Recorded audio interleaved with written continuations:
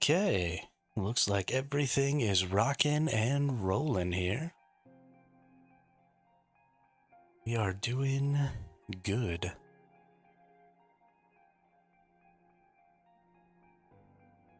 I think today we're going to go ahead and start off with some P-Clash.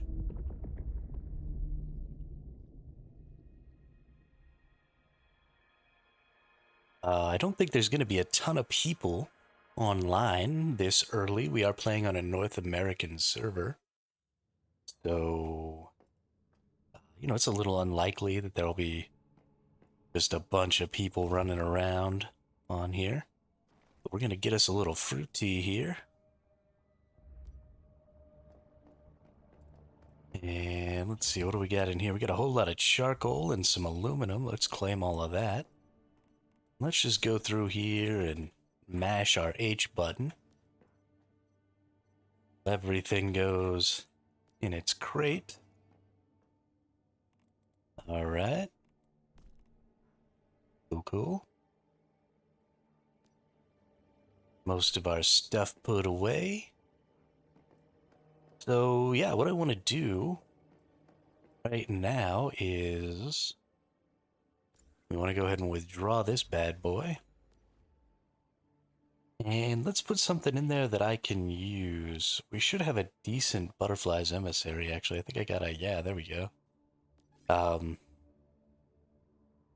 don't really use the Butterfly a lot, but designate a target to attack with Butterfly's Emissary targets in the direction you are facing.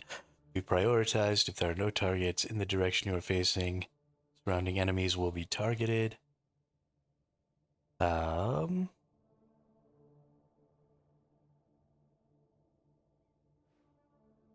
Autonomously attacks enemy targets, marks the enemy's weak spot upon hit, causes it to take plus 30% extra weak spot damage for 5 seconds. So I have been working on sort of a one-hit kill, one-shot kill build. And honestly, I'm really bad about using my deviations. But 30% additional weak spot damage is kind of an insane amount, if I'm being honest. Also, it looks like I have the wrong... Hang on. We got a couple of things going wrong here. Let's have a tea. Let's have a food. Let's roll out of the way.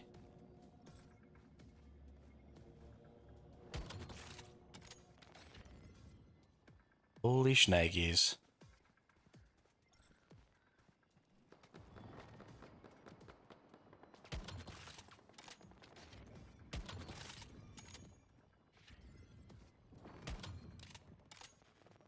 Yeah, sure, that dude survived a 39,000 hit.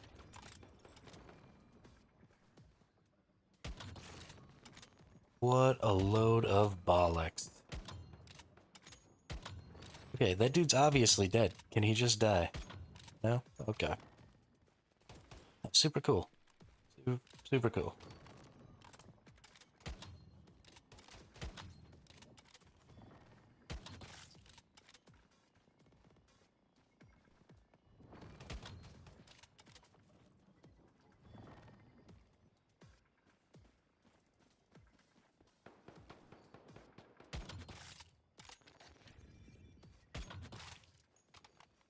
Okay, anyway, so the thing that I ultimately want to try and do is create sort of a one-hit build.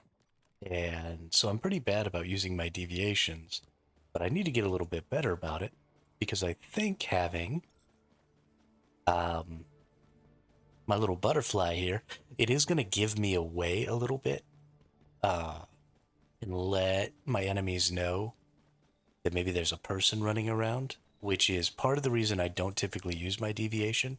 If there was something that I could do that would boost my damage this significantly without having to let people know, right, without giving myself away, something that was a little more on me instead of on the enemy. But that's not really how any of the deviations are designed. They don't typically do things that way. So, yeah. We're going to try out some butterfly stuff. I like the butterfly. He's a cutie patootie. And we'll see. Gonna need to make some more rockets. Need more rockets. And let's check my gear. Just make sure that we're looking mostly repaired. I'm gonna need to repair my gun here. And honestly, I need to get a new calibration blueprint for my gun, which means I really should be doing some stuff working on picking up more weapons. So, coming up here soon, probably need to start doing some runs at night during the lunar cycle. Let's see, we got 31 minutes till the dark side. We got 42 minutes till Paradise Lost. We're definitely going to want to get in on those. And I wonder if anybody's doing any workshops or anything. We've got a workshop right over here. Furnace Layer. Maybe consider doing some of that action too. So many things that you can do. Especially, so a lot of this stuff, wait a minute. Oh, you know what? None of these are working right now because I don't have any fuel in my freaking generators. I'm a clown. Who's this person down here? Check this base out. You need about 400, maybe a little more logs here. Well, more like 500. Yeah, about 500 logs, I think, will be fine. Because they take a little over 100 each to fill up my biomass generators. So we're going to get these bad boys filled up so that our power turns back on. I was wondering why these things weren't shooting at any of the enemies, but it's because I'm a clown. We do need to end up getting more power. And we're actually going to go look in here right now. Right now it says I can only have 4.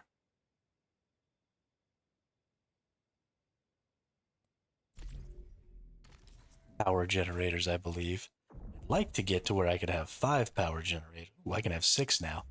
So if I had 6 of the bigger power generators, let's take a look. But I'm gonna need to be able to do that. So, facilities, water and power, large biomass generators. I've got plenty of tungsten, plenty of copper, plenty of parts, plenty of plastic, plenty of electronics. So I need 2 fuses for each of these 4. That's 8 fuses, and I need 5 fuses for the extra 2 that I'll be making. I need 18 fuses to make the rest of these. It looks like I have enough, but that might... Nope, I think we're good. We're going to craft up our 18 fuses here. We're actually going to go ahead and destroy each of these structures, and we're going to put 6 larger biomass generators in here. And that should give us enough electricity to go ahead and hook all of these up. Now, while we're waiting for those fuses to be made, let's go ahead and put a couple of these down. And we're going to hook up about half of these to this one. So 1, 3, 4, 5, and 1,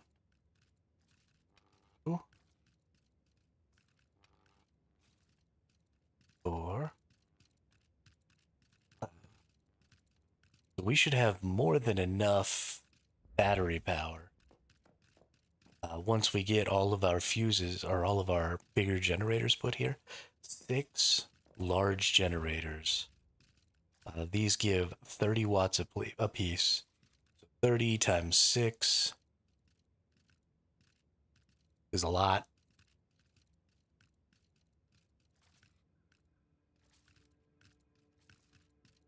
$180. Then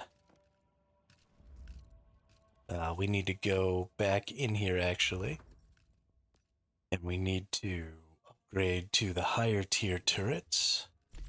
Don't need those, but we have to select them. Don't need a Veil of Tranquility. Okay, I need 2 more, so I need to pass 1 level before I can get this. Then I can start using these. It doesn't say how many watts they take in here. I'm pretty sure it's 5. And 5 times 20 is 100 watts. And then 10 times 5, because these only take 5 is 50. So 6 times 30 is 180 watts. So I'd actually have 30 watts left, which is perfect for the rest of this stuff. And actually will probably give me enough for a refrigerator. So I'll be getting a refrigerator at some point too, so I can keep some of my foods. Yeah, so I think we're going to be good. I think we're going to be totally fine with plenty of power for all of my storage and defense needs.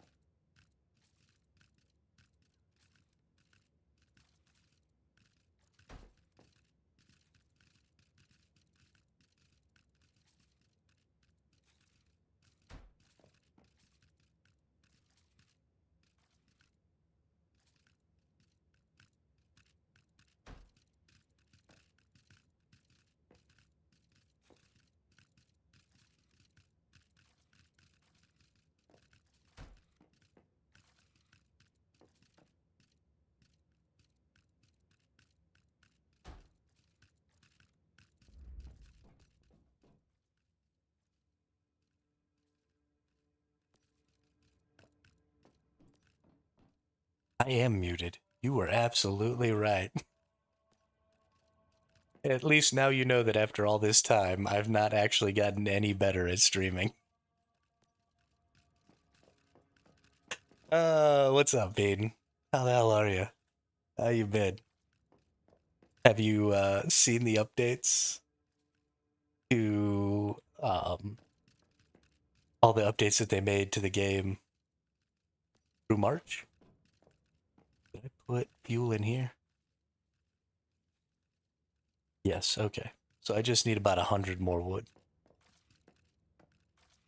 You see, they've got the permanent servers are a thing now. They've got the cross-character progression. They've got all kinds of stuff going on.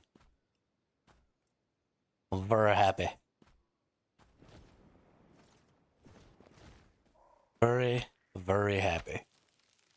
So I'm actually playing 2 different scenarios right now at the same time. I've got a character in the new Manibus scenario. So they updated Manibus and made it way faster and put out a nightmare mode um, for silos. So you can now get way better mods from the silos much more consistently, which is awesome. And they've got an apocalyptic mode for the Prime Wars now, which is awesome. And I can't get over this cross character progression. It's going to open up so many opportunities. Why does this one have so much fuel in it? Did I not put fuel in one of these? I didn't put any fuel in this one because I put all the fuel in the other one. Whoops. It'll be fine. All right. Let's get building here. We want to power that. Power that. We want power that. Want power that. All right, everything should be good. And now I should be able to see, yeah, I've got 180 total watts and 107 watts are being used. So they made an update also being to the way the power system works. So now you don't have to connect all of your generators together anymore and then come off of like a main generator. When you put a generator down in your base, it just automatically adds that to like your cumulative power availability. And then any wire off of any generator will just draw from that power pool, which is freaking awesome. I love it. So then you still got your nodes and stuff that you can set up to power all the other stuff around. Just such a good set of updates. They also said that they're going to be adding the ability to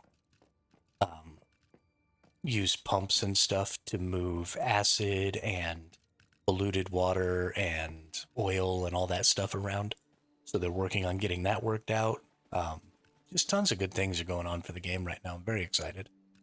It's been a lot of fun. Getting to play multiple scenarios at the same time, getting to make new characters and not have to worry.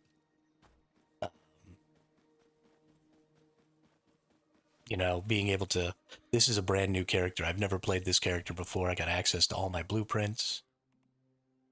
So just really positive stuff going on for the game, especially from a streaming perspective. I don't know if this cross-player progression necessarily affected a ton of regular players. Because, if you only play 2 or 3 hours a day, a single scenario is really more than enough to be able to occupy all of your time. And so I don't think that the cross progression really affected that so much because, you just really can't play 2 scenarios at once if you're not playing just all day, every day. But, as a content creator and streaming this all the time, I was having such a hard time, keeping up the 7-8 hour streams just playing a single scenario. And I almost feel like 2 scenarios is almost too much. So it's great. I'm having such a good time. And the new vehicle update has been enormous. So all the vehicles have jumps now. And they actually coded the wheelie intentionally into the game. So now the wheelie is much better. You don't accidentally like flip off your bike while you're riding it. And you can actually hold the wheelie while you do all the other stuff. And do backflips and front flips and stuff easier. But tons of great stuff there. The way the physics of the jump works is pretty cool. Because all it really does is just add vertical momentum to your bike. So if you're going like up a hill and you hit the jump, you get a lot of really good height. So your jumps are ending up being really fun and really good. They've improved how your vehicle destroys gatherables. So it's much easier to just crash through trees and stuff like that, which makes traversing off-road so much better. You've got the drift system now, which is much, much better than the old system that just relied on the natural physics of the vehicles. You just press R. Press R and you jump. And you can do it on every vehicle. The 18-wheelers have it, and the pickup trucks have it, and everything. Every vehicle has a drift now. I mean, it's just so good. Driving the vehicles feels so good.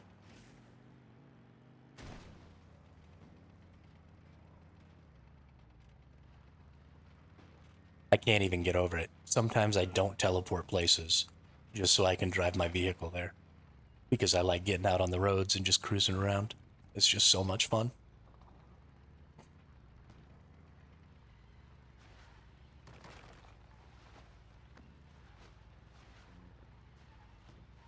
Depending on how far you go down, I think so.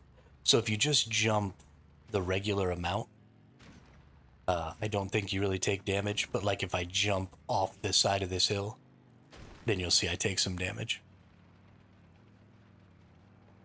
But this is the weakest vehicle here. I just have a copper vehicle. And so the durabilities on the vehicles have been increased. So it takes quite a bit of effort to total the vehicle.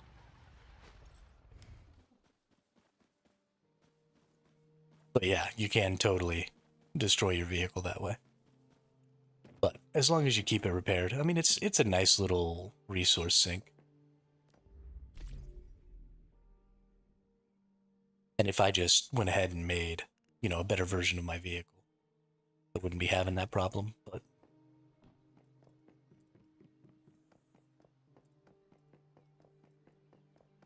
it's pretty freaking phenomenal. I am super happy about the whole. They've just been making so many positive changes. So many little tweaks and positive big updates, and it gives me a lot of hope. Even if I don't necessarily agree with every change they ever make, the fact that they're making the changes and iterating and changing things and not just saying, well, this is how we coded this, and so this is just how it's going to stay.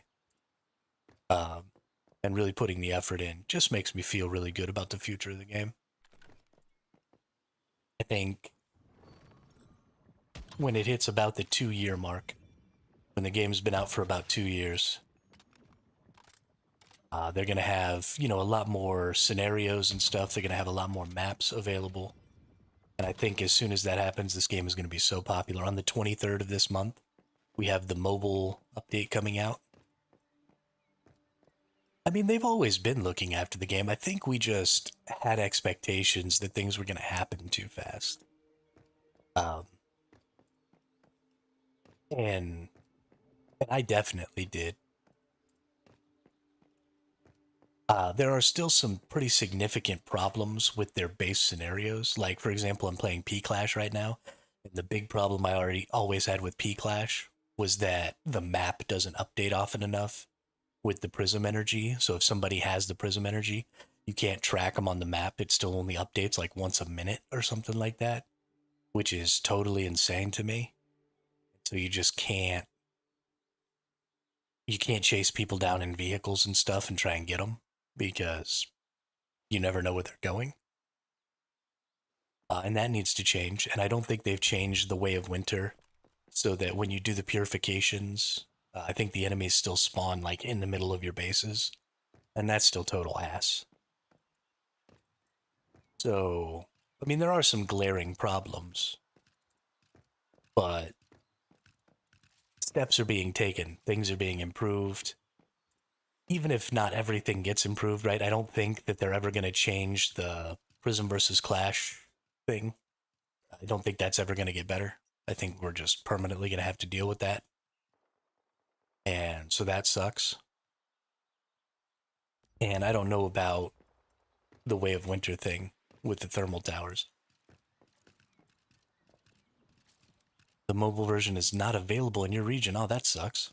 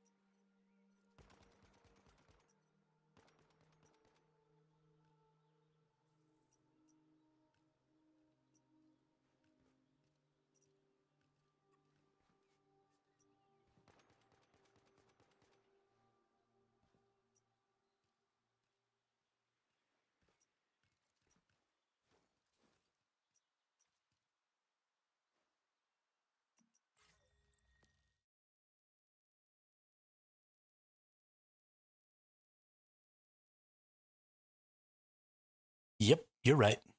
Holy crap, dude. I can't believe I did that again. Jesus, fuck. So I have made some changes to the stream, too. If you type exclamation mark TTS and then type in like a regular message, it'll actually turn it to a text to speech. So I got that all set up through streamer.bot.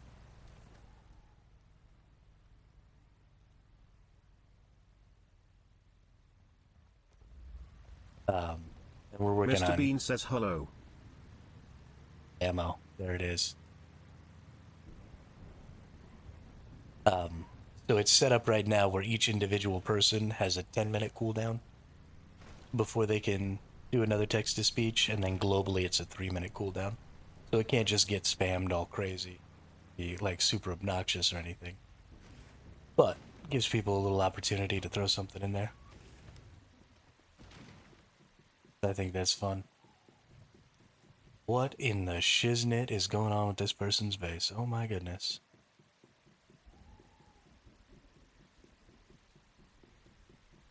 Yeah, but we're just looking for some calibration blueprints here. Doesn't look like. What if somebody puts... So it does go through a bad word filter. I don't know how well the bad word filter works. It's something that's a part of streamer.bot. So I don't really know how good it is. But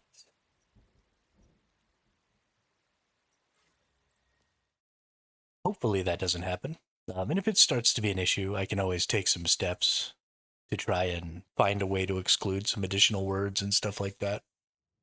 For the most part, the people who come into my chat, at least up to this point, haven't been a bunch of butt faces who want to put ridiculous crap in the chat. I've only had one person who really came in and started acting like an asshole, so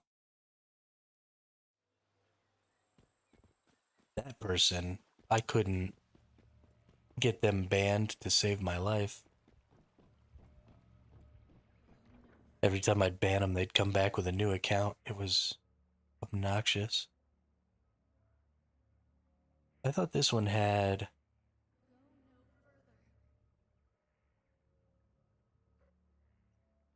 Oh, it's this one up here. I'm a dum-dum. Got it. Butt faces indeed, dude. But I guess one out of, hundreds isn't too bad. We've had hundreds of positive experiences and only one bad experience, so I guess if we can maintain that ratio, it'll be alright.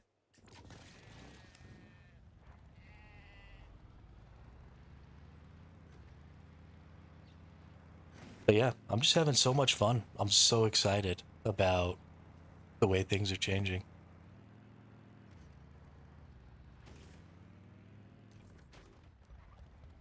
So excited for the game, and I'm excited for some games that are coming out. I'm still super waiting for Light No Fire. I can't wait for Light No Fire to come out. I'm a little interested in Bitcraft, so we'll see. The early access for Bitcraft is coming out soon.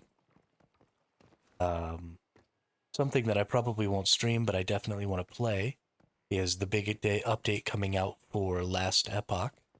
It's coming out in a couple of weeks. So I'm really excited for that. I'm sure me and my brothers will get on that and play a whole lot. Maybe if I can convince them to jump in a chat that we can stream together, then maybe we'll do some streaming of Last Epoch. But that'll really kind of depend on whether or not they want to be a part of it or not. But yeah, been a ton of fun with it.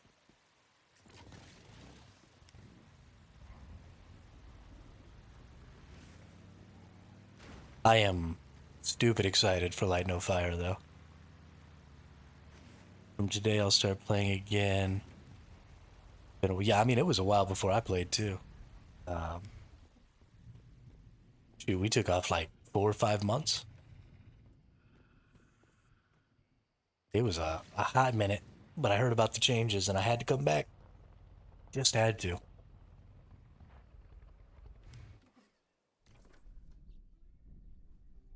Nothing else to do about it. No, I think these belong to somebody. That's somebody's base right there. So I think these are somebody's wolves.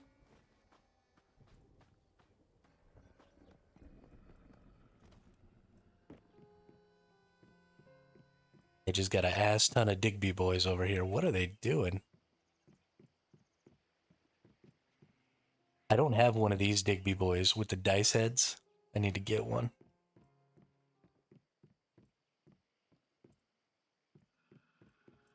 The new Visional wheel. I don't know if you've played since they started having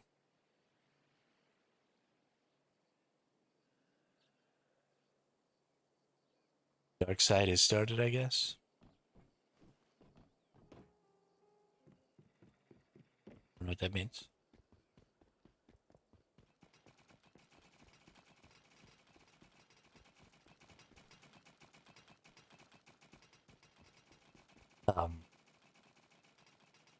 They've got a new Nutcracker event, so there's even more Nutcrackers now, which is cray cray.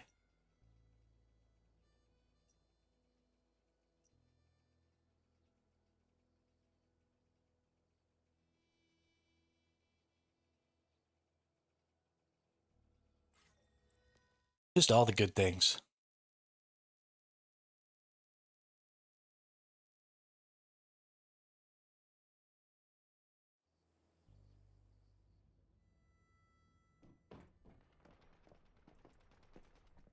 Yeah, so the Visional wheel. Sorry, lost my train of thought while I was talking about that. The Visional wheel has a bunch of new um, Chinese as well.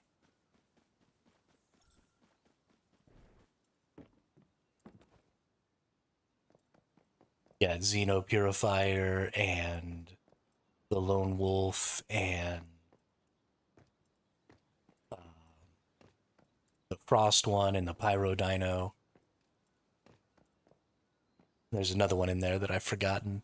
The Jelly Bean has a lunar cycle shiny as well. They're really fun to go get. The Visional wheel is actually, I think, really cool because it's going to change periodically. So we're not just keeping the same lunar cycle all the time. I think May 8th is when the Lunar Oracle Visional wheel ends. And then I don't know if they're immediately starting a new Visional wheel or if it's going to take a little while. But I'm hoping that at least sometime in May we get whatever the next one is. I think that'll be super cool. Minute and a half here till this pops. I think instead of teleporting over to it, I might actually just teleport up here and ride my bike down. I can't find some people to mess with.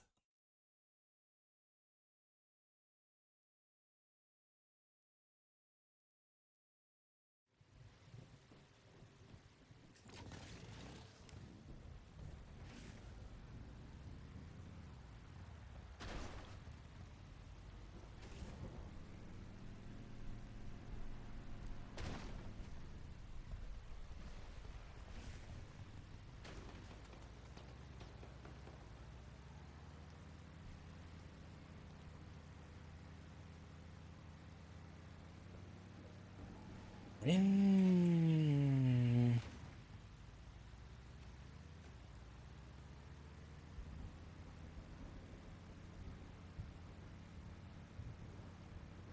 If you do a wheelie before you jump, you kind of do this cool, like,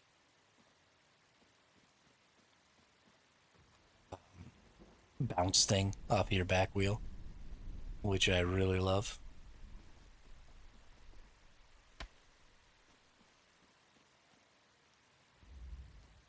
Gravel.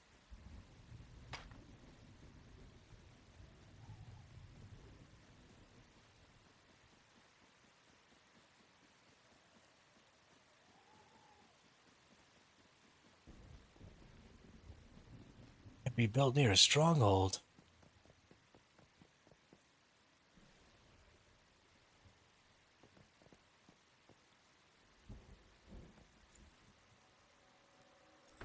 All right.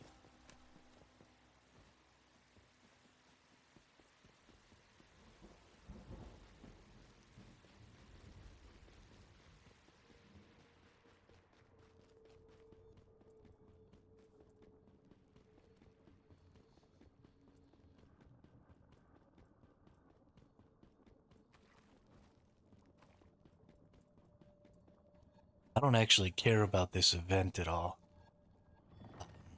Yeah, our faction is kicking butt. I automatically got put in Rosetta because the Rosetta didn't have as many people.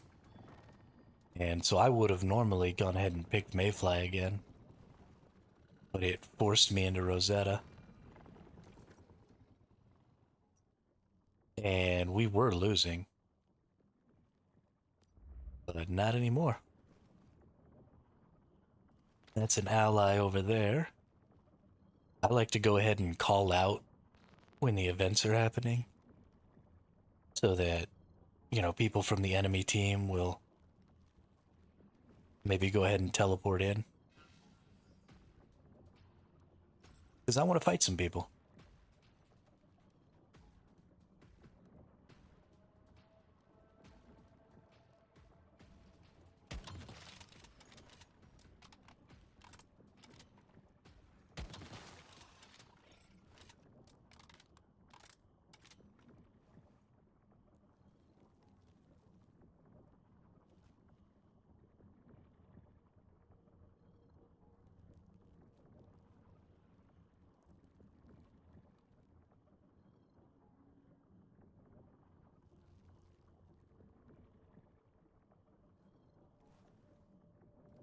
I think this person's kind of waiting with me.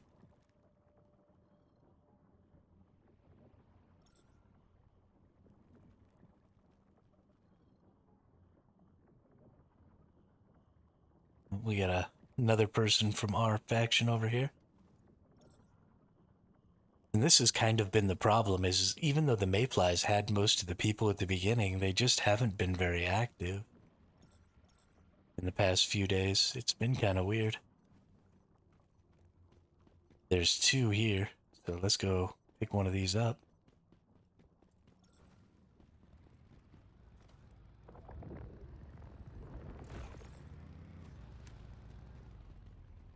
I did basically nothing to actually help complete this, but whatever.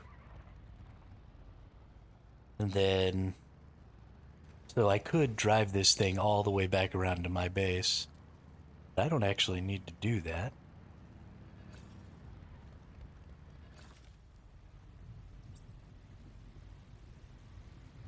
Oh, is this person just going to come with me? Okay, well, let's go over here.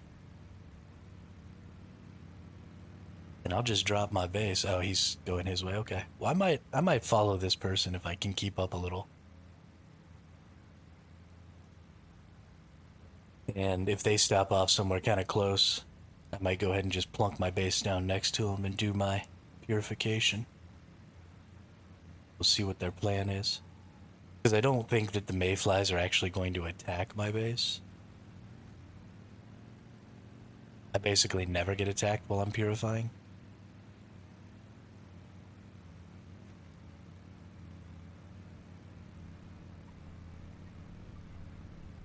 Don't run into me, asshole. What a dick. Yeah, okay, so this is kind of the same spot I was thinking of going. Oh, no, he's still following the road.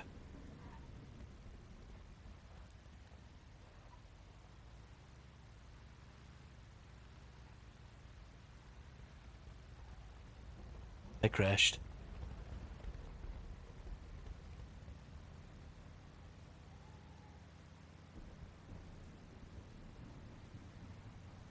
These people seem to be waiting on me. That's cool. Things have been really interestingly collaborative this time.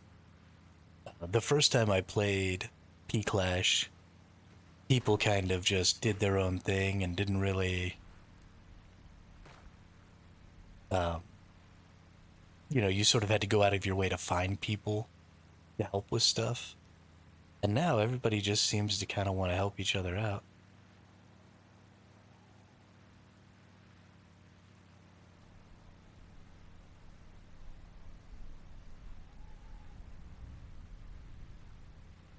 I definitely need to make the better version of my vehicle, though, so I can be moving a little faster.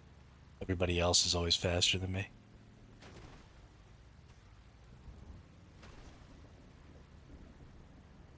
I also... Oh,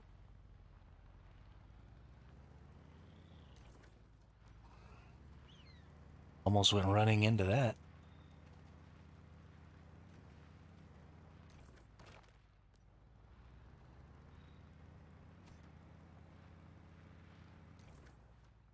Hmm. I don't want to drive all the way back around to my base over there. That's just too far. So I'm going to find me a little spot over here. Maybe like up in this spot. Just going to go ahead and drop my base down and do my purification. Because there's just no point in taking the time to drive all the way back around to the bottom over there. Especially since Paradise Lost is happening in a couple of minutes.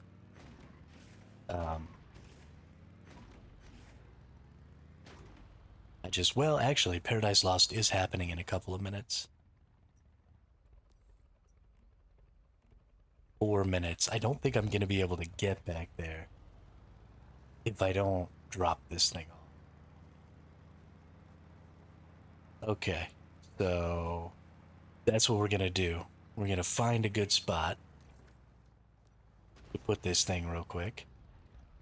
And then we're going to run over to Paradise Lost. And if we get another one, we'll come all the way back to my base with it. And drop it off. So we're about halfway between-ish here. And I think right down here in this valley, this isn't a really great defensible spot.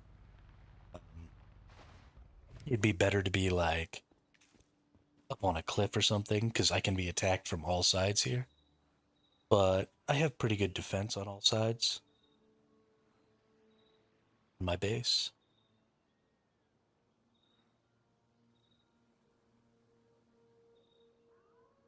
There's some of this turning red like it can't. Oh, it's because it's too tall. Okay.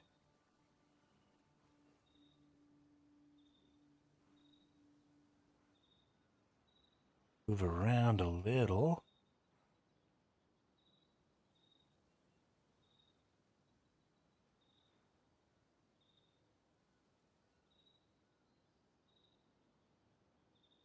Okay. Things are in the environment.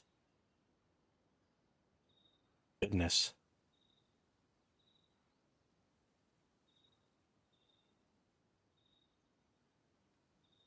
There we go.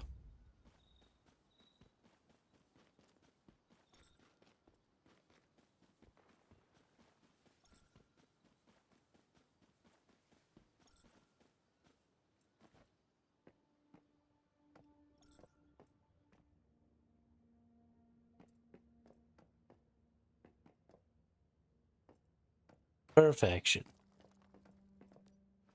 Go ahead and take that dude out. Confirm. Drop in. Is this it? Digby boy. Perfect. And then we're going to teleport down this way and go do this Paradise Lost.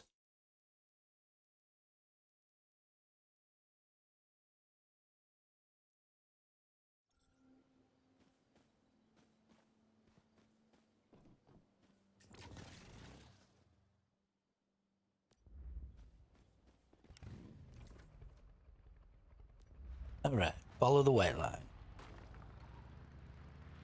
Still got a couple of minutes. We should get there just in time.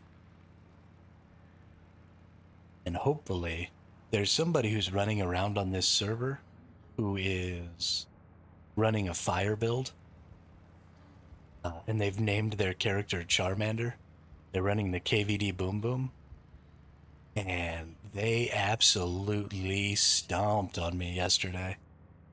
Like, absolutely stomped on me. It was rough. It felt bad. But we were over here at this Paradise Lost, and I just could not get the shots off. People move around a lot. Oh no. Glad you're back. We dropped off our prism at our base. We moved our base. Our prism is going ahead and securing itself right now. And so we're going to go do this Paradise Lost event and try and maybe get another one and then go back up there and defend it.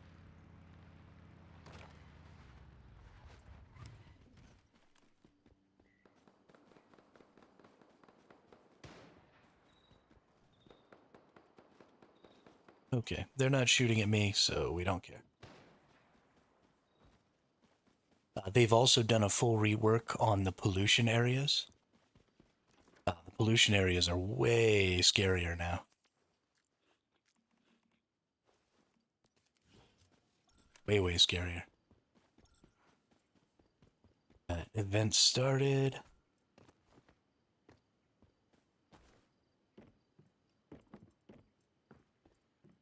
Let's get upstairs here.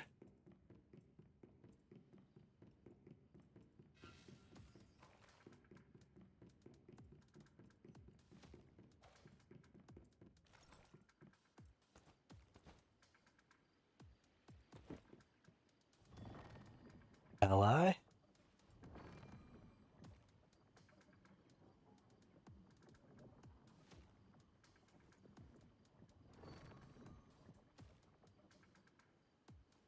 Let's go ahead and let everybody know that the event's happening.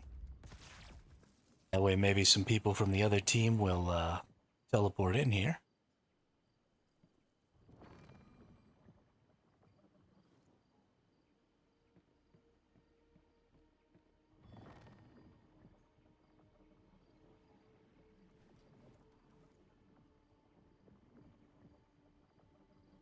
I actually have to be careful. I forgot to put my respawn down. There's somebody from my hive.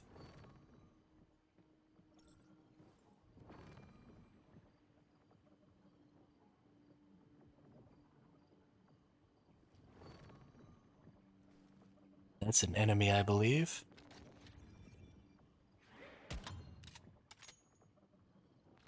I don't think I can shoot through this thing here.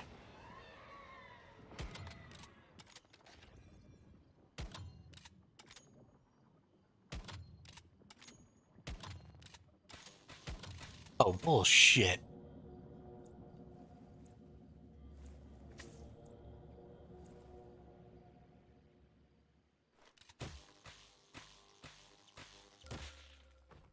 That was some bullshit.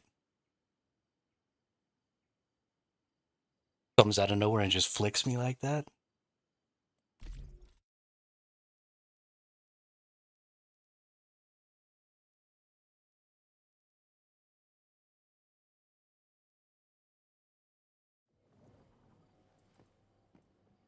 That person has a really, really completed build too.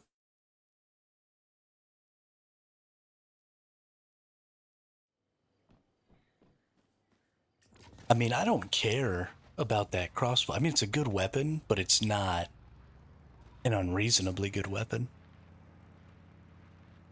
But that person's accuracy was pretty ridiculous. I mean, I know I wasn't moving, but it's not like they knew where I was until right before they shot me. And I did have about a half cover standing on top of that roof because I was behind the peak. So it's not like they could see my whole body.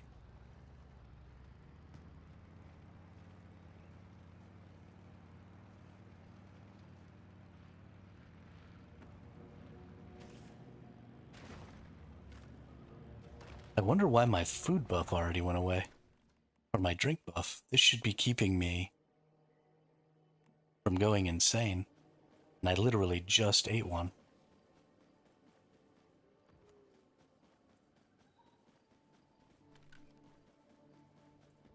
But the fact that that crossbow one-shot me, and as little damage as I was doing to that person, definitely means that that person is like full build.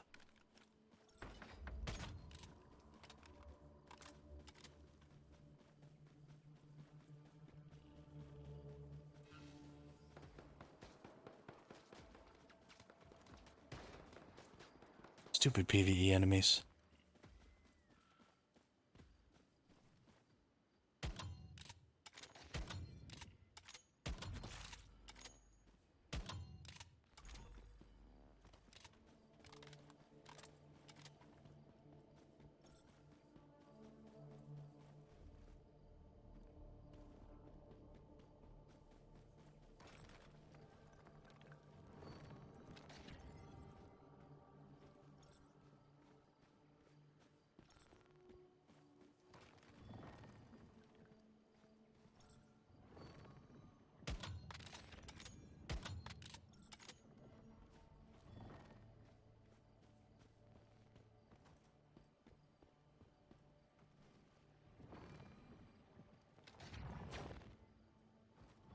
Ooh, somebody's Xeno Purifier tried to get me just now.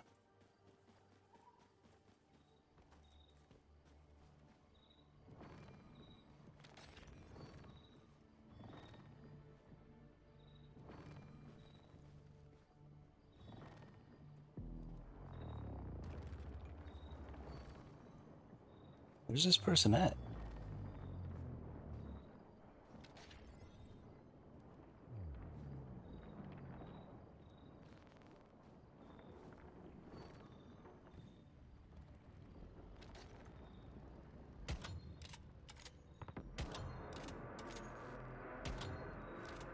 Damn it.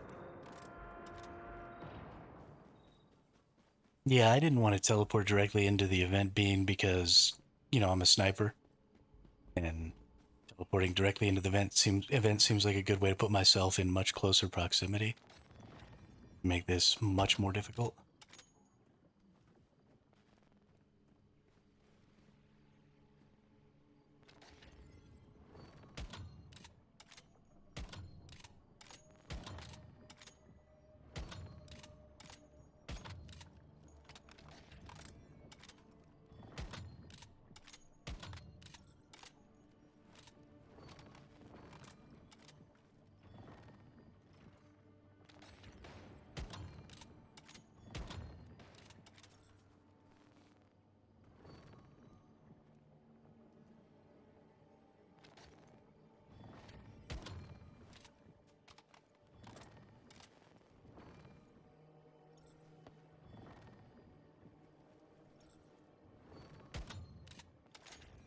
Pretty sure I can't shoot this person. Ooh, I did shoot him through the chain link.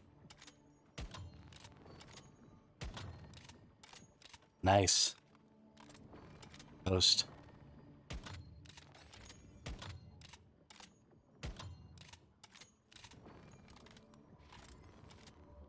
Do do do do. Another one bites the dust. Do do do do do.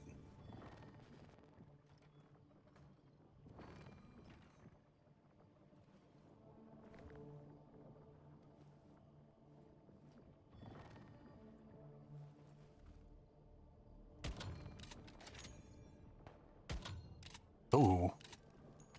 My ally Xeno Purifier just rocked that person. Holy crap, that was hilarious.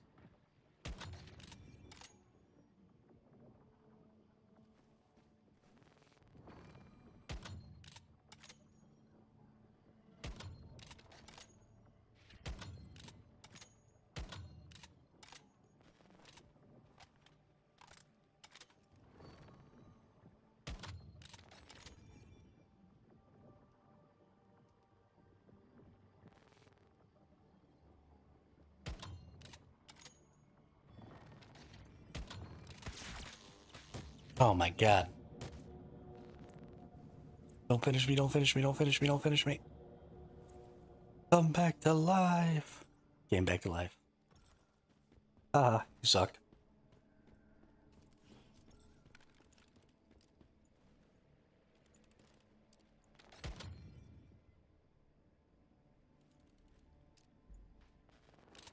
Please pull the bolt. Thank you.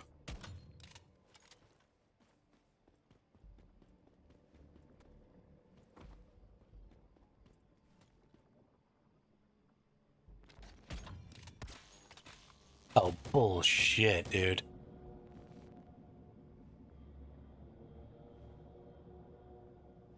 Bullshit.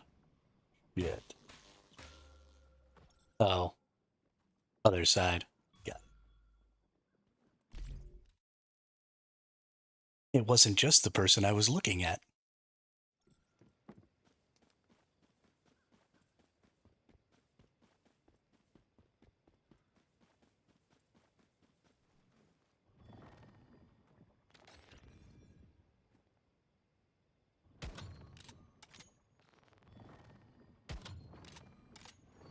Jumping ass motherfucker.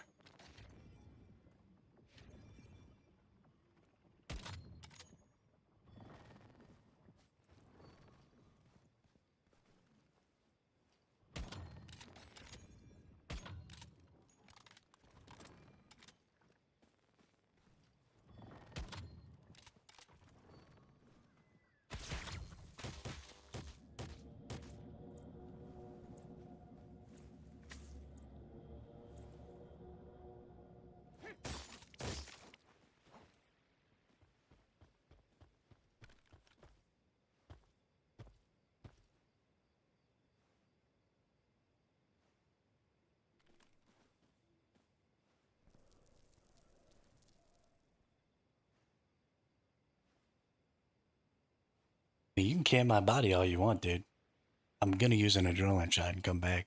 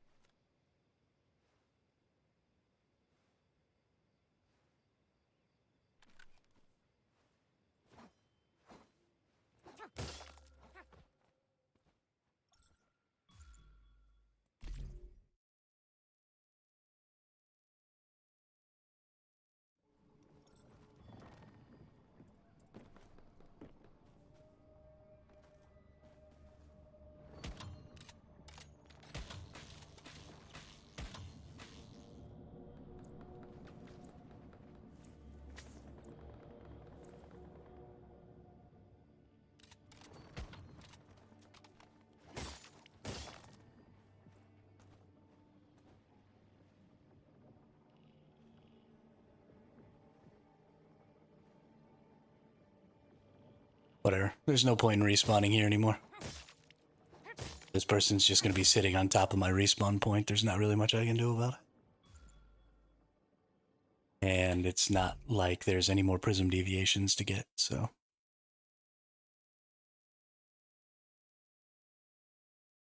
It was a fun fight, though. There were actually people around. I got stuck inside of my base again. So my base is constructed.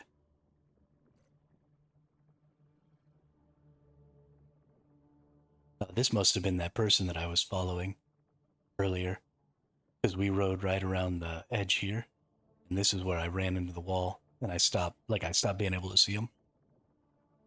So this must be their base right here, and I just barely missed them. That's funny. But our prism seems to be just fine. So this doesn't work anymore. Oh, used to not work anymore. Yeah, okay. What to say? So I'm still like up inside of there.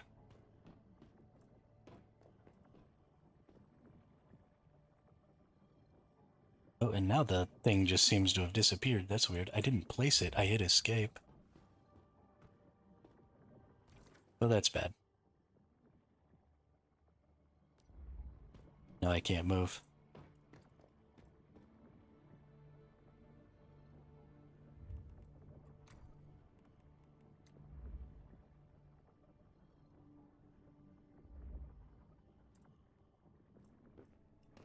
Yeah, you can't like press F to move stuff out of the way anymore. You have to like destroy it. And now I'm trapped.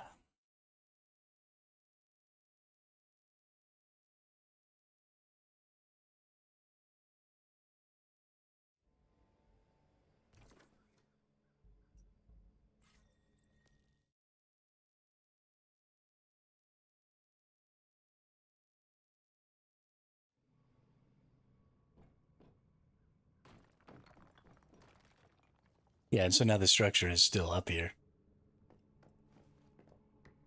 Whole thing is kind of stupid. But whatever, we're good. It's why I had to go ahead and put actual doors in. I didn't want to put doors in, but we didn't have a choice.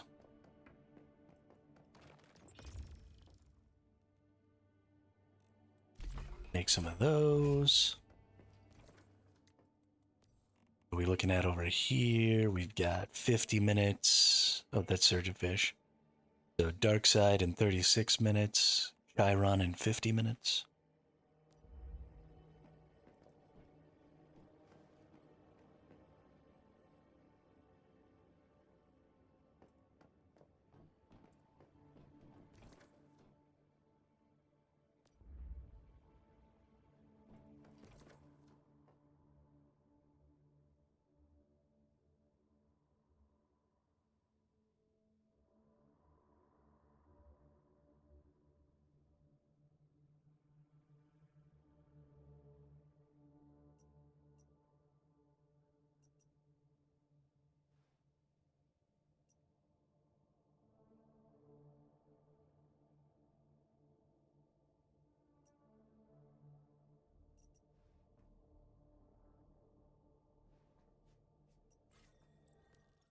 Oh, use mute again. So that's probably the spot I want to go to, because what I want to do is I want to um, farm some some actual weapons, so that I can try and get blueprints, so that I can calibrate my weapons a little here and increase my defense some.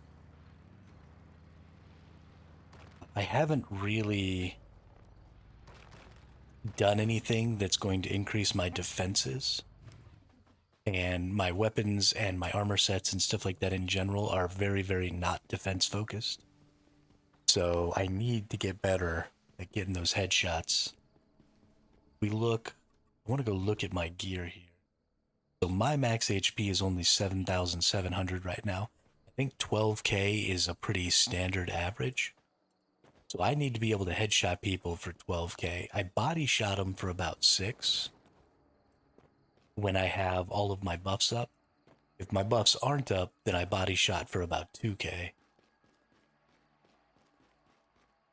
So I think I should be able to headshot for somewhere between 12 and 20k fairly consistently with all of my buffs up. Why am I not? Oh, I died too many times. I have to repair my gear. Whoops.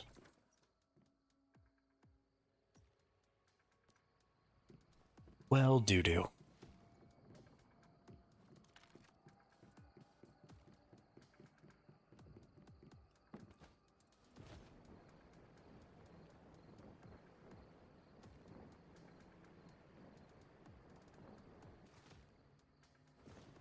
I am an idiot. I guess the other thing I could do is I could go get on my main character and go far. Oh no, because I can't. I don't have any more resource points. Ooh, that's not true. Hang on.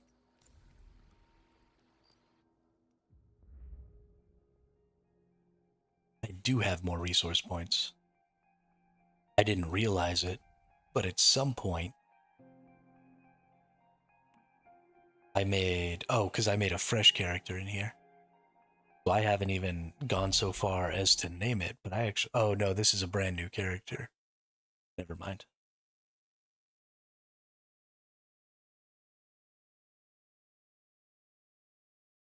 Never mind.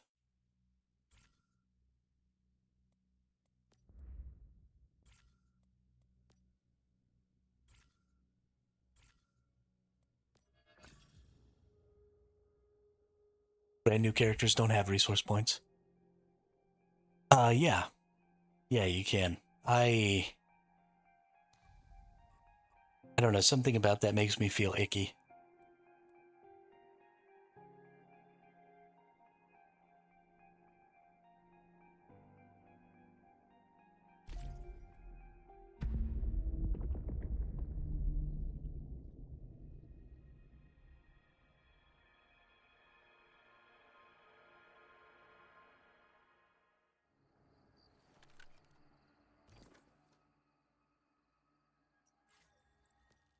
Gives me the ick.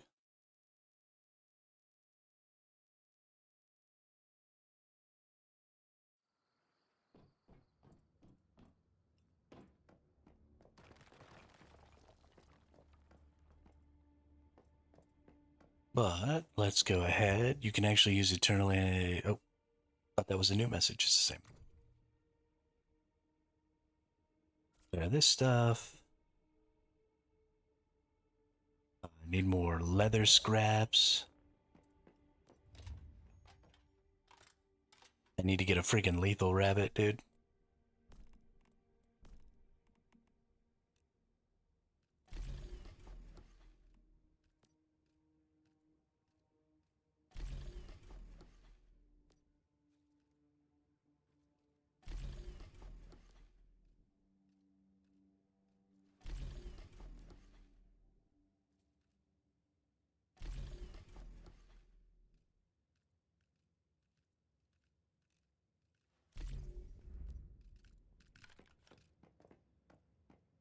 What are y'all doing in here? Go outside.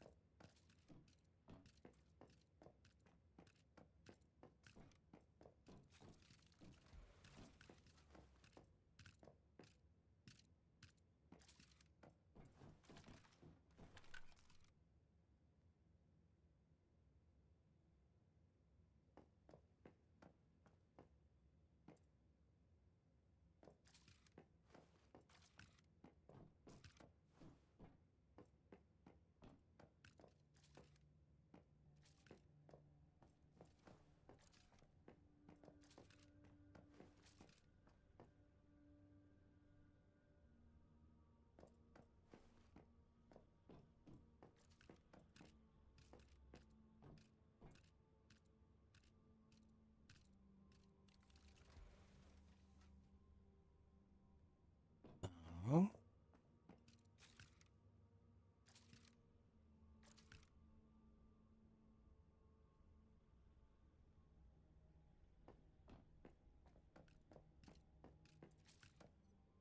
Give me my scraps.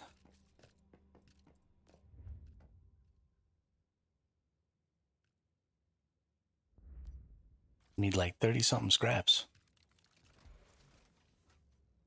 And then I think we're going to go farm some resources real quick.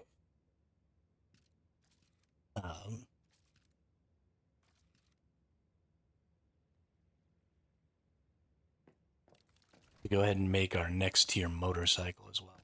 I think we'll have to get some tungsten ingots.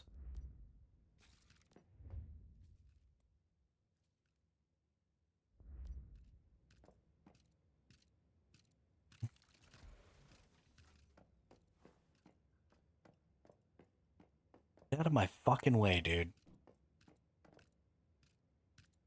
What are you nerds doing?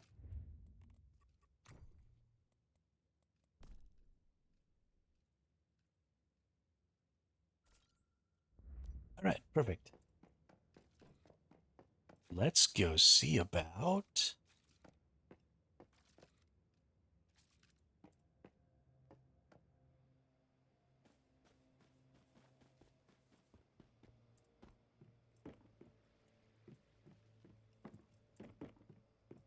Okay, look here, you.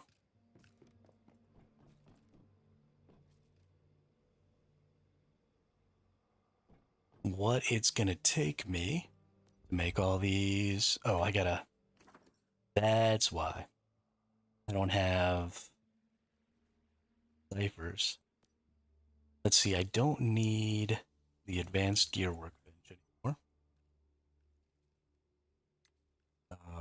I need the intermediate gear workbench, though, I think. So I can do the sniper rifles. I need the ammunitions. Eventually, I'm going to have to come down here and get these ammunitions. I don't think I need the advanced synth bench. Honestly, I probably need to start making things like the vortex generators and stuff like that. Because if I'm going to be sniping, it'd be cool to be able to just drop a shield when there are people in positions where they could maybe get at me. Let's see. Just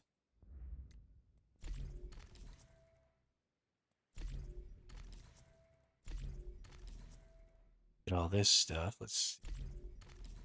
Last modification. Hey, able to get it all. Nice. So let's see if we can make pieces here. We can make that piece. Vehicle's damaged. Gotta repair. Okay. That piece. That piece. Hey, are we just gonna get to make this straight up? Nice. Very nice. All right. Now we have our best motorcycle. Fantastic.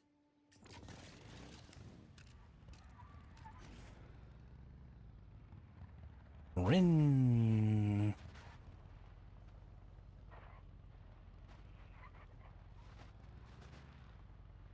Oh, cool. Looks like my prism deviation is done.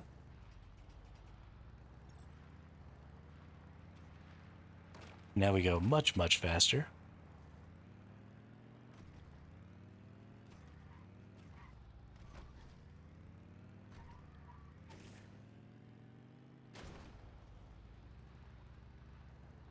Which I'm very happy about.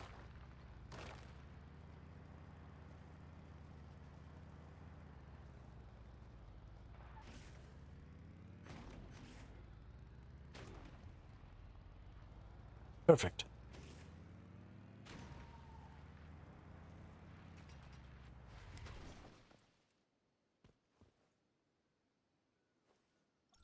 All right, let's see about getting some hide and stuff here real quick. Because we don't have any more, and I am going to need to repair my gear again. Next time I fight, surely.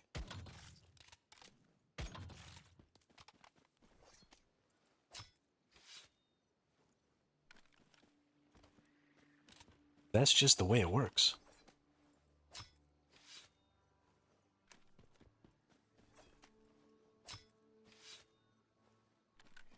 I get killed a lot.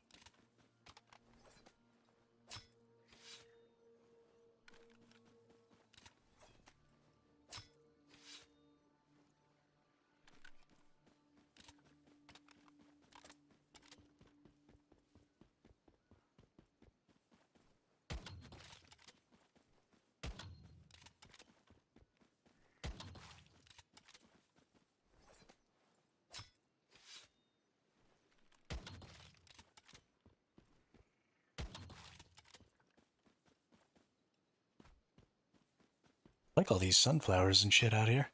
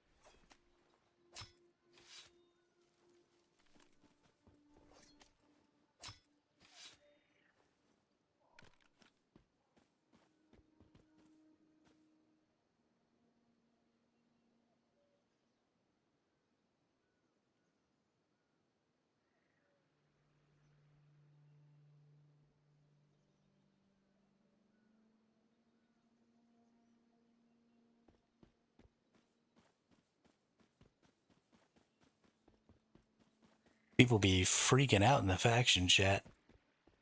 Apparently that guy shooting that lightning thing was just rocking a bunch of people, not just me. But he's losing their mind.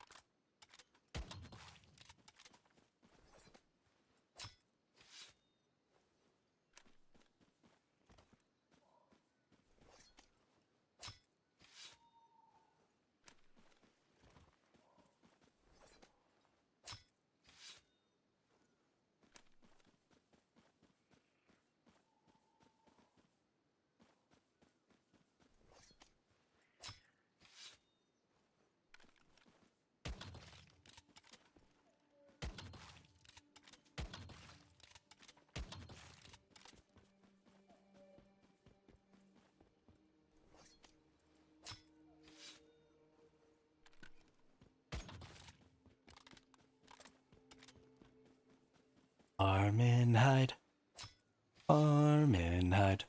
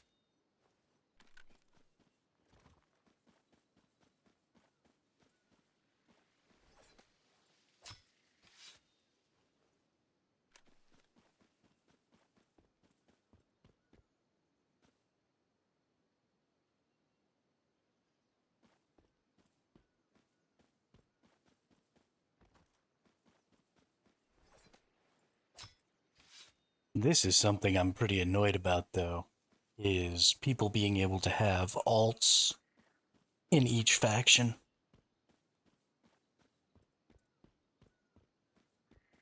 It's a faction warfare game. Don't be a useless pile of crap. And put characters in each faction so that you can see what the other team is chatting about. That just screams like, I want to be in there so that when I kill somebody, I want to see what they say in faction chat about me. Like, how narcissistic are you that you need to be privy to everybody's conversation about you because you think you're so good? Like, oh, after every one of these events, I'm going to go get on my alt that's in the other faction and see if anybody's talking about me.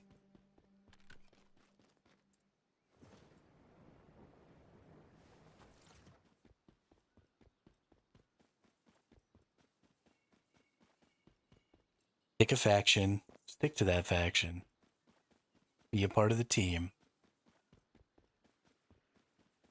Not all about you, dude.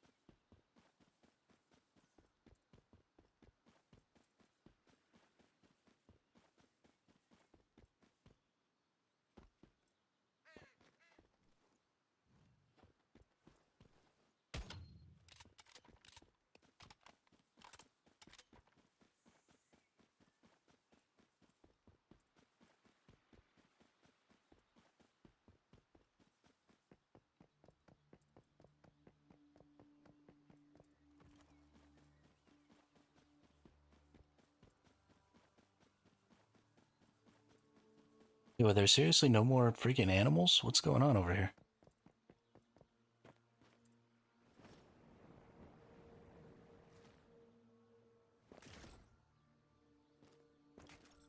I broke my legs.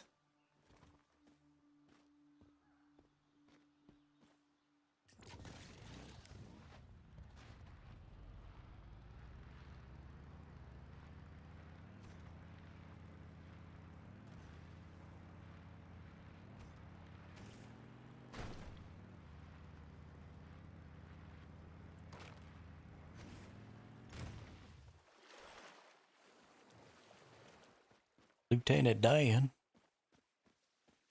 you ain't got no legs.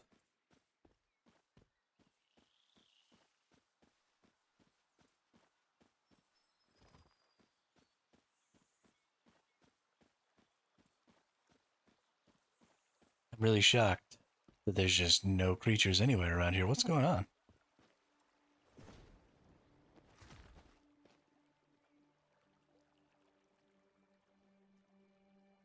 What in the hell?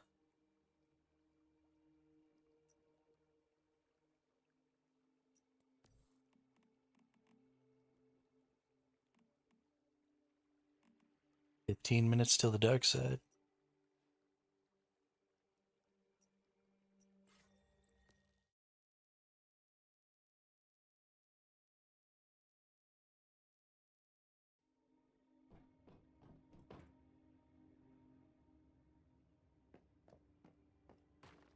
Honestly, I think while we wait for this, I haven't been streaming very long, but I actually got up pretty early and ate breakfast. So I'm gonna go grab me a little snack and use the restroom real quick. And I'll be right back so we can do a little more PvP.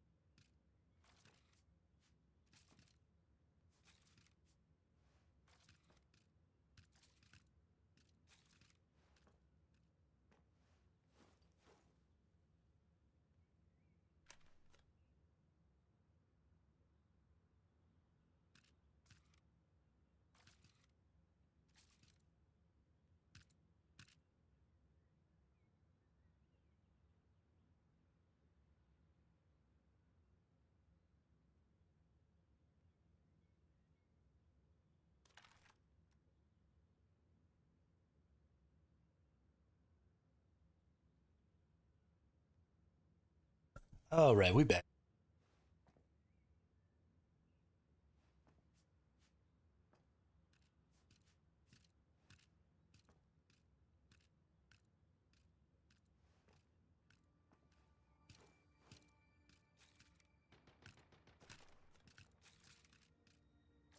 Oh, what up, Gravy?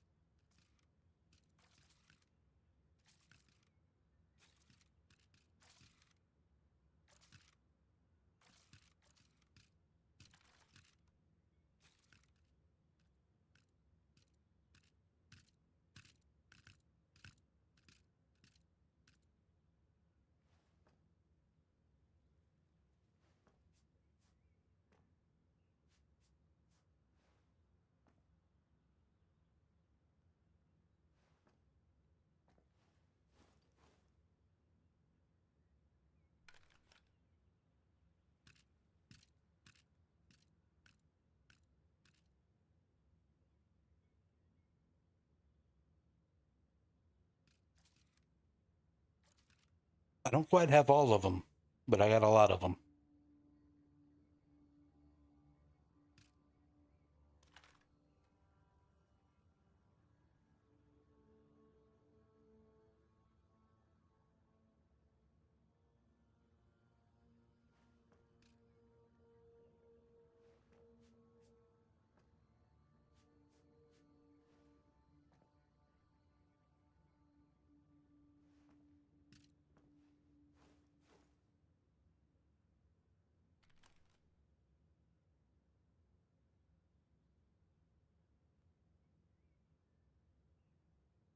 All right.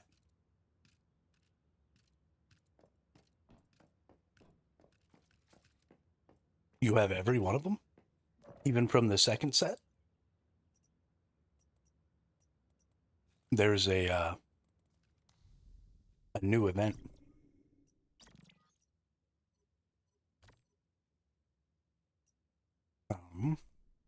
Let's see if I can find it.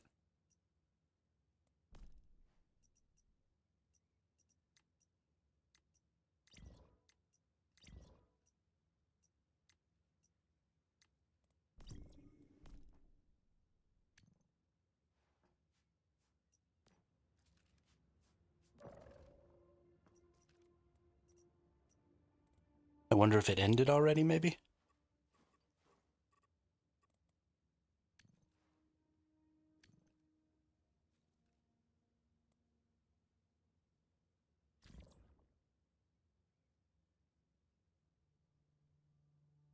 Yeah, there was like a second version of the event.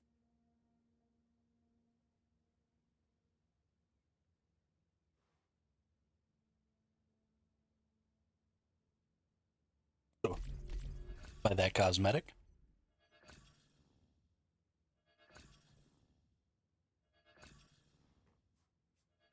And then buy this one too.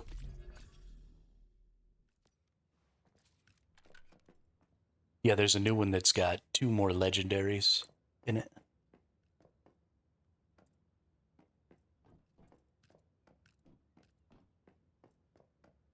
So there's like 20 different variations on the Nutcracker now, which is insane. But I don't see.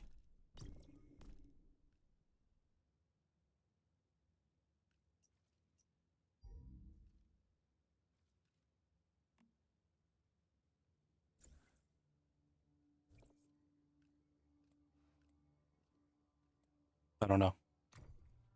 I don't know how long it was here or what's going on or...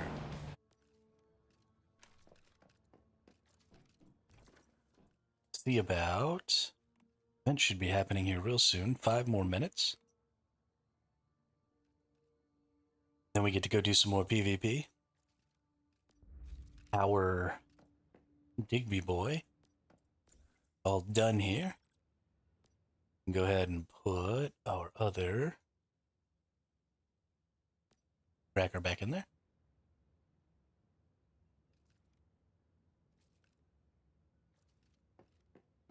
Yeah. We got 6 biomass jennies. Do we seriously only have 13? Oh no, we have 43 watts. 73 watts. Okay. I got 73 watts of power that I am as of yet not using.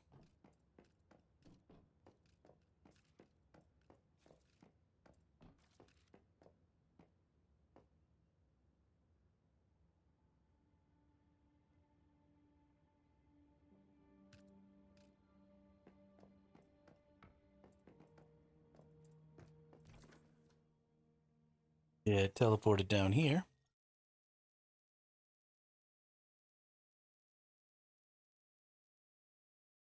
We want to go drop off our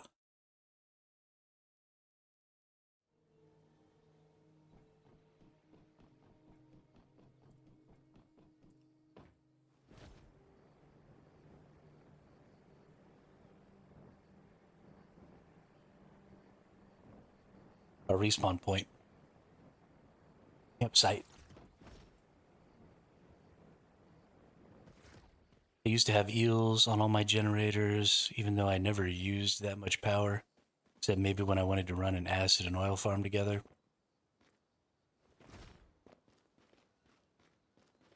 Yeah, the amount of electricity that you can get in this game versus the amount of electricity that you can reasonably use is pretty insane. The only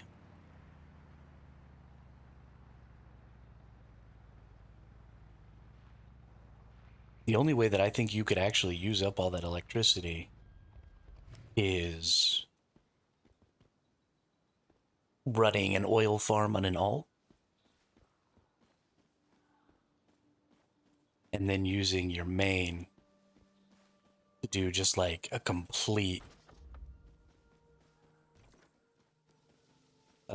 refinery setup, because it's like 15 watts or something like that for each of the super refineries. So maybe if you had a whole alt that was using up all of its power to drop oil, then you could probably get an alt that was using up all of its oil or all of its power for. Where the hell? Oh, this person's waiting too, huh? I see you.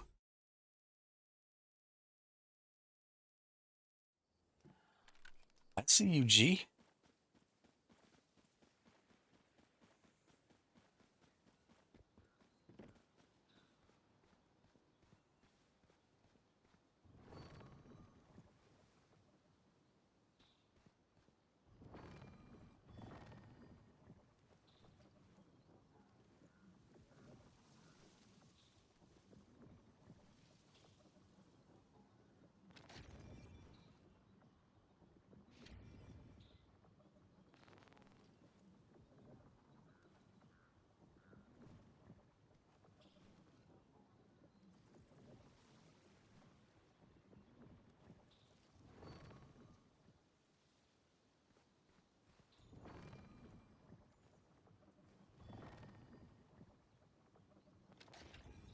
Oh, I'm gonna find this fool.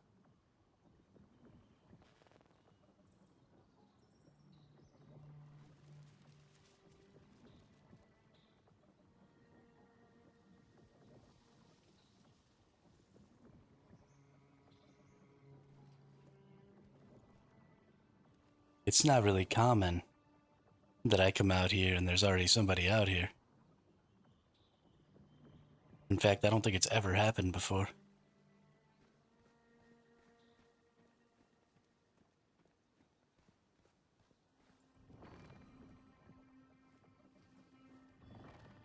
feel like he must be over in these trees or something.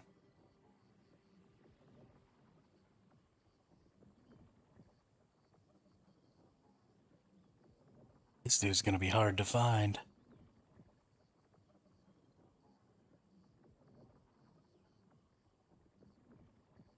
Without giving myself away, because I assume he knows that I'm probably coming from this direction.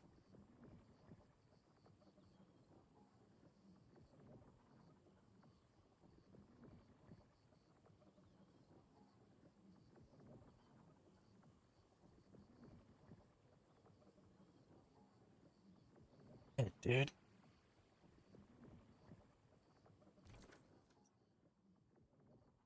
Event just triggered? Hopefully that means he'll turn the other way. And sneak up on him now.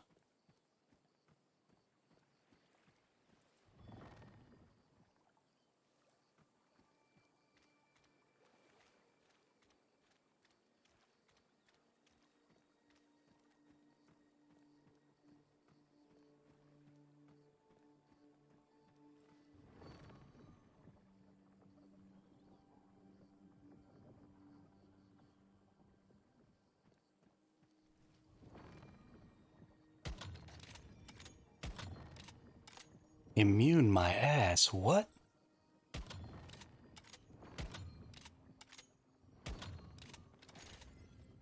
That was some bad shooting right there.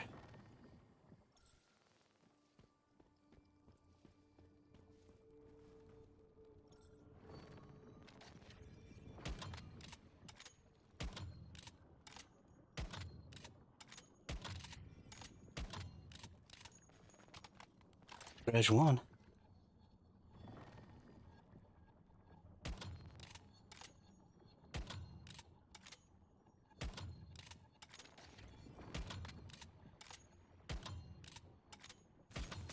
Oh, bullshit. Bullshit. There is not a chance in hell. What's up, Blighted? Albion Online is always going to be a bad game.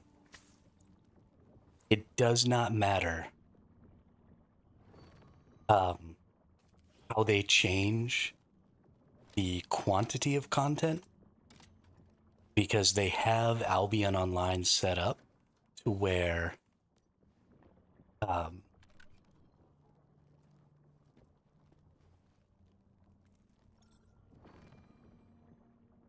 they have Albion Online set up to where the highest tier of community is controlled by players. So the highest tier of content is controlled by players. They have a faction system in that game, and then they don't utilize that faction system in their highest tier of PvP. And also,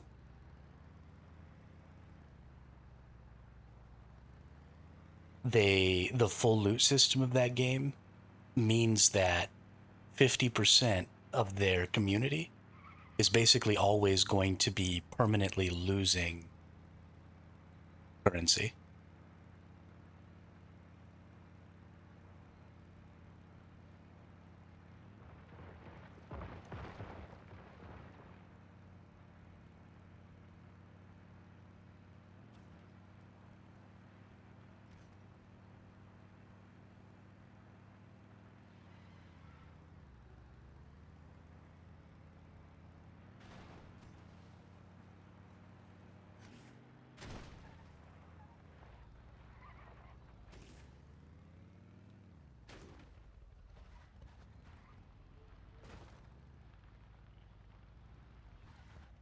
It doesn't matter, Blighted, how good you get, because that's not how averages work, right? Everybody could be insanely good at the game, but 50% of the players would still lose most, if not all, of their engagements. Because that's In every skill in the entire world, there's a bell curve. And most people are between the like 40 and 60 mark.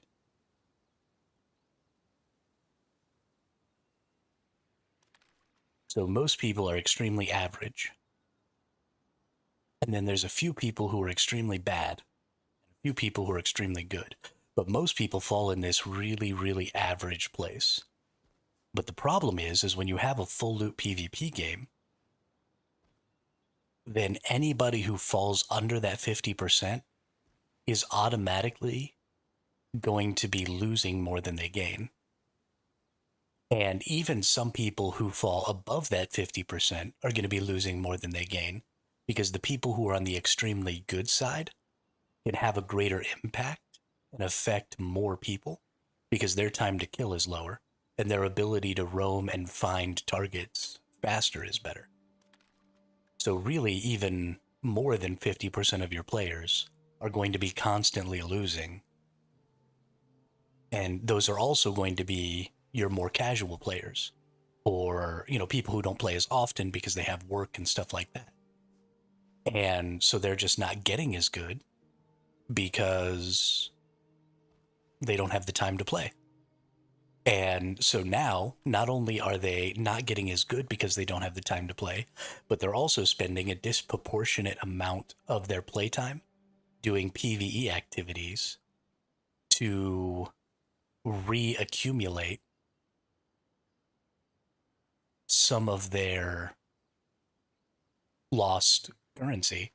So now not only are they not spending as much time in game, they're not spending as much time PvPing because they're having to farm currency in a PvE environment because they can't farm currency in PvP because they're not good enough.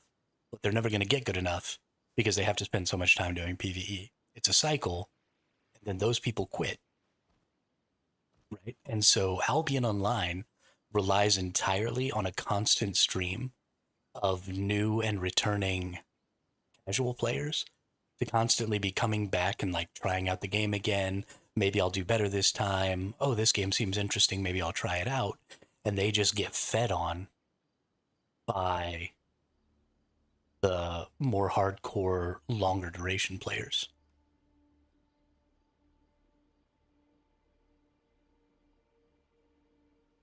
There are more things for sure, but guys, no one can tell me that being a full loop PvP in this game is bad when I can see there are mechanics in the game that facilitates exploring the content safely.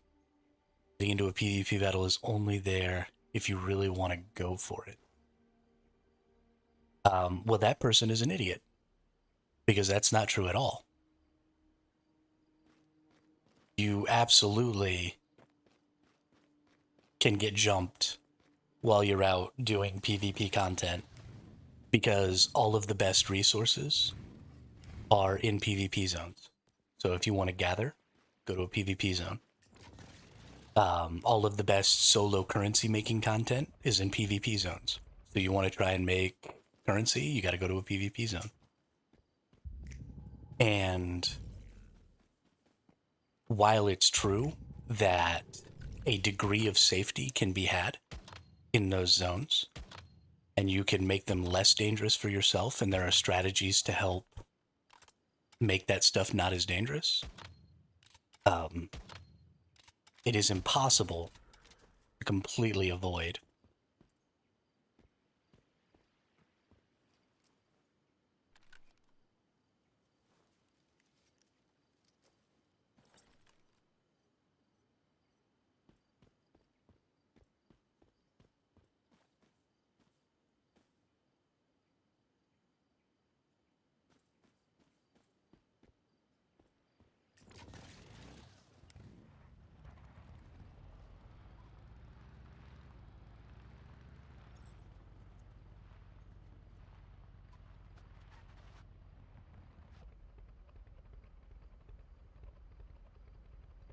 No, I've been responding to what you've been saying.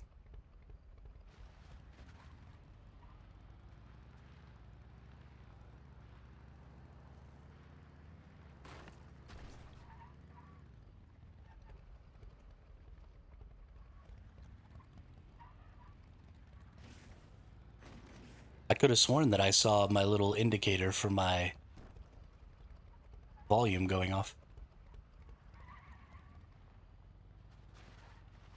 Let's go check.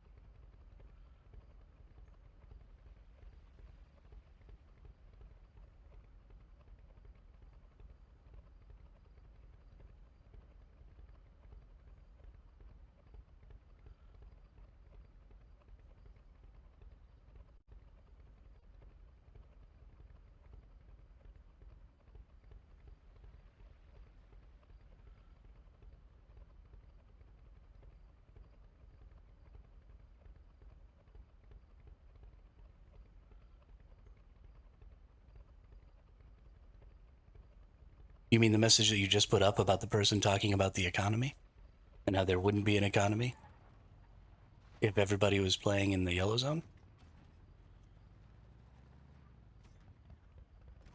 Yeah, I mean, I just hadn't got a chance to formulate my thought yet. You asked if I was muted like 10 seconds after you posted that.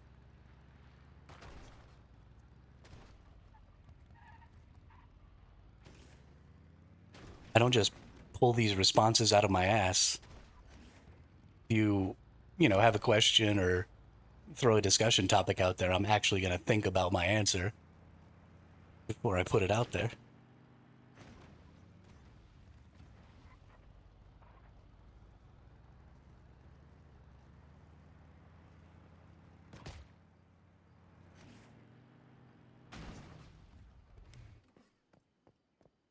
Um, but it so it doesn't matter if there's a safe zone in Albion or not, because the best equipment and the best gear and the highest tier farming and all of that stuff takes place in the PvP zones.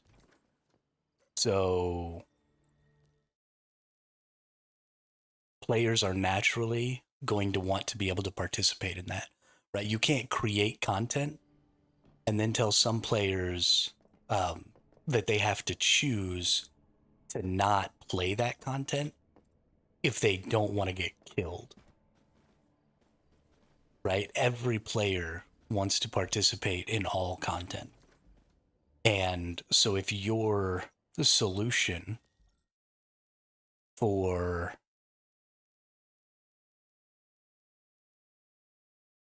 players not being good enough to compete in PvP is to give them lower tier content that isn't even feature complete, because there are some things that happen in the yellow or in the black zone that don't happen in the yellow zone.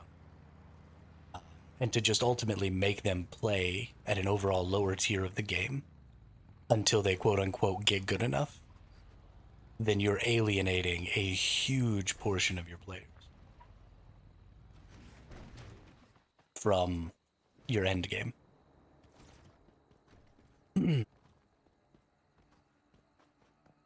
So, of course, most players play in the lethal zones because that's the end game content, right? That's what you're trying to get to.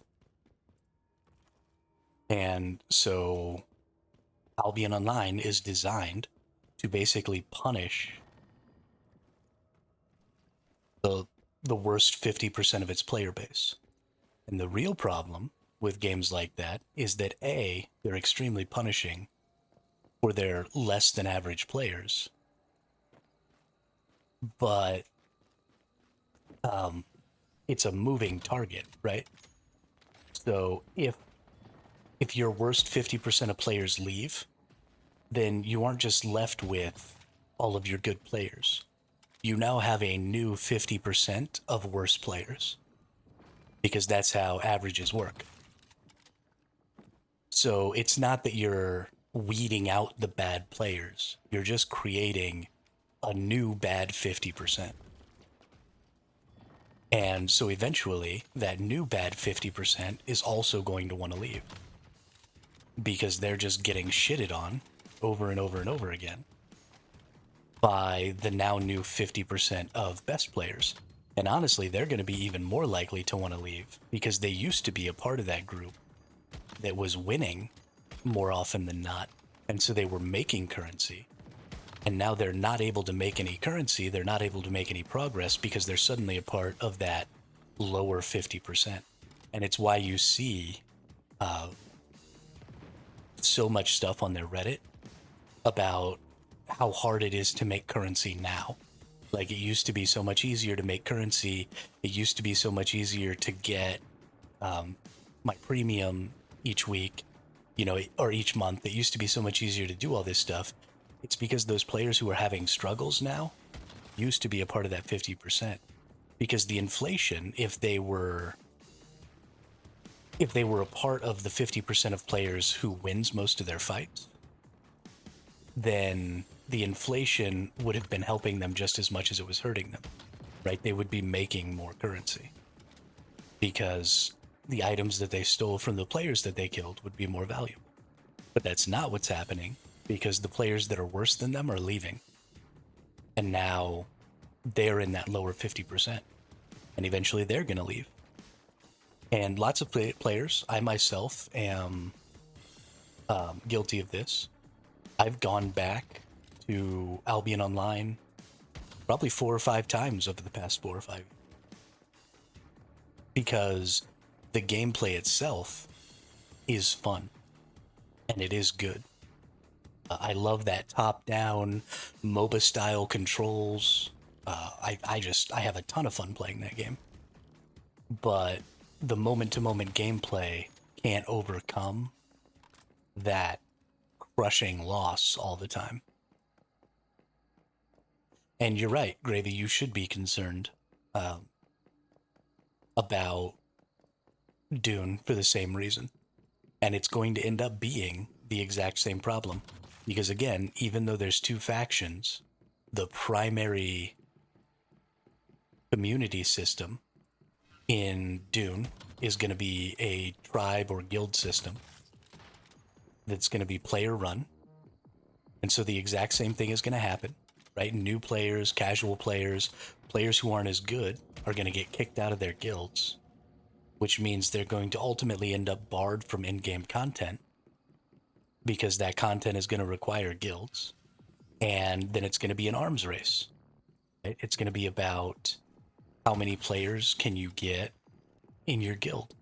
It's going to be about how many of the best players can you get in your guild.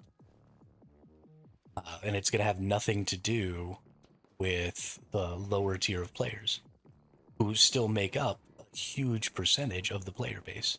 And again, because the absolute best players can be more prolific because they spend more time in game and they accomplish tasks faster than the average player, it only takes like the top 20% of players to completely lock out the lower 80% of players because they're just always on and they're insanely more powerful because of the advantages they get from being the first to get to, that end game content. And taking control of that end game content. So, you should be very concerned about Dune. It's absolutely going to end up being the same way as Albion Online. And, people are saying, oh, well,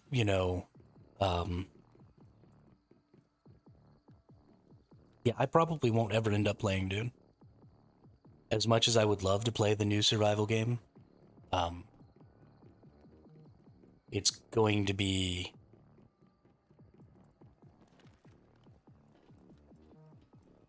too negatively competitive.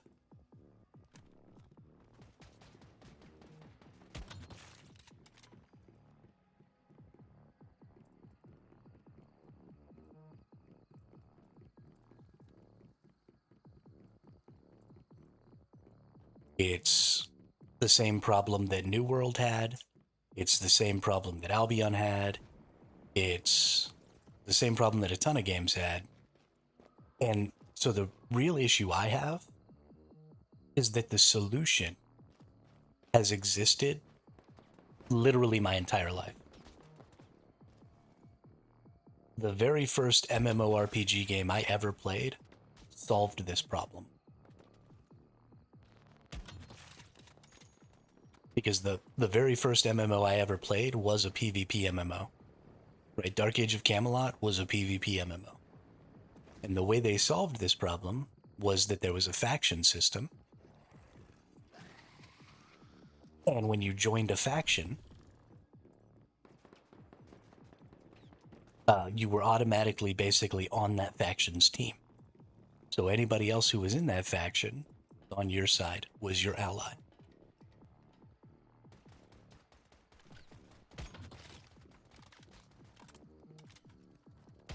And so it didn't matter, right, what guild you were in. It didn't matter how casual you were. It didn't matter any of that stuff. If you went out into the PvP zones, because you were a part of that faction, you automatically had allies. Right? If you went to go and try and accomplish some faction task, then people would just show up and help you. And this is how faction warfare in the yellow zones in Albion Online work. And so everybody stays to their faction areas and everybody fights over the faction stuff.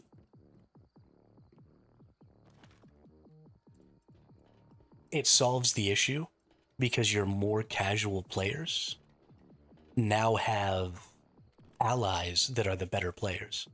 So instead of all of the really good players fighting against all of the casual players, you have good players fighting against other good players of the other faction. And then you have casual players backing those players up, right? So you have sort of de facto generals in your faction's army. And you just rally around those players. And then you get to share in their success and you get to assist their success. When you have player-run communities, then those good players never play with the casual players. Because the player-run communities monopolize the good players so that they can win. And they don't want to put casual players in there. Because if you have casual players in there, then you're running at a deficit, right? So if you can only have 100 players in your tribe or whatever,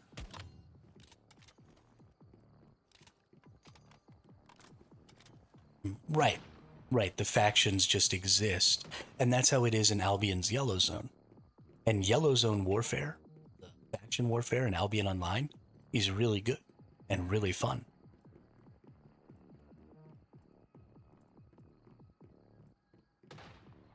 And then instead of carrying that faction warfare out into the Black Zone, the Lethal Zone, which is the area where you can... Yeah, I teleported over there. Which is the area where you can do full loot PvP. They took that away, and so once you go out into the Black Zone, your faction no longer matters, and now the people from your faction can just attack you at will. And so now it's all about guilds, and so those guilds have a limit, right? You can only have so many people in your guild, and so as a guild leader, you're responsible for the success of your guild, and you're responsible to the people who play in your guild to do everything you can to make the guild as successful as possible. And so if you accept a casual player into the guild, and that person can't keep up, and that person can't provide as much value to the guild as the other 99 members, then you're going to start losing some of your good players because they don't want to be carrying this 100th person. And so if you've got 99 good players and another guild has 100 good players, then you lose. So you end up having to trim the fat and only keep the absolute best players you can find, which means that every casual player just starts getting kicked out. Or, they create huge communities, right? Streamers always have huge communities of players. And they've got like multiple guilds. And so they end up getting a bunch of people who are more casual players, and those players do a lot of the grunt work for the guild, right? They end up being gatherers and stuff like that because the only way that they can share in the success of the guild is to do that grunt work, while the quote unquote good players or core players go out and do the PvP and use the resources that they gather, and use the stuff that they've done to play other parts of the game. But those players are still barred from really accessing that content because, again, there are sometimes limits to how many people can participate. Right? For example, in New World, you could only have 50 people in a war, but you could have 100 people in your guild. And then some people had, 3 guilds. There would be 300 players on your team, and only 50 of them get to go fight in the war. So the other 250 people spend all this time gathering resources, helping make consumables, helping those people be bosses so that they can gear up really well and doing all that stuff. And then those people don't get to participate in what is the end game content because they're not, one of those 50 best players. And it just creates this horrible cycle. Right, and so nobody really does, but ultimately they don't have a choice because it's either that or fight against these teams. And you're not going to succeed fighting against those teams. You could break off. You could say, okay, well, the 250 of us are going to go create another guild and we're going to come fight you. But then you still have to fight those 50 best players with your 50 best players who are just not as good as them. So you either lose or you join in. Well, right. And so that's why New World collapsed. I mean, the game went from 1 million concurrent players to like 3,000 concurrent players. It was an insane collapse. That game should have been so popular, and they just totally pooched it.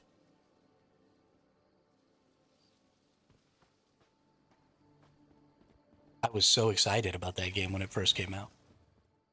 It was completely mismanaged, and then the whole game just collapsed.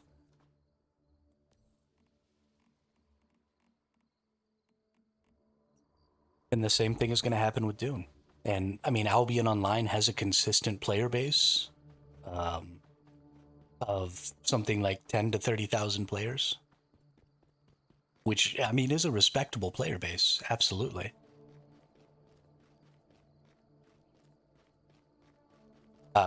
But it could be a much larger player base, and it could be a much less toxic environment than it is. PvP in that game is extremely toxic.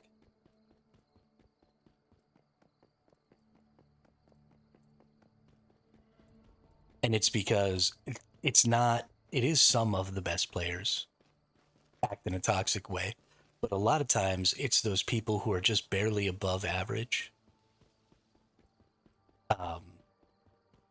And they get killed a lot by the best players. And then they finally get a victory over somebody who's just a little bit weaker than them. And then they've got all this pent up anger over being killed so many times by the better players that they start just releasing this vitriol on the person that they just killed because they've been getting, beat up for so long.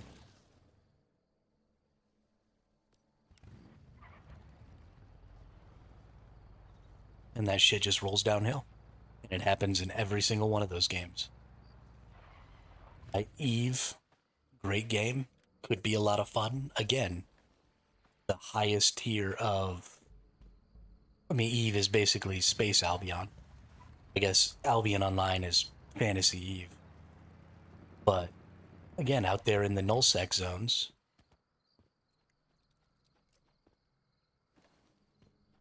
You've got people just running around killing everybody.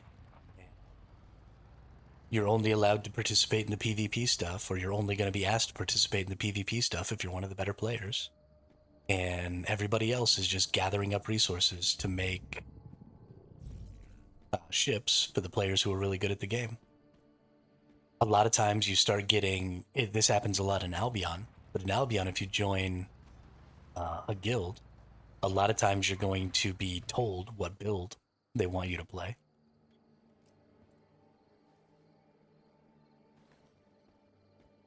Because, you know, they have a strategy or whatever, and they want to run their strategy. Hey, what's up, Ski? So, you know, they want to run their strategy or whatever. And so you're being told, like, this is the build you need to play in order to come with us. And so now you're also losing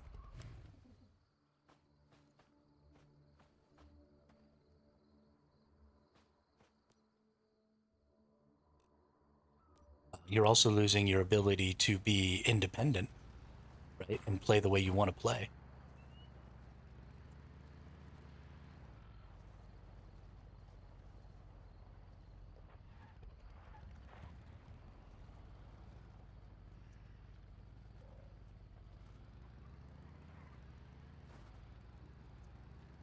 But if there wasn't, I'm level 29, I think. Managed to stay on long enough to get some levels. Nice, Ski, good.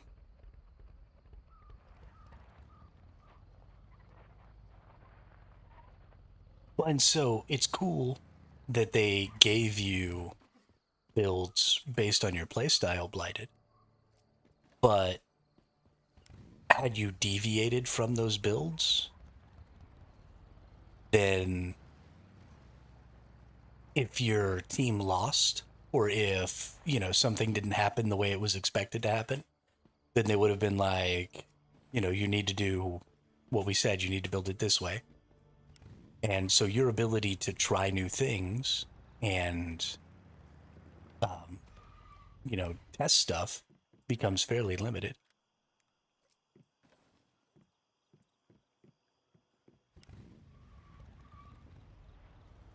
And even if that wasn't your specific experience, it is the experience of a lot of players.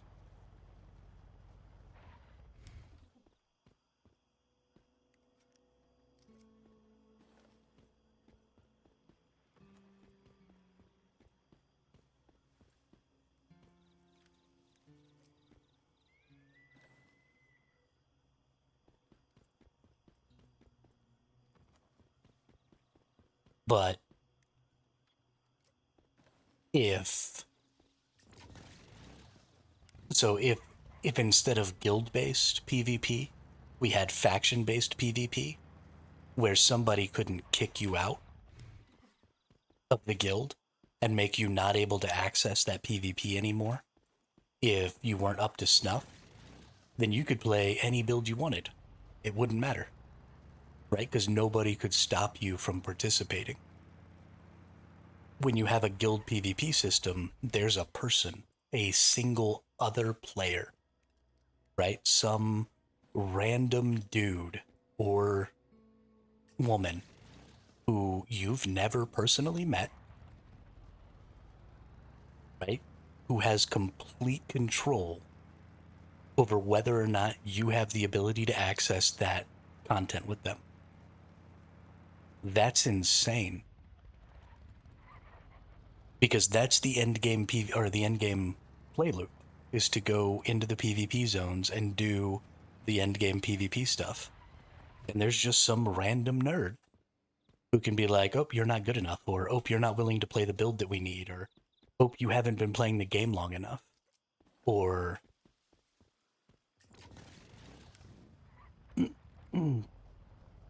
or yeah, just whatever their criteria is that they need filled out, they can just be like, you don't get to come. But in a faction-based PvP system, where you as the player join a system-controlled faction, and then those factions fight together, then nobody can say you can't come. You just show up with whatever build you want. And you learn, and you play, and you fight. And do whatever.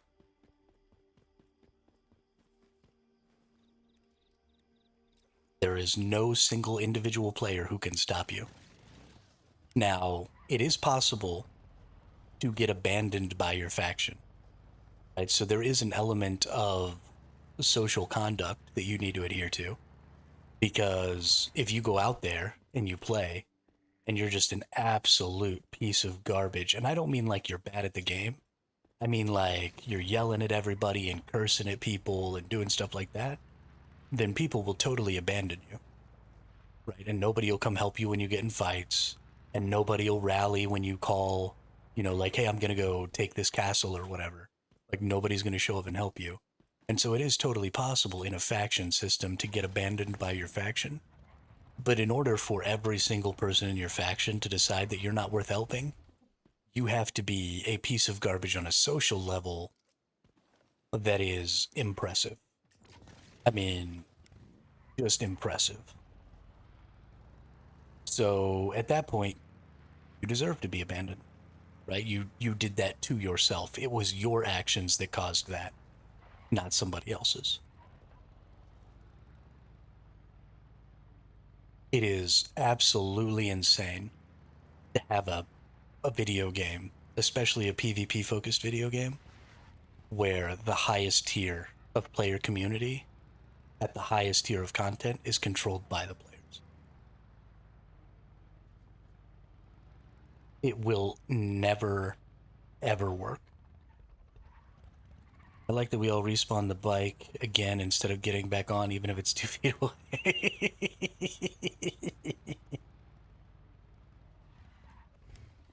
Yeah.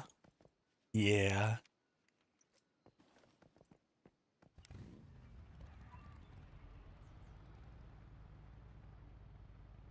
What bothers me is, so I do it and then it doesn't work. And so, like, it would have taken less time to get back on the bike if the respawn had worked, but then the respawn doesn't work. And so, like, my effort to save myself a couple of seconds or a half a second doesn't work out, and then I get mad.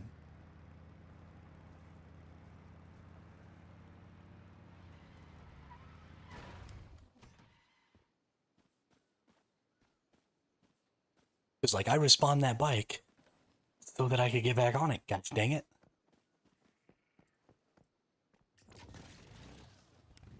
I really love this blue fog area. So I actually came down here during my Evolutions call season, and there were some people who owned this, and I was fighting them in here with my sniper rifle, and they couldn't find me because I was hiding in the fog and shooting at them. I like this area.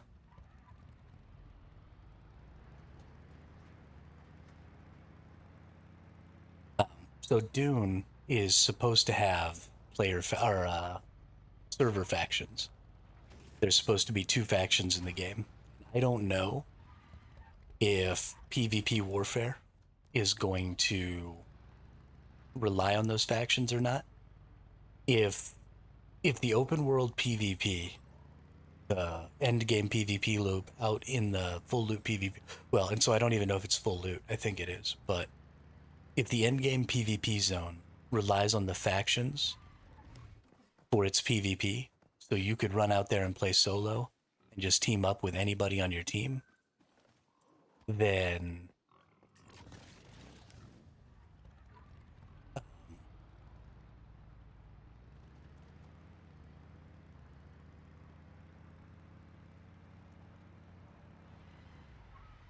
I think it'll work out, because you need that de facto team. Just found out I had traits in Loop Hero, making life much better. It was a cool game, I guess. I've played some games like it.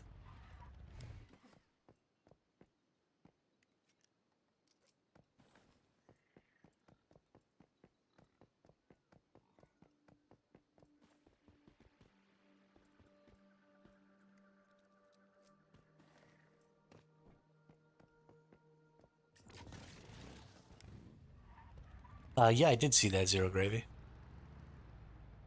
So I don't have a problem with $80 games. I have a problem with $80 games with additional monetization systems. So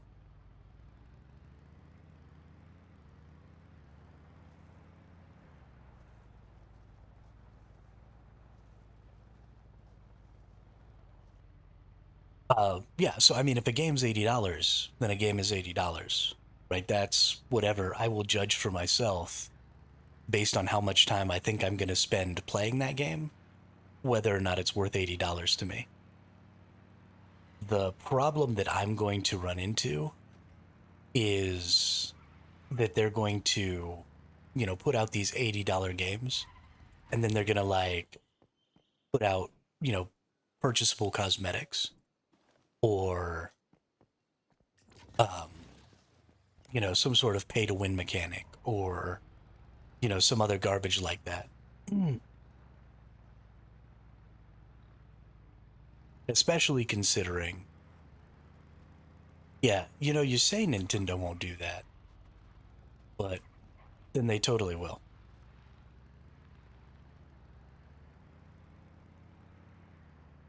Nintendo's not a good company. Nintendo is one of the most maliciously litigious gaming companies on the planet.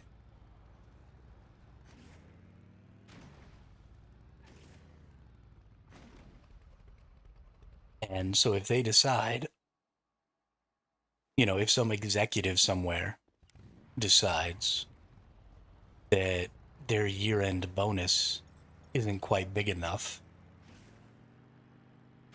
then 100% we will get pay to win mechanics or paid cosmetics in a Nintendo game. I mean,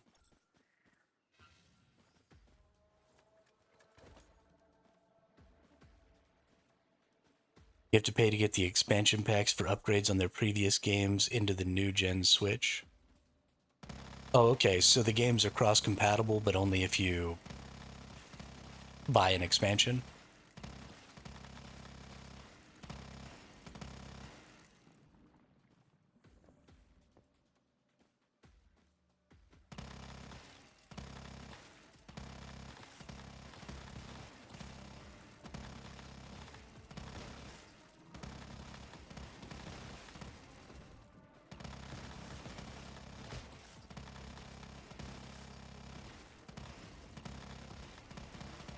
That seems like a really good way to get people not to buy a Nintendo Switch. Like your Nintendo Switch is $500. If you want your regular or your Switch 2 is $500. If you want your players who already have the original Switch who want to spend that $500 on your new Switch, then you do what you need to do to make your old games cross compatible. Why would you try and convince people to spend $500 on new hardware and then $20 per game? What are you, insane?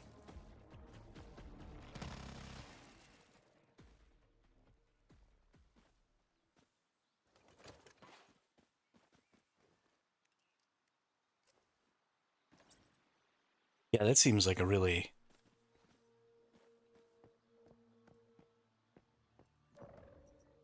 That just seems like bad business to me.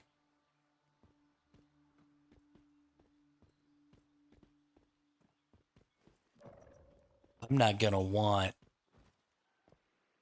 to buy a $500 console and then pay another $20 per game to play my existing games.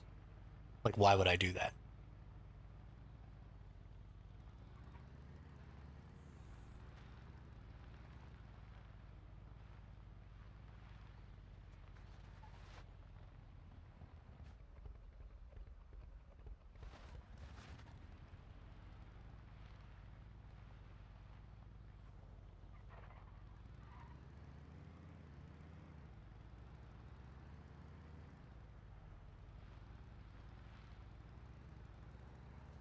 Well, and again, so I don't care.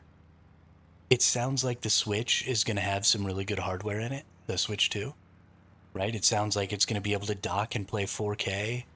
Handheld, it looks like it's going to be really good. It looks like they're dumping a lot into making a really high-end handheld, which is awesome, and I'm totally for that. Um, and so $500 for a really good piece of handheld hardware isn't totally out of the question, right? If that's the price, that's the price, and that's fine.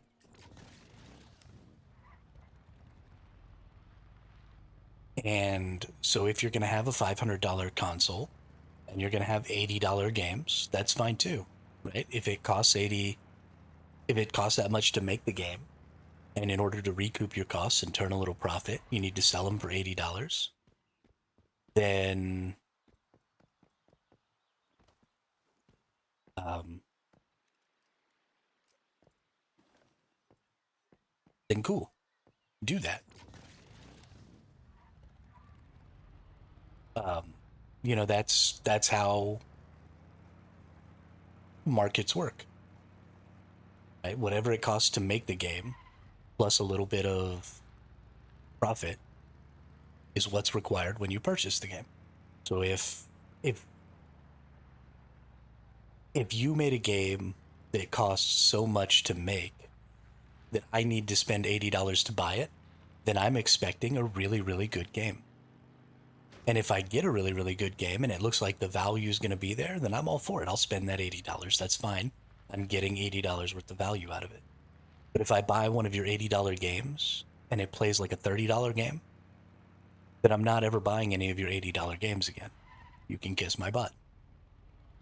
And if I buy your $80 game and then you've got some crazy BS pay to win or cosmetic or, something like that system going on, then you can kiss my butt.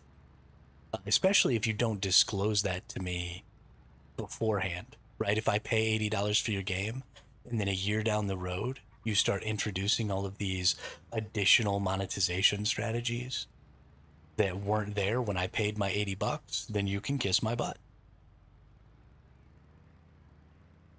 Right? I need disclosure. I need information. As a consumer, I am entitled to a cost benefit analysis, right? I am entitled to know beforehand the expectation that the company has monetarily from me and the value that I'm going to be getting from that monetary expectation. And I am entitled to be able to take a look at that in depth and decide whether or not I feel like I am getting the amount of value that I'm spending. And the more expensive something is, the more transparent you have to be, and the more people are going to want to do that analysis. Right? For a $20 game, I don't have to look that far. Right? If the game's only going to be $20, I'll take a cursory glance at it. Is this something I'm going to want to spend 20 or 30 hours in? Cool. Let's spend 20 or 30 hours in it.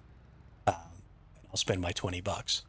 But if I'm going to be buying an $80 game, I'm going to need to look way, way deeper.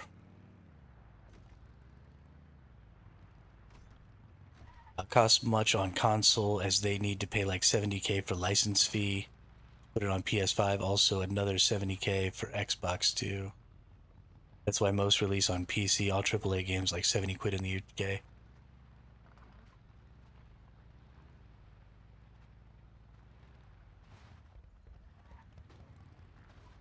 Yeah, so the games that we're talking about right now, Ski, are the games for the Nintendo, um, which are their own personal games. So Nintendo brand games on the Nintendo Switch are expected to be $80 coming up.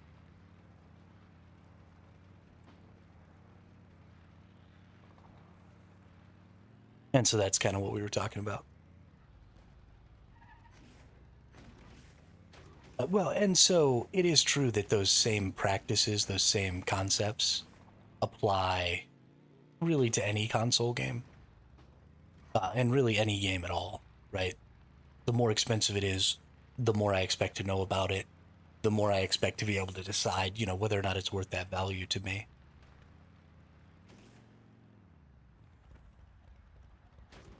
But I just, I'm really getting tired of a lot of the monetization practices of a lot of game development companies. It's getting pretty egregious.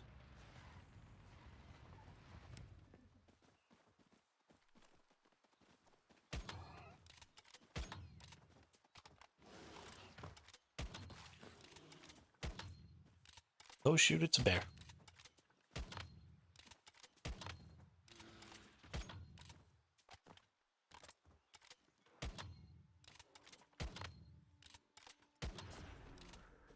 Dang, these bears got a lot of hit points.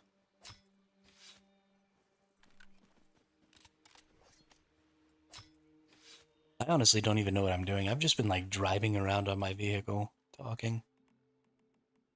We got 10 minutes till dark side. Okay. Let's go ahead and head back to base then.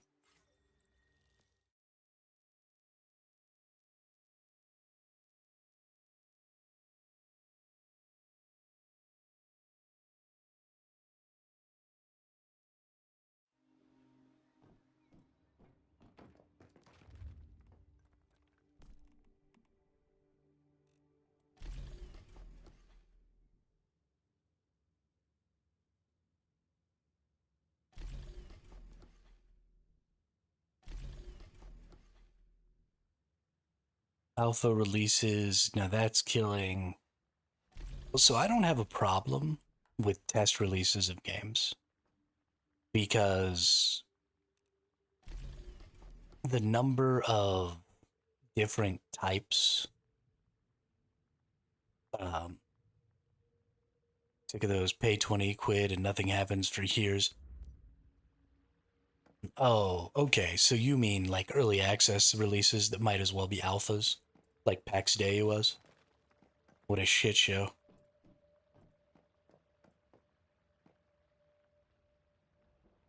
Yeah. No, I can definitely get behind that. Definitely get behind. Especially because the game, you pay for that game 10 years ago, and it's not even as good as the other games that are available at that time. And then it takes, freaking 10 years for the game to finally come out, and then it's not as good as the games that are coming out right there at that 10-year mark. Like you feel like you get hosed twice. Like I got a crap game that ended up being a crap game. And while that game may have been really good when it was first released, if it had been complete, then like what the hell? Yeah.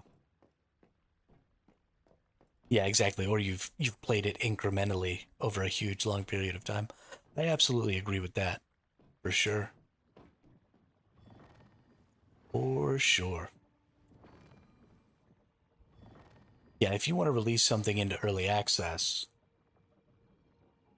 then, to get some testing done, like a little beta or something, I could understand a month or two. But anything more than a couple of months, anything more than what a regular beta might be, is asking way too much.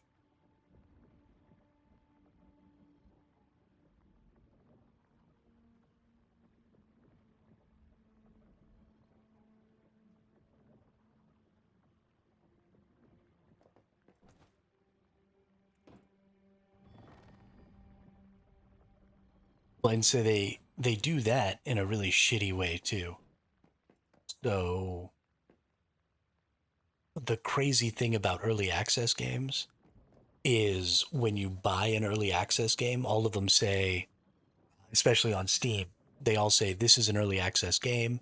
If you purchase the game in this state, you're understanding like this is the state that the game is in, and there may very well never be any changes to the game from this point.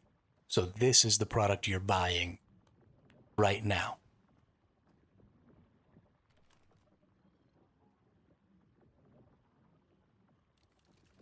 And then they get to create promotional content for all of the things that they're expecting to add to the game. Whether they ultimately end up adding that to the game or not, they still make promotions and advertisements based on what they plan to do to the game in the future. So you might be buying the product as is, but your brain is saying, oh, wow, this is such a cool idea. Oh, wow, this is such a cool idea. Oh, wow, I can't wait to see this implemented. Oh, wow. And so your brain is adding that stuff to the value proposition. Yeah, later, gravy. Absolutely. Enjoy your food. And so if the game says it's going to be $20 and they've got this crazy long list of all these things that they're going to add, then totally I'll help. I'll buy the early access game to help fund the development of that. That looks great. And then you end up with like this half-baked version of the mechanic that doesn't end up working nearly as well as you would have thought. And that's just absolute trash. 100%. 100% unacceptable.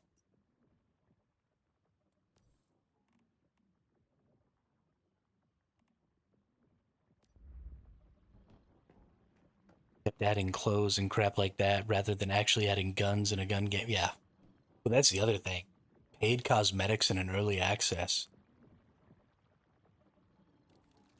Gross.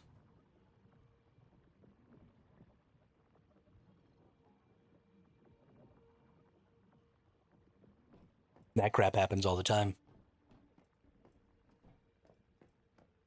Ark Survival Ascended is still technically listed as early access in Steam right now.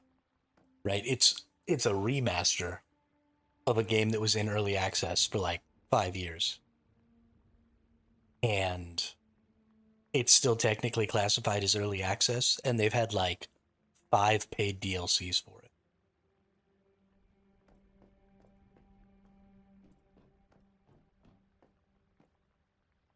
Which is insane.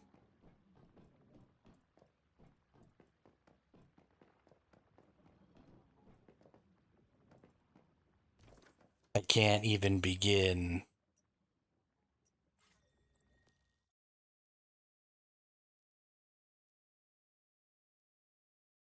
Yeah, well, it's silly and it's fucking aggravating because I've become so cynical that like I just assume every game is trying to rip me off. And so my view on what games I play, I've started trying to squeeze as much value as I can out of games for the lowest cost. Because I just can't get past the idea that they're all just trying to rip me off anyway.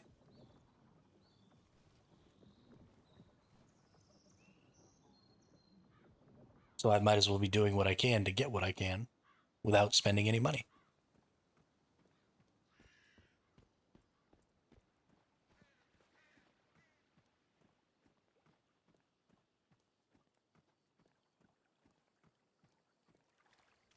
See,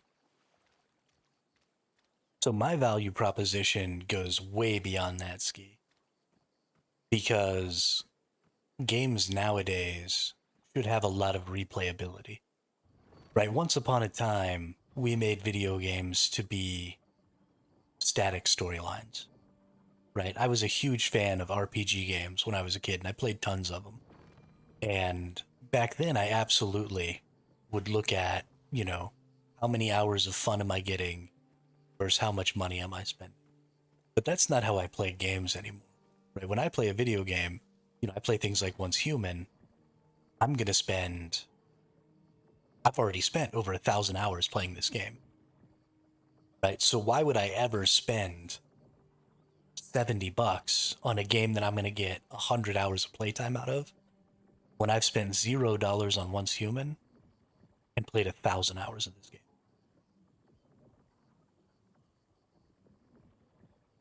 Like, that's insane. So, and this is true even in RPG games. Um, there is no reason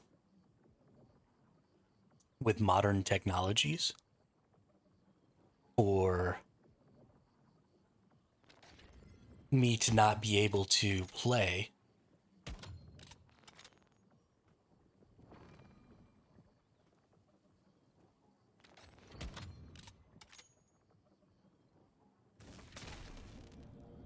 yeah, absolute bullshit. There's no way. No way, dude. Not even a chance.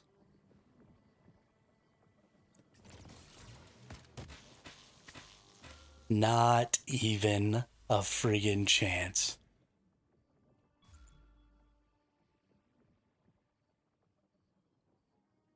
Hell no.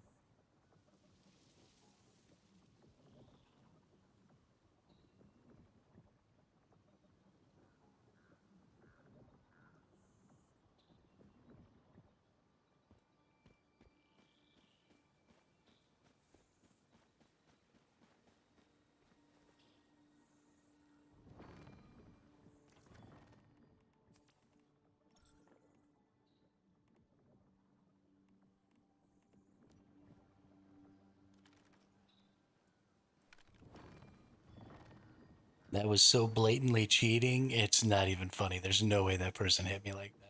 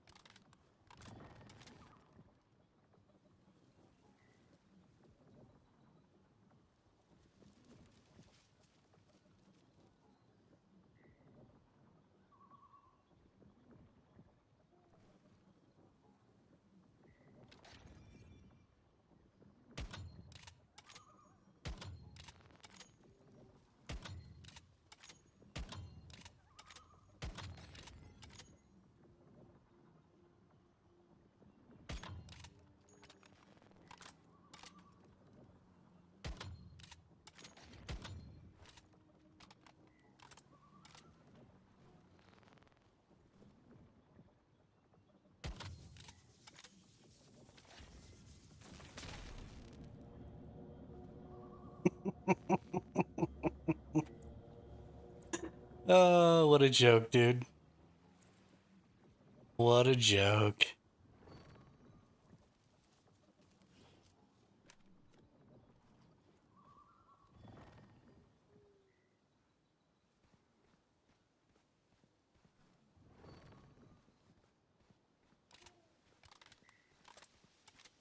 What a joke.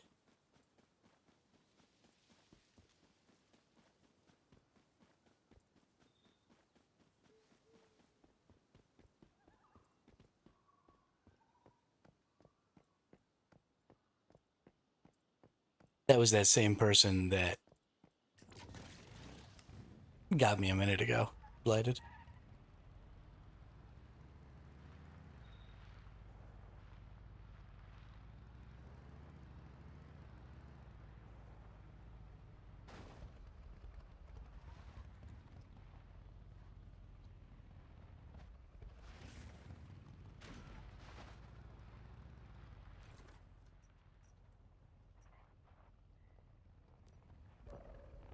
Well, they did go up this way. Maybe I can chase them. Maybe I can find out where they're going to try and secure this thing at.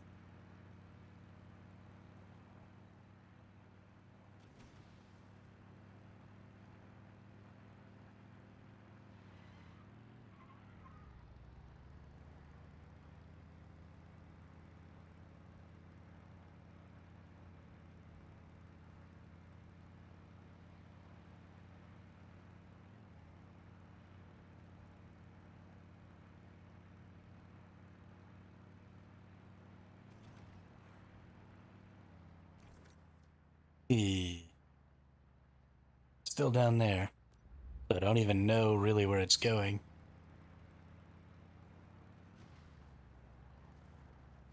If we just keep driving and hope.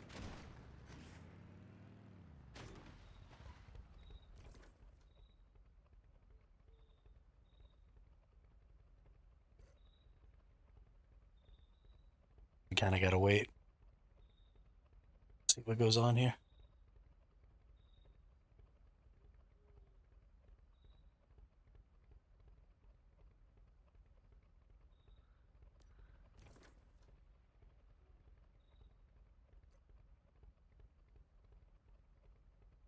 This has to change.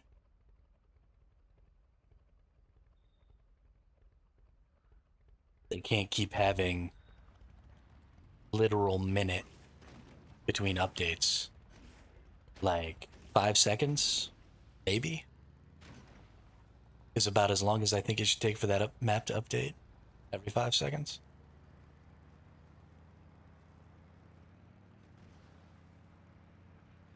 Because how am I supposed to chase these people down and try and stop them from getting back to their base?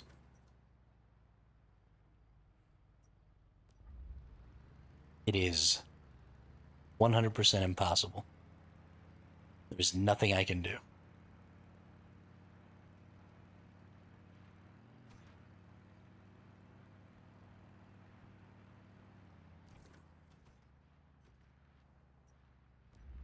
It still says that this prism is still right here.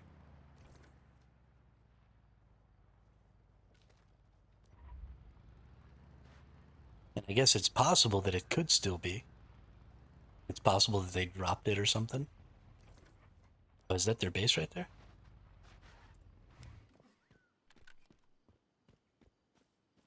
Oh, okay, so they're just straight up securing it right here.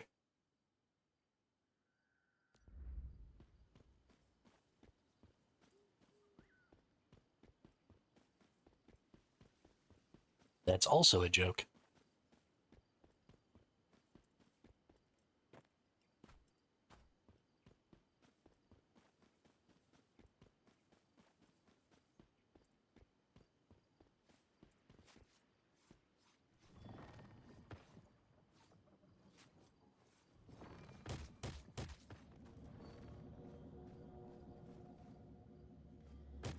Oh, nice shot.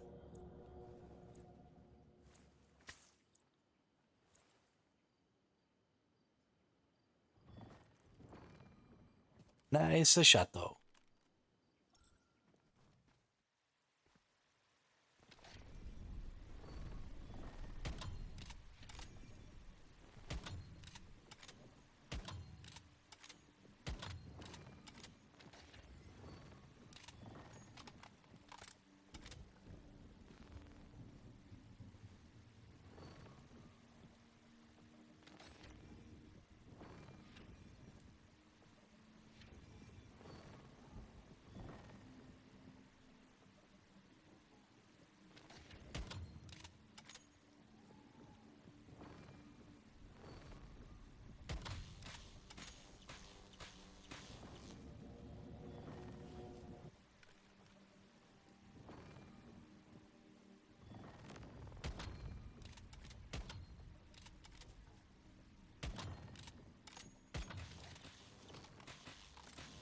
How many hit points does that dude have? Oh my goodness.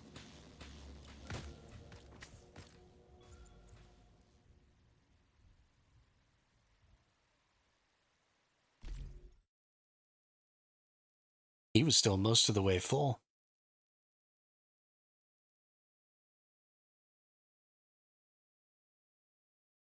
A whole bunch of hit points. We're going to teleport out to this spot above them. They put their base in a pretty bad spot. I don't have the explosives to actually get in there and stop their securement. But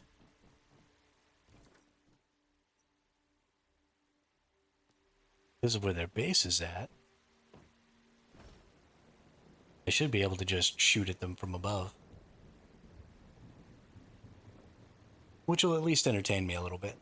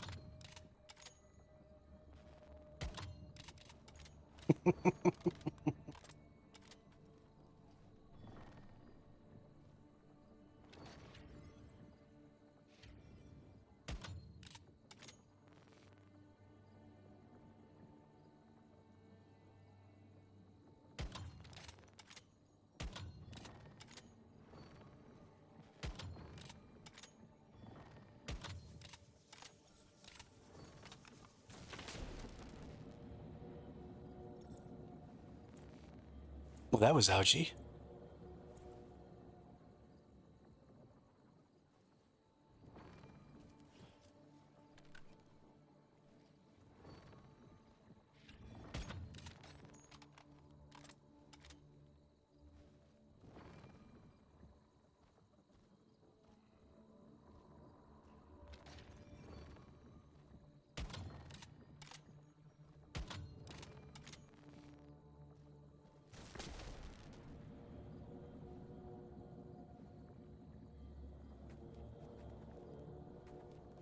I'm sure one of them will come up behind me here at some point.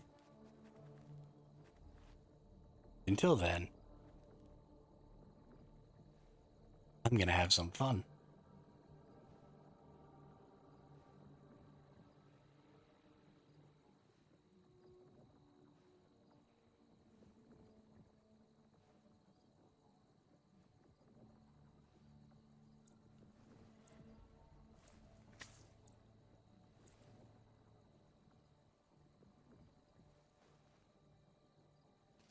Thankfully, adrenaline shots are extremely cheap, although I guess I am going to run out of...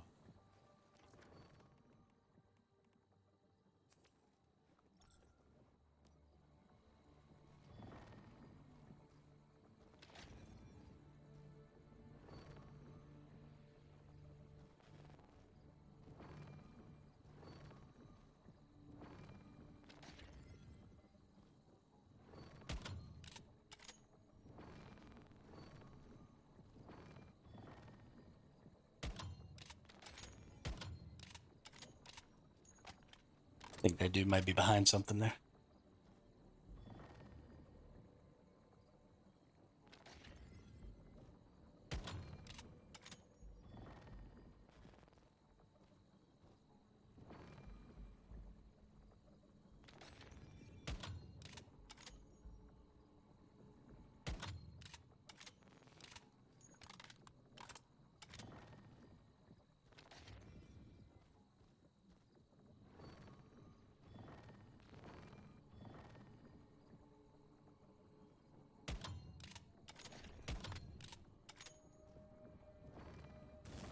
Oh, I don't know. When I get electrocuted, it feels like I'm getting electrocuted from a place where the person can barely even or not even see me. That freaking pulse is ridiculous.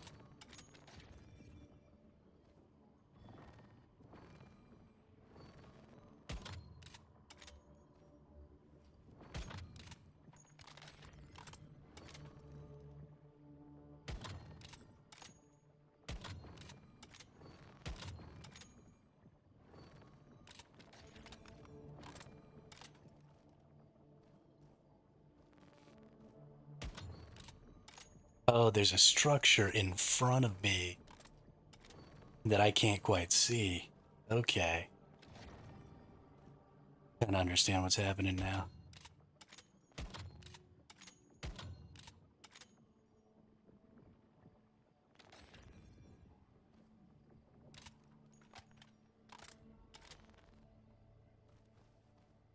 I get it.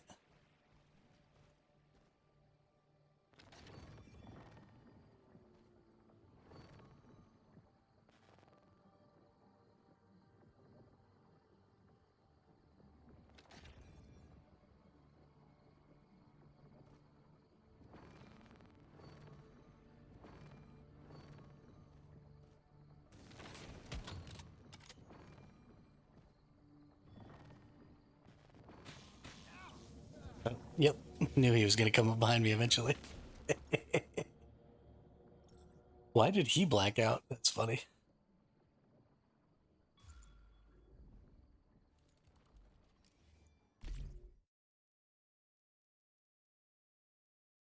That's real funny.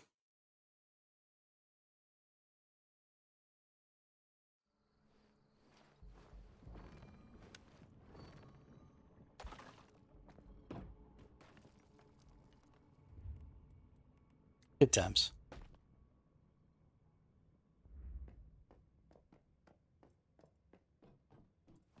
Real good times.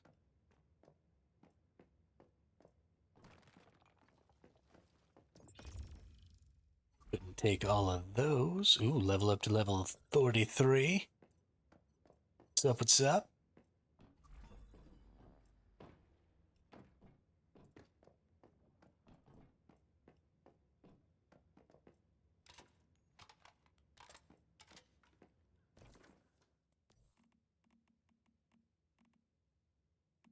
Ooh, Paradise Lost is coming up soon. Nice. Very nice. Very, very sneaky, sir.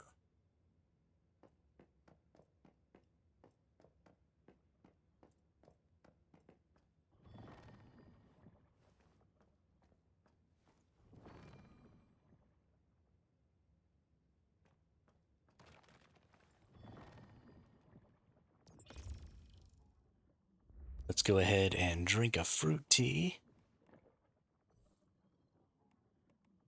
And we have food in us. Look like I have any food. Okay. Well, we'll just not have food then. That's fine.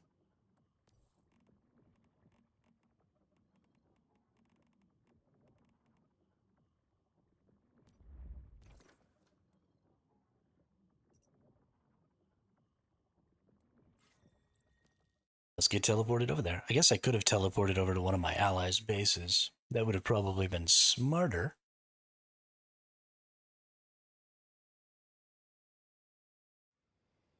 Ooh, nice. Get back over here.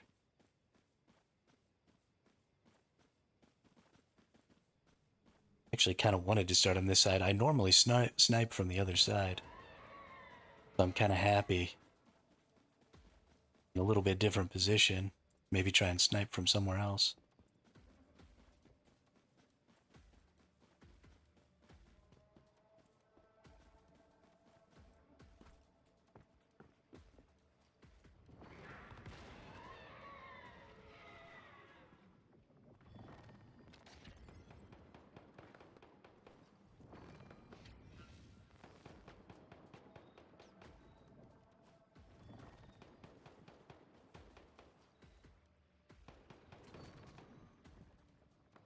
A freaking jerk.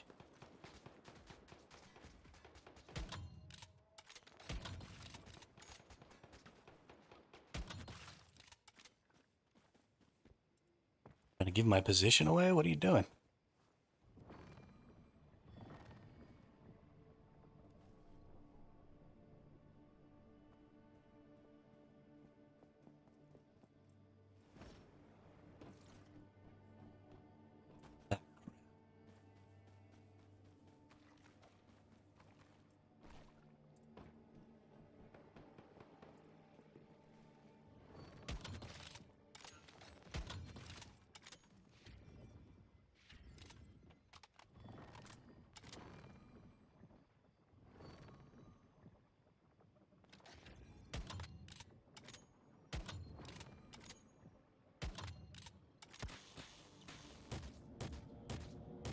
I don't even think that person has to hit me for that critical pulse to shock me.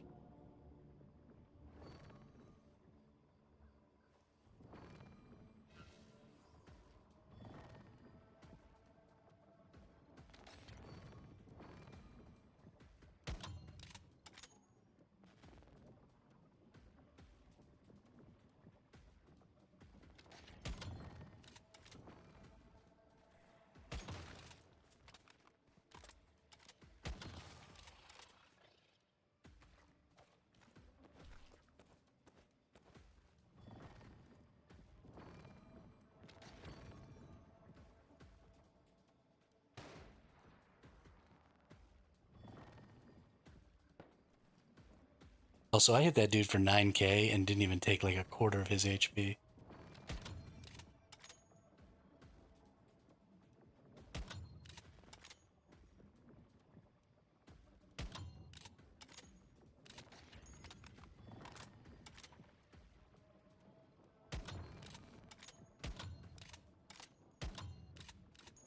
Black.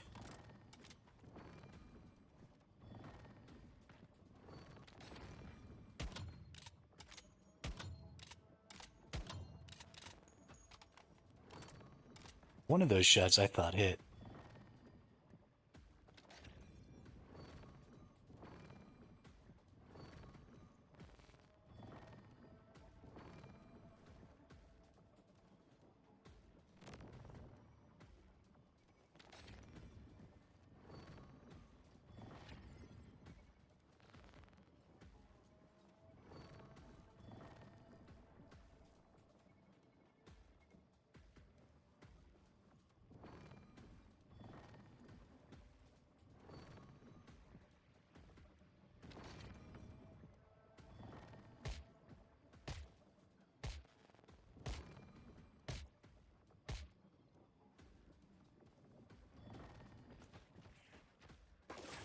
What exactly was I taking damage from right there?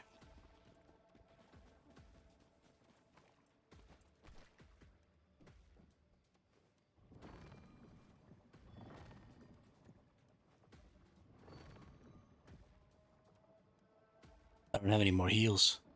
Oh no.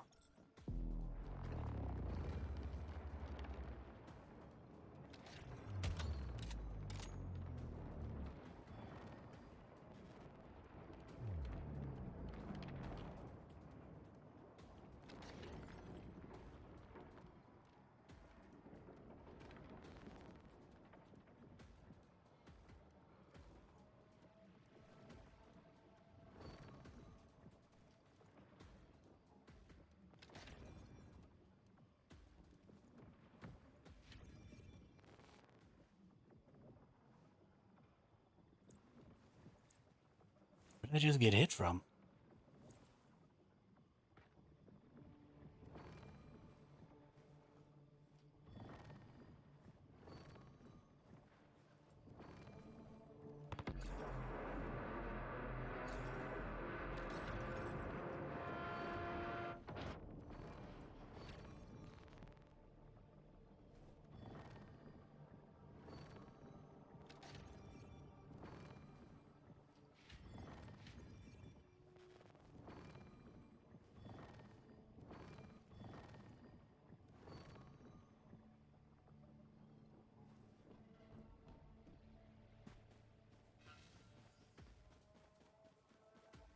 Go try and get this other one. You got both of them? Okay, good. Hail, motherfucker!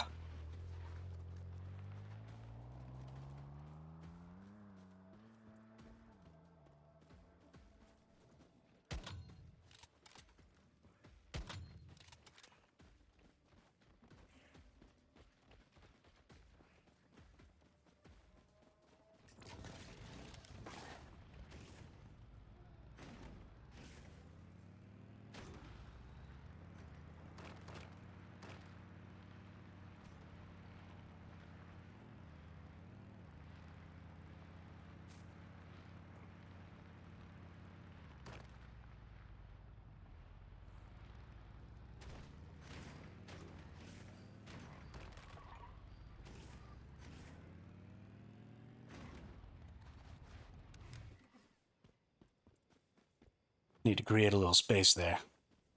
A little too close. Little too close.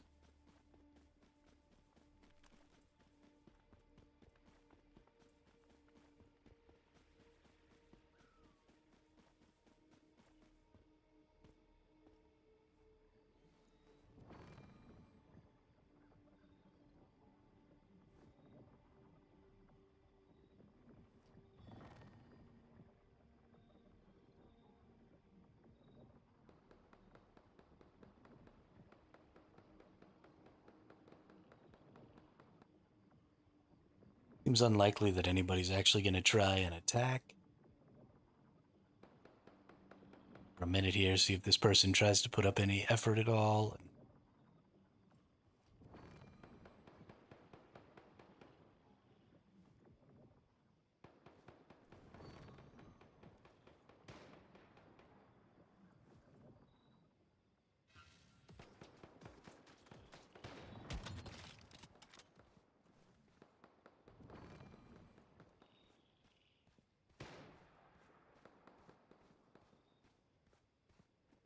Those two are attacking someone over here. Something over here. I guess it could be a deviation or something.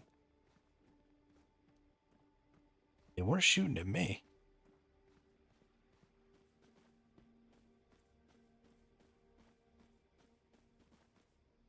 That dude.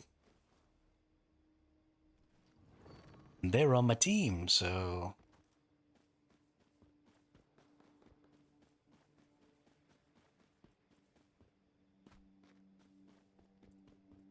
I think we're pretty much in the clear.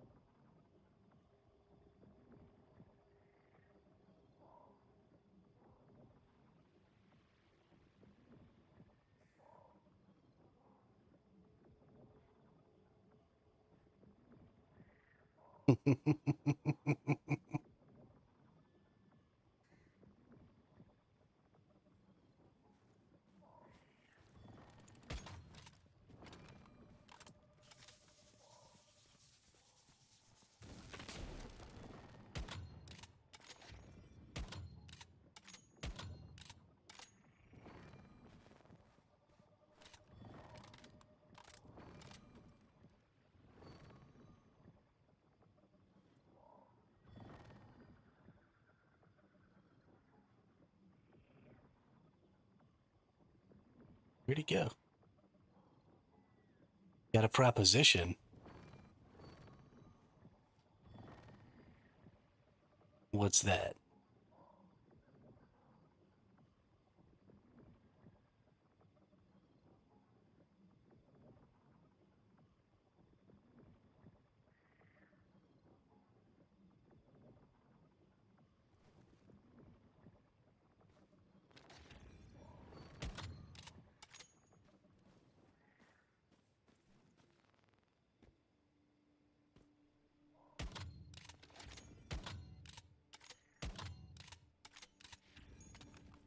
Got him. Would you like to play Albion Online to see how it is currently? No.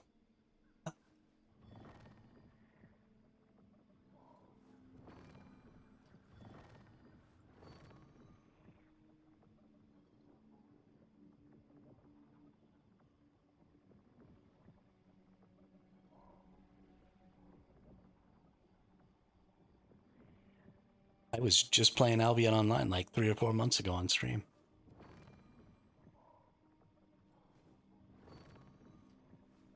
It hasn't changed that much in 3 or 4 months. And the basis for the game is still the same.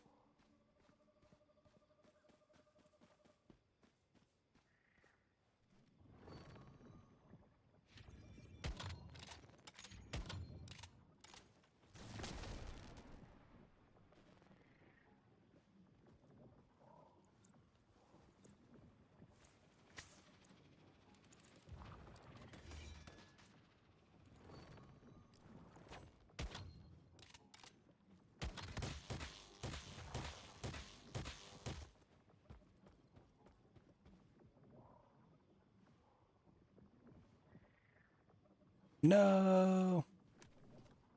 Oh shit, I got a friend. What's up, friend? Oh, that was a nice shot.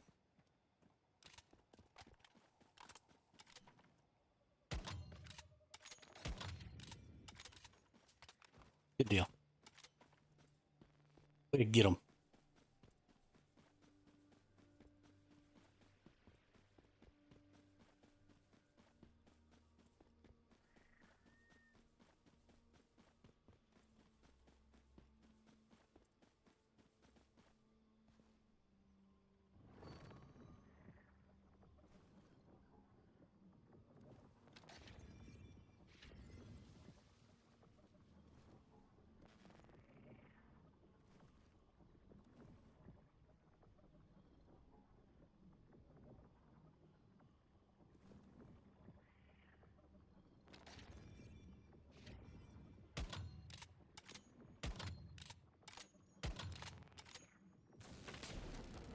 Yeah, see, I don't. What is this dude doing to kill me? Because there's no way he's flicking me like that.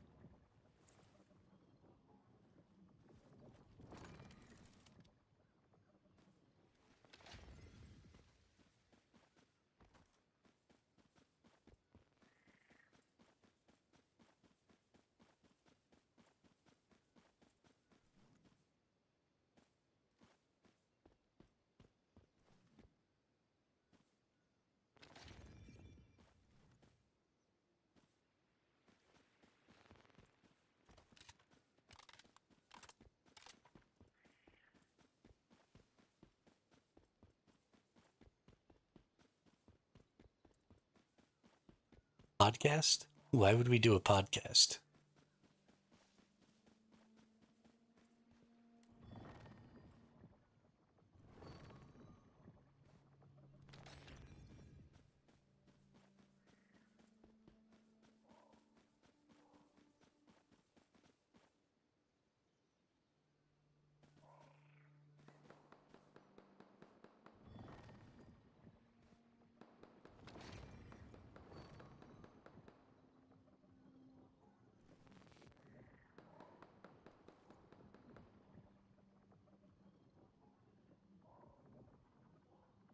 Probably never going to be a thing.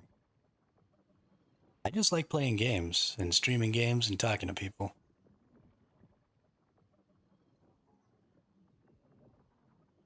I don't really... Like, what would I even talk about on a podcast?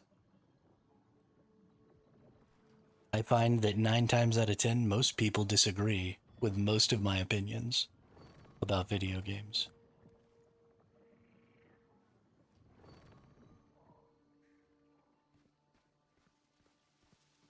Which is fine. You know, people are allowed to be wrong. People like to watch stuff that they agree with.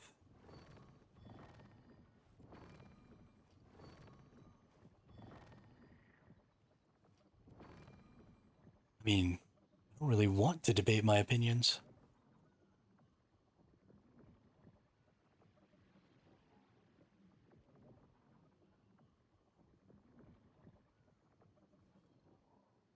I have no real desire to change people's minds.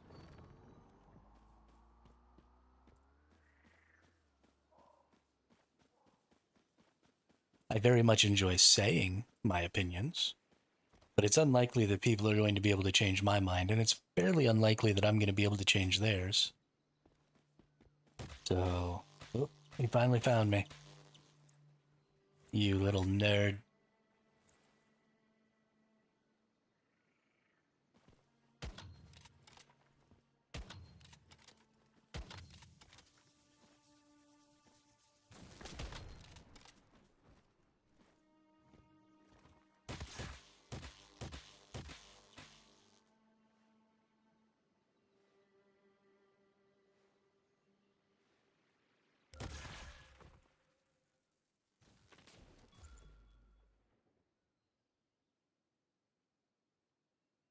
That felt like a much more legit fight.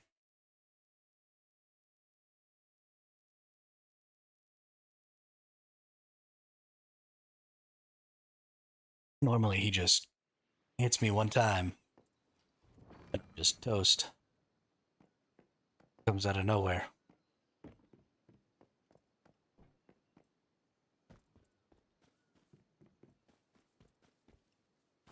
Good times. Really good times.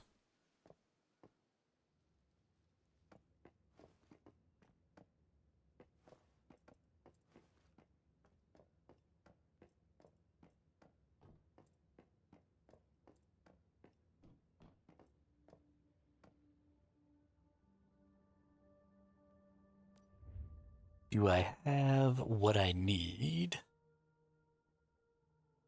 I need to make...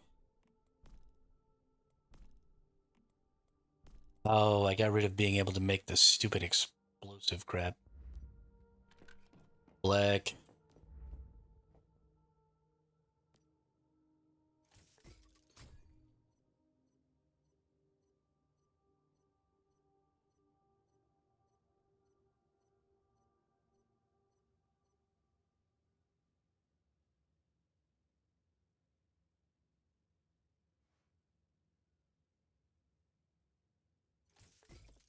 Need more mixed explosives. Hmm.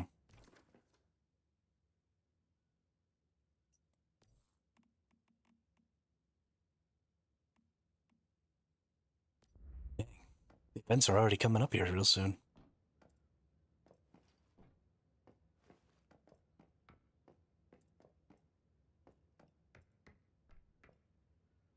My Wall-O nutcrackers.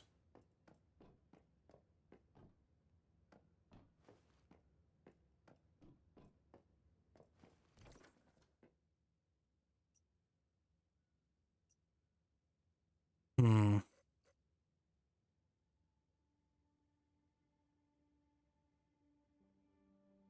Honestly, I think it might be time to get on my main to see about farming and doing some stuff with mods. Fairly obvious that I'm pretty outclassed in the gear department. You know, I only have 7,000 hit points, and I was hitting those people for like 20k, a couple of shots, and they were just like not losing any health.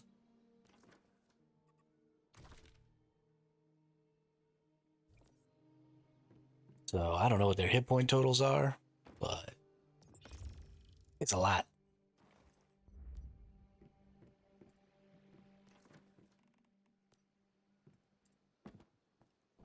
Do I still have... Ooh, I still got teas and stuff? Nice. I got them corns. Real nice. Let's see what this took this down to. 11 hours, perfect.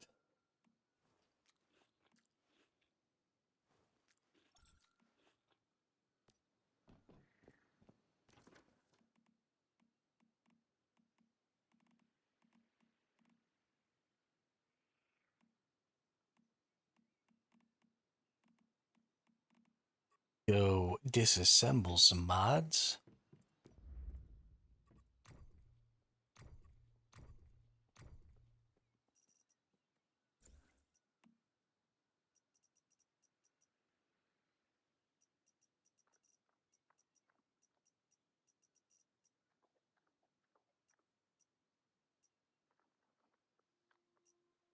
Okay.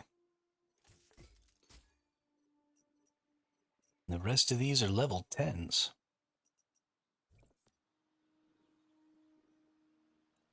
Oh, no. No, not even close.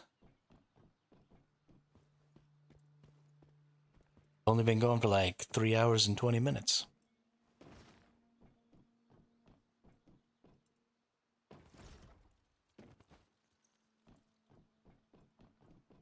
Now that we can play multiple scenarios, I will be getting in the habit of, when I get bored of one character, just moving on to another one. What do I think of RuneScape? It's not for me. I have played a little bit of RuneScape in my past, but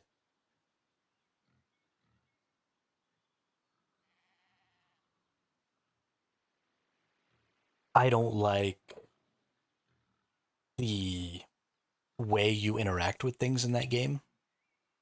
I think it feels really clunky.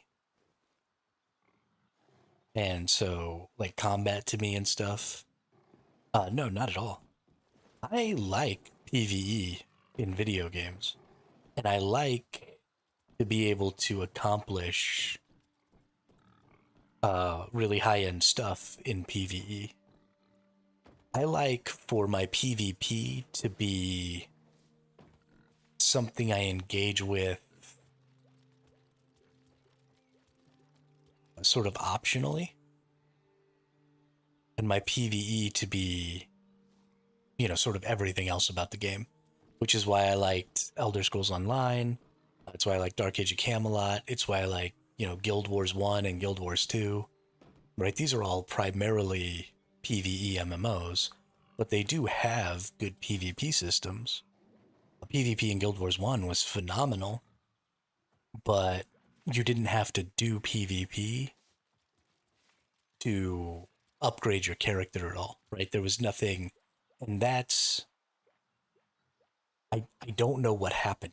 I don't know why we got to a point in modern MMOs where game devs decided that you had to earn the right to have the best gear by defeating other players who potentially already have the best gear. It's insane to me that so many games have been developed with this idea that it should be somehow impossible to get the best of something without being in PvP. You should get the best of things and then go use those things for PvP. Um, and I 100% think that the absolute best system that can be made for a PvX game would be to have independent servers, right? So whenever you join a server, that server should be...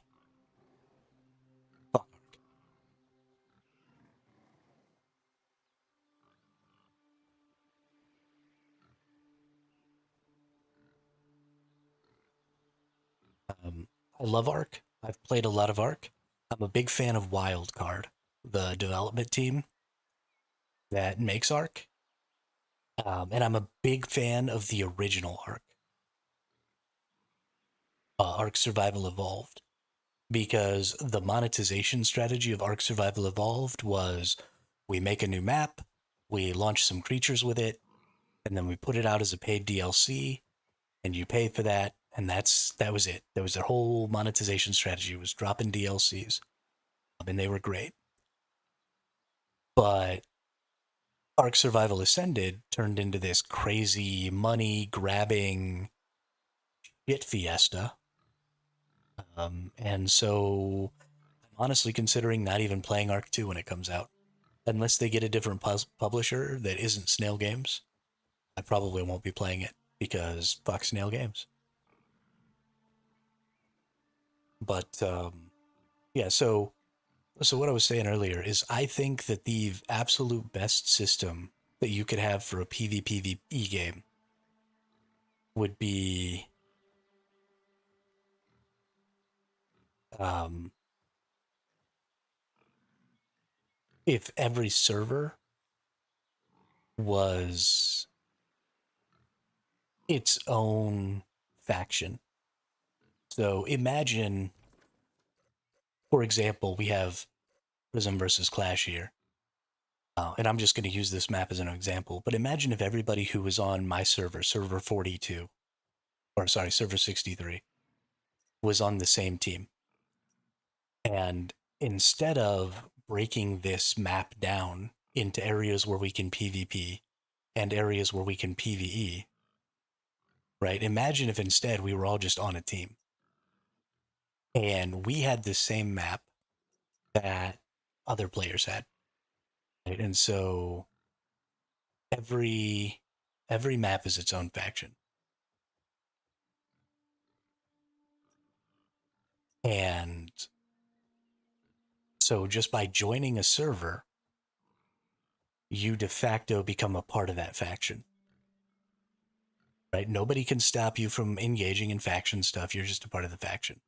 And so then you can take however many servers you want and give them access to the same PvP server. So it could be one server versus one server. It could be two servers versus two servers. It could be three servers versus three servers. It could be four servers versus four servers. It could be a free for all. It could be whatever you want. But whatever server you join, you get to know the people on there. You complete bosses together. You build up the server sort of together, right? Help everybody get mods, help everybody get weapons, help everybody level up, help everybody do all this stuff. And then when the PvP starts, you you could be solo, right? You could go out there solo and try and find little ways to help and do your little stuff and help out, and that's great.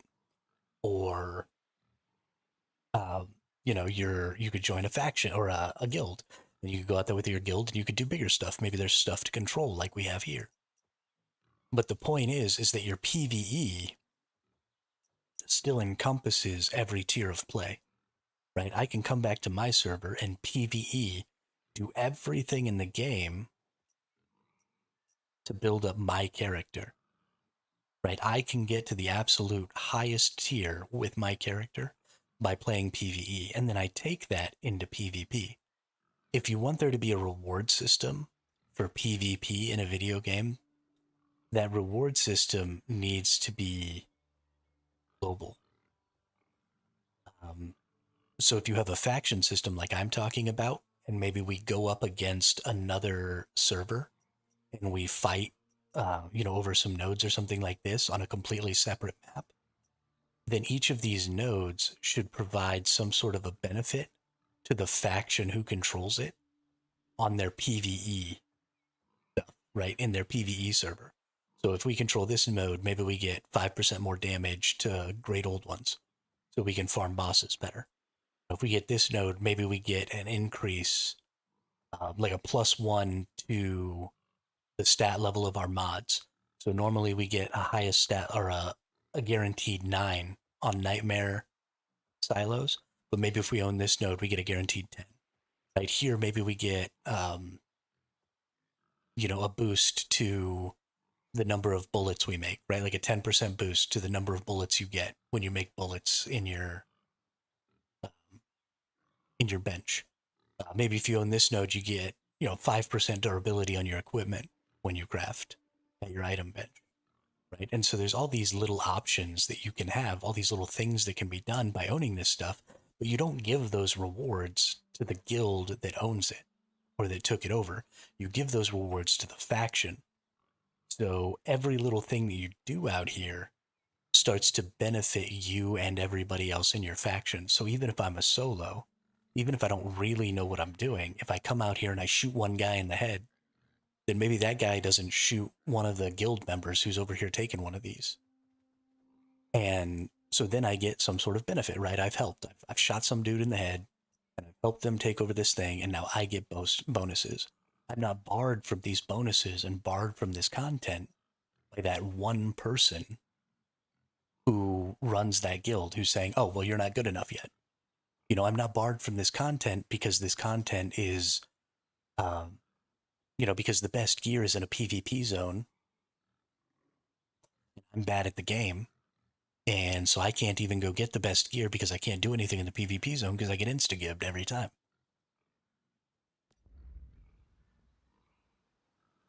You have de facto allies. You gain, realm-wide bonuses. And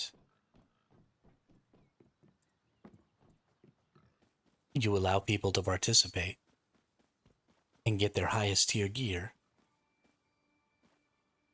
Oh, my U is heavily wounded. Probably because I didn't put any food in any of their... Yeah, they're all heavily wounded. They all hate me very, very much.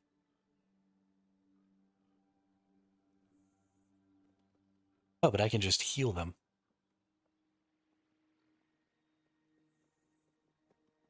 Well, that's hilarious. But I can't get resources from them. Okay.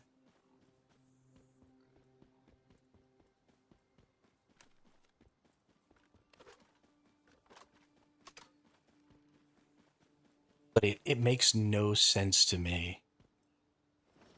I understand wanting to have to overcome something in order to get the best gear. Right? There should be a challenge. You shouldn't just get the best gear for free. But if that challenge is other players, then you're always going to be on a bell curve, right? The challenge needs to be balanced to the lowest common denominator. And I get that that sucks for really good players. But if you want your game to be accessible, then you need to identify the minimum skill level that you expect your players to have. And then you have to balance your game so that a player who has only that minimum skill level that you're expecting can get their character all the way maxed out. And it's okay for that skill level to require some ability, right? There has to be a cutoff. But if that cutoff is PvP, then you're never going to have more than 50% of your population capable of reaching the end game. Because that's just how averages work. And so if you create a game where everything is available through PvE, and then you make the hardest challenge something that all but 20% of your player base can accomplish, and, it's the lowest 20%, then, you're only stopping brand new players from getting that highest tier. And they'll eventually get better. And they'll want to overcome. But there's a hopelessness that comes from losing PvP fights. Because everybody knows what everybody knows about averages, right? Everybody knows that I'm only ever going to get so good at this game. And everybody knows that the best PvPers and the best players are constantly getting better. So even as I'm improving, those people who are beating me all the time are also improving. When it's a PvP encounter, or sorry, a PvE encounter, then that PvE encounter is always going to be that same, or that difficult, right? A lot of times it's about pattern recognition. So there's um, this knowledge that eventually you can totally clear this task.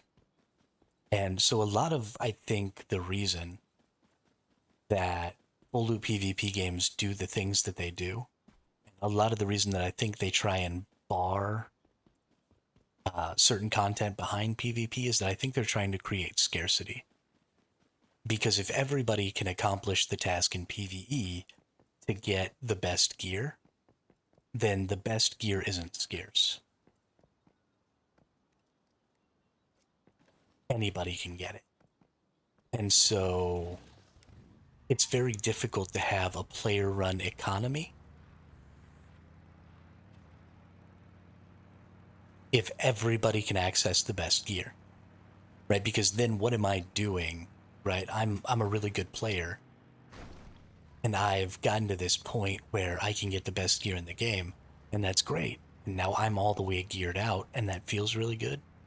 But I can't use my skill, I can't use my knowledge really to advance my economy at all, because everybody else can just go beat it too, right? It's easy content. You would have a really hard time selling mods, for example, in this game, unless they were just insanely good, because everybody can go farm mods, right? Most of the bosses are super duper easy to beat, even on pro mode. And now we have nightmare mode, and that's a little more difficult, but there are absolutely good builds out there who can do that.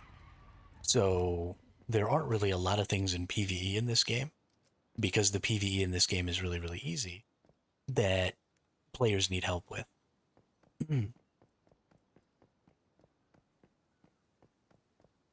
And so you start coming into this situation where, what am I supposed to do? How am I supposed to grow my economy? The economy is a huge deal. Everybody has access to the same stuff. I can't create a market with my skills. What am I going to do? And that's where artisan skills come in play. If you want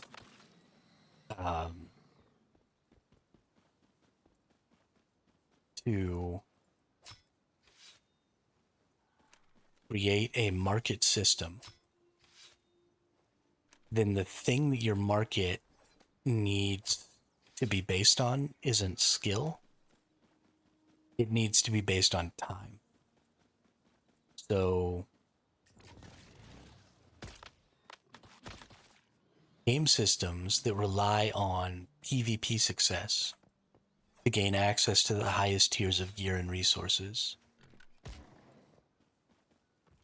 create a system where your skill in the game correlates to your success in every aspect of the game, right? Your economy, your tier of gear, all of that. And so the only people who are selling the best gear are the best players.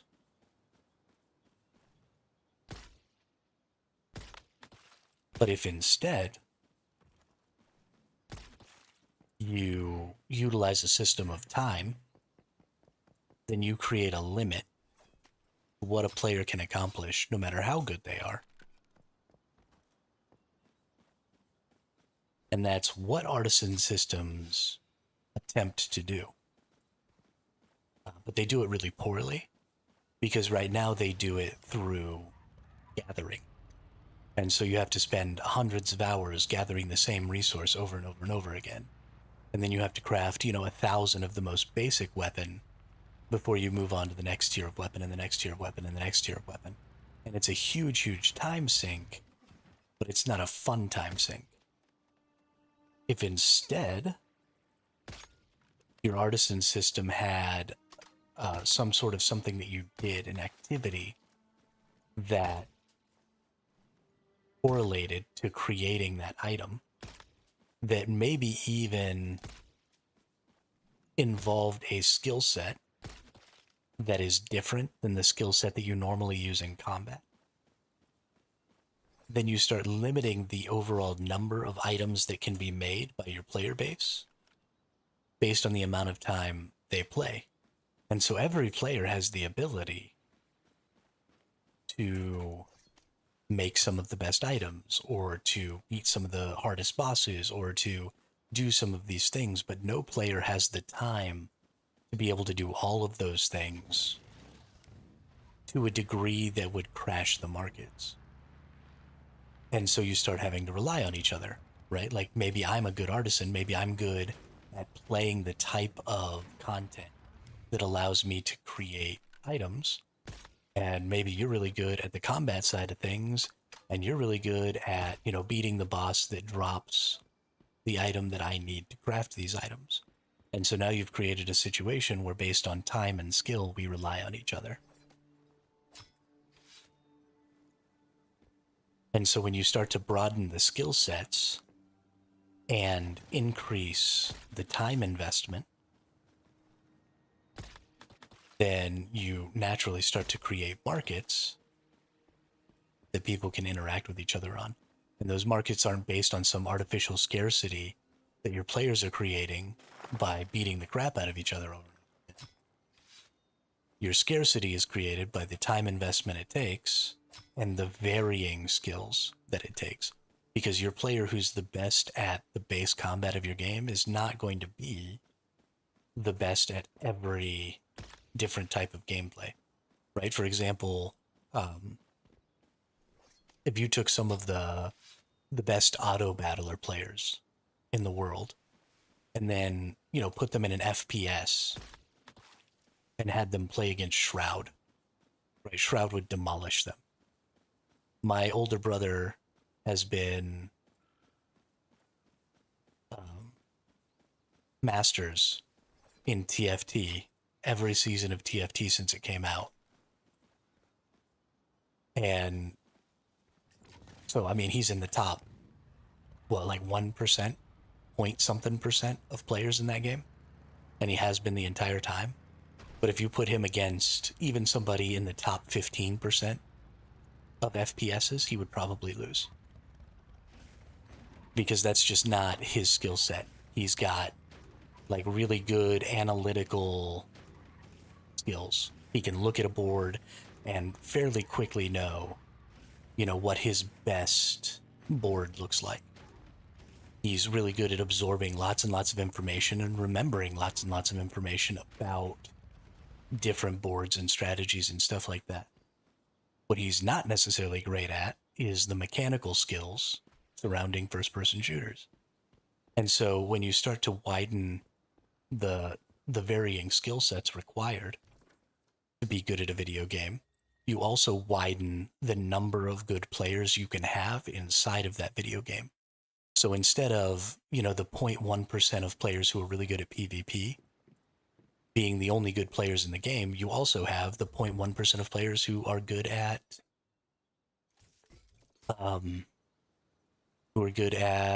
auto battlers, or the 0.1% of players who are good at freaking roguelites, or just all these different things that you can add to these different games to create a broader base of players. I've gotten way off on a weird tangent. I don't even remember what we were talking about. That's where I'm at with MMOs today. Is everything is so narrow. Everything in an MMO game is accomplished through combat. And we're so far beyond that, right? That's how MMO games have been handled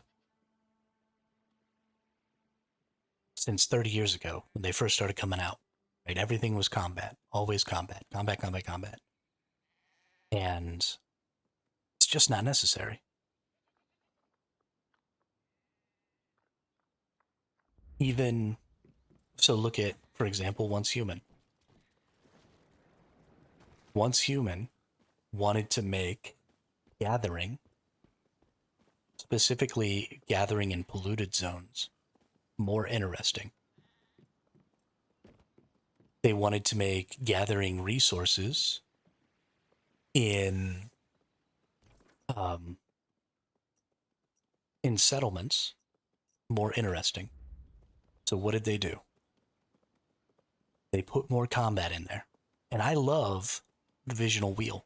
I love the Lunar Oracle events. I think they're really, really fun. But it's just more combat. That's all it is. You haven't changed the gameplay at all. You've added a new place where I can go do the exact same gameplay. Right now we have the Lunar Oracle, and so now at nighttime when I gather, sometimes enemies pop out. And I can do the exact same gameplay. And so while I'm enjoying those things, and while I think they're fun changes, those things aren't going to make the game more enjoyable for a longer period of time. Right? I'm still going to get just as burnt out shooting enemies in the face as I normally would have, because I'm still just shooting enemies in the face. That hasn't changed at all. And so, you know, I've got X number of hours of shooting enemies in the face in me. And when I've shot enemies in the face that long, I'm kind of like, okay, I'm bored. But if there was something different going on, something else, I don't know what it is. Something I explain to a lot of people is I like gathering in video games. So let's take Albion Online, for example. When you gather in Albion Online, the way Albion Online has created friction in gathering is that they've put the gathering nodes in PvP zones. So gathering has become a PvP activity. Now, not only is gathering a PvP activity, but also gathering equipment is worse for PvP than regular equipment, which don't even get me started. That's insanely stupid. But we won't even talk about that right now. So the only way that they've created friction in PvP is to put combat in it. What's up?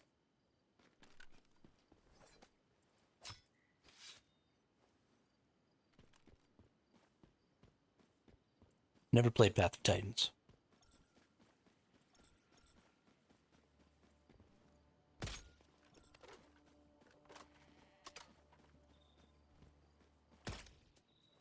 Oh, that's my goat.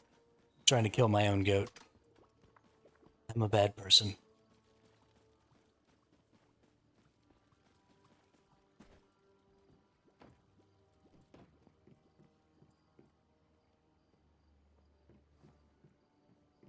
But so what if instead of using PvP to create friction in your gathering in Albion Online, what if instead you had a system where, you know, you had movement skills, right, that would allow me to get to nodes faster than other people so that I could collect them first? Or stealth skills that would allow me to be invisible so people don't know that they're racing me to a node, so that they don't know that they need to use their skills to get there before me. Or what if you had like illusion skills where, you know, I could create a fake node and then people could know, or people would maybe waste time going and like gathering this fake node. And then when they gather that fake node, they don't get anything because it was fake. And then I'm over here gathering the real node while they're gathering the fake one. Right? So if you want to create fiction that way. Now you're right. There are movement skills and there are skills that allow you to stealth and stuff in Albion. That's 100% true. But those skills are not used to create friction between gatherers. Those skills are used so that gatherers can escape the PvP. Those are PvP skills. Those are not gathering skills.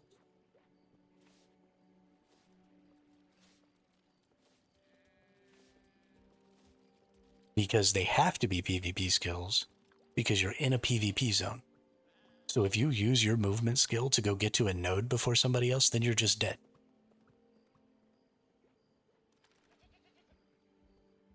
That's not a gathering skill, that's a PvP skill.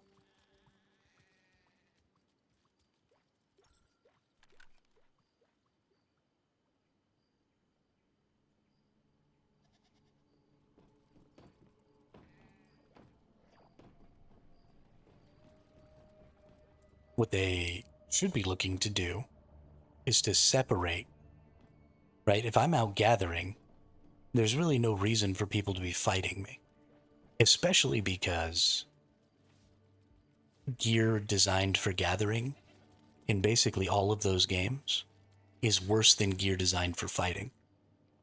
So you're expecting me to fight over the node with somebody who's just automatically stronger than me, which is ridiculous, totally insane.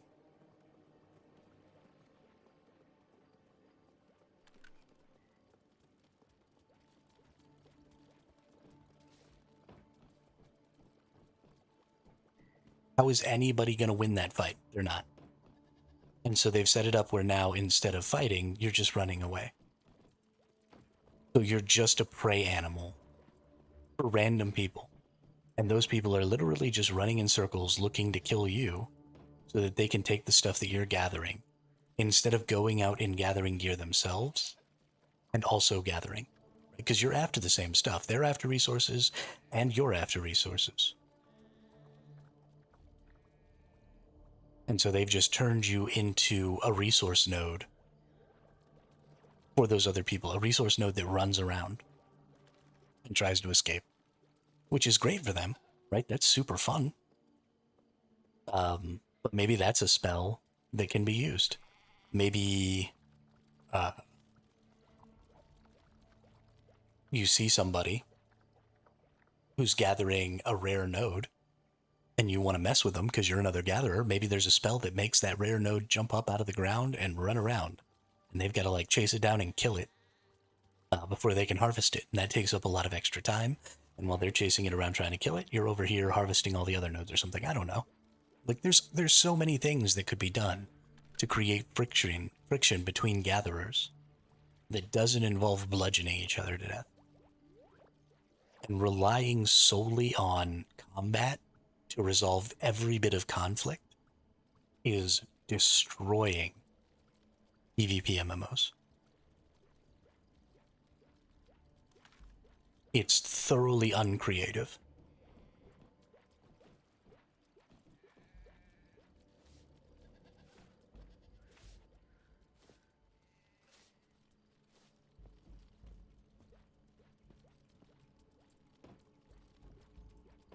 And it pits people who don't like doing certain types of gameplay, but who are required. So in these games, you have to have people who like to gather, right? Because if you didn't have people who like to gather, you wouldn't have the resources to make all the items that all the people who like to combat use. So without the gatherers, your whole system falls apart.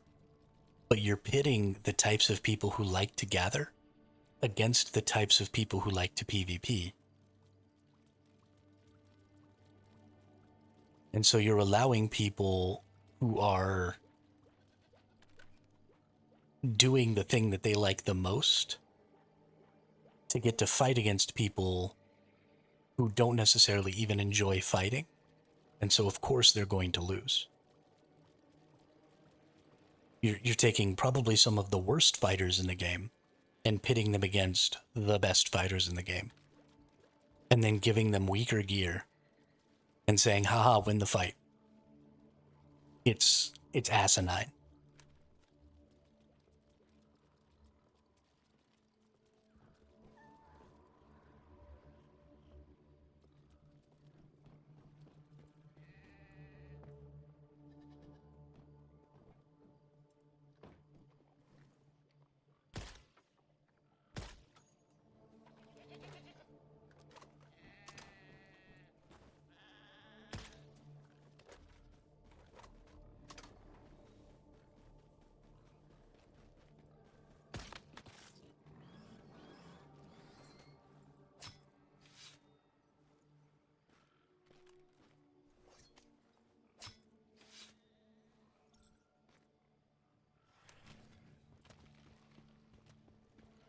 I have accidentally summoned the dudes.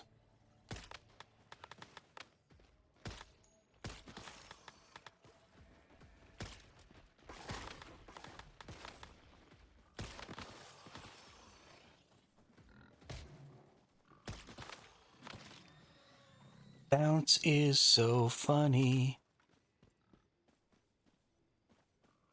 Aw, I didn't get a phase 2? No fun.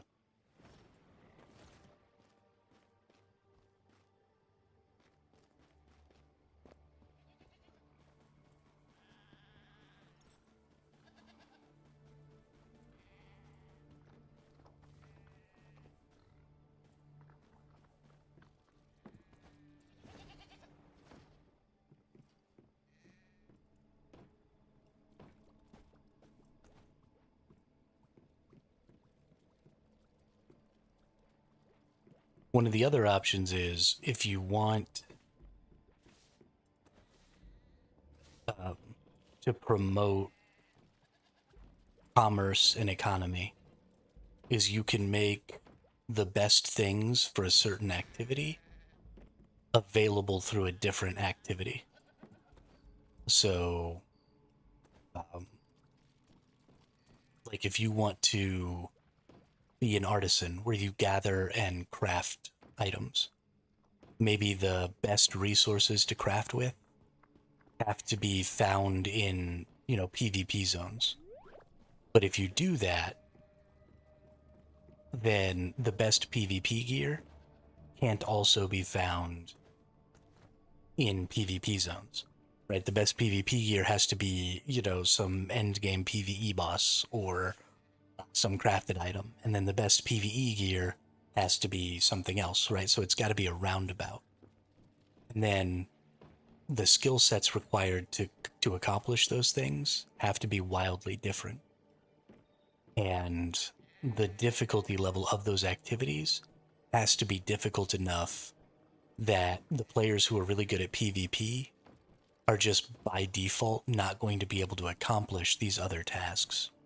And the players who are good at PvE just by default aren't going to be able to accomplish these other tasks. And the players who are good at crafting just aren't going to be able to accomplish these other tasks. Because you have to remove the ability for any one person to be able to get the thing that they want for the activity that they want to play. That would impose commerce. But I don't necessarily think that's a good way to go about it.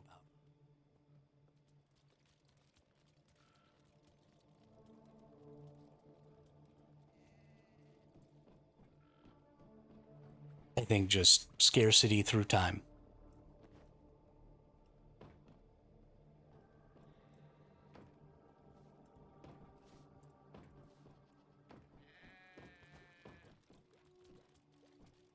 And a little bit of equivalent randomness. So, like if there's a boss and this boss has the best mage item,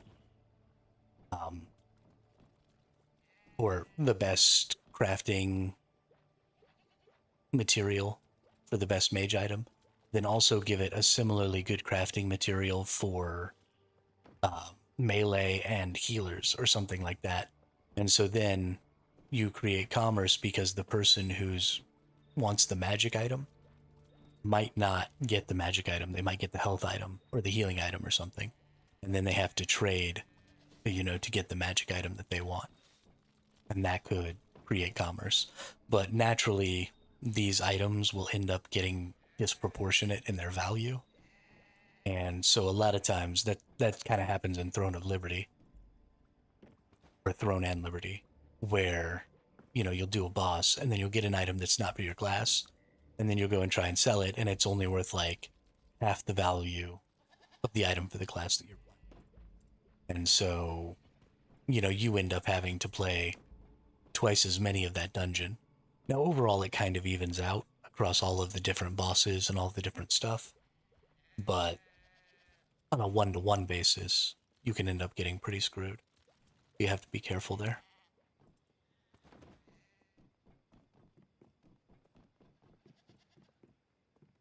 And I'm not even doing anything. What am I doing? I need to use the restroom. Is what I need. Fill up my water bottle.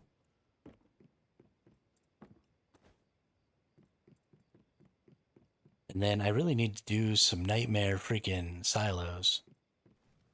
But I am really dreading that. Because they take forever, ever. So yeah, I'm gonna use the restroom real quick. I'll be right back.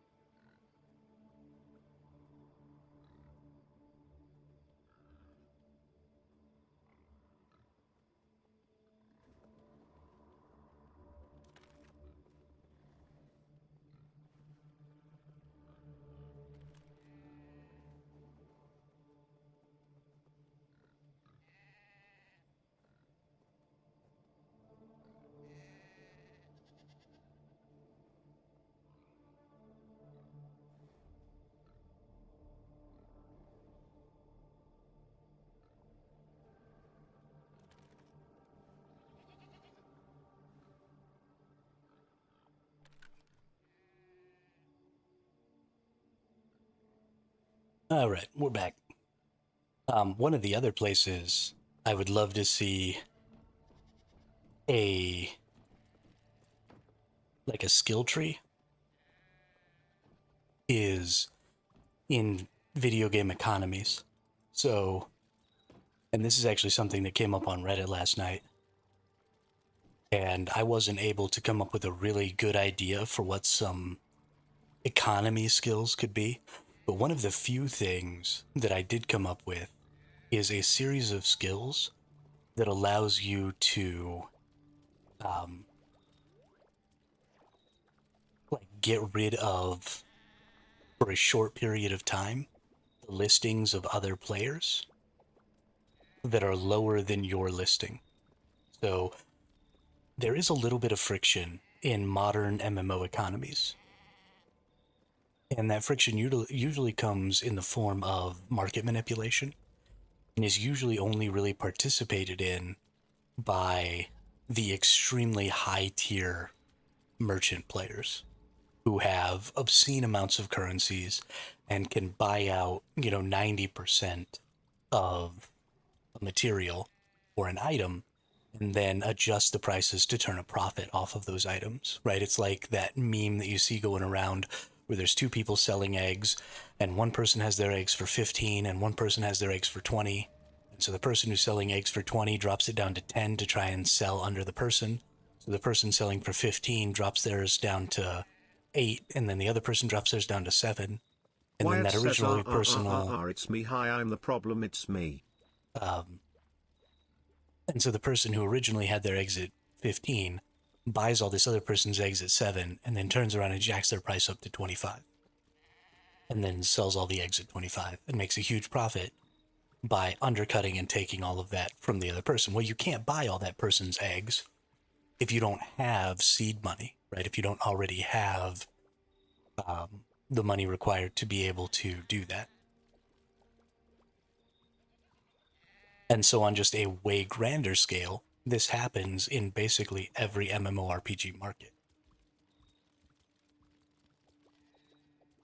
And so a way to combat that would be to create skill systems that temporarily allow you to basically remove this market manipulating person from the markets, because they rely on a consistent form of pressure, right? My price is always there. I have so many of this resource or so many of this material that I can just hold the price down indefinitely, no matter how much of a loss I take.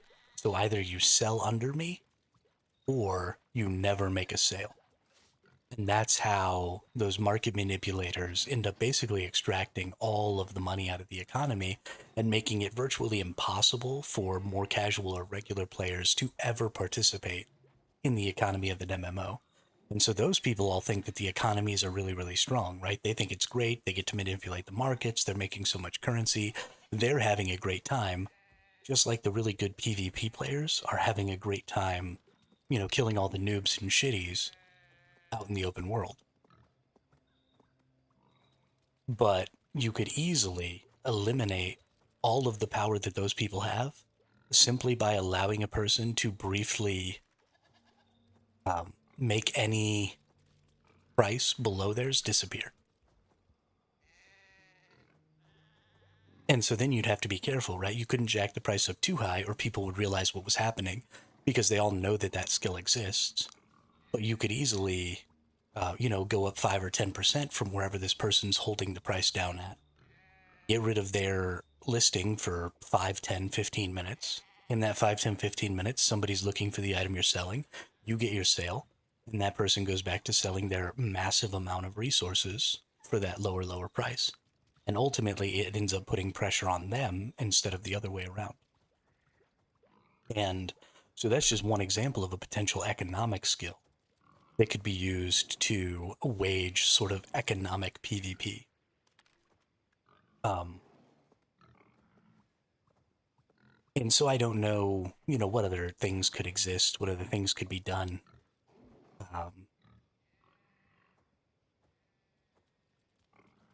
Inside of that system.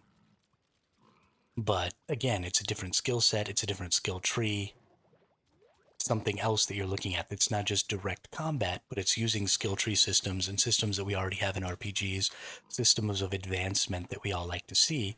And this would be something you would level up by interacting with the trade system, right? So instead of gaining XP by killing mobs, you're gaining XP in this skill tree by buying and selling. Yeah, we'll see you in an hour or two, Wyatt. Glad you stopped by to say what's up.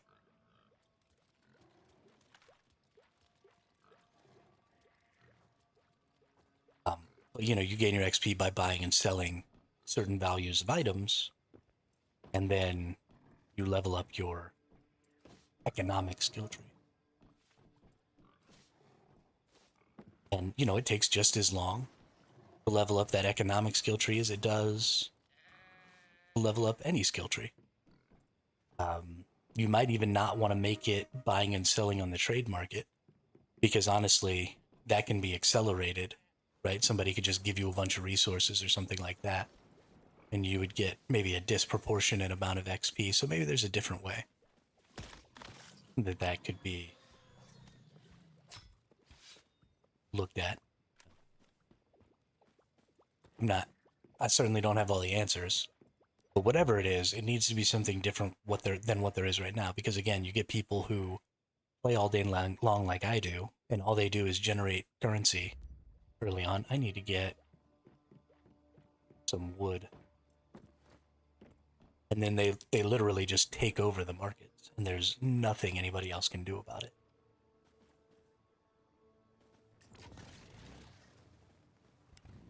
Because they're just so far ahead.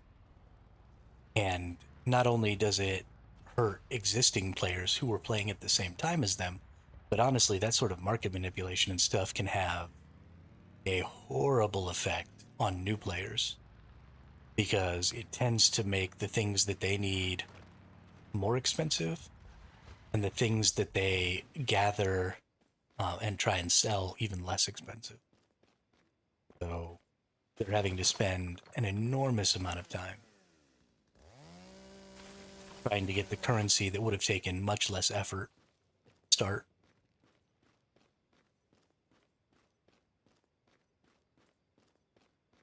Let's use a whim potion here. It shocks me how bad video game economies are, considering the fact that so many MMOs have hired economists to help them with their economies.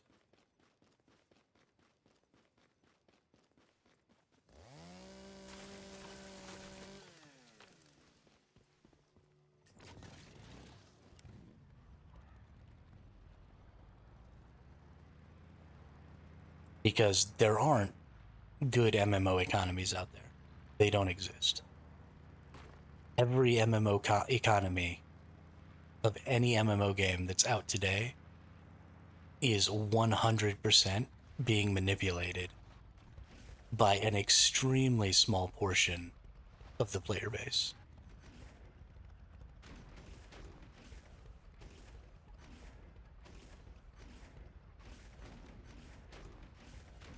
And most players are getting to interact with that economy in a very, very limited capacity.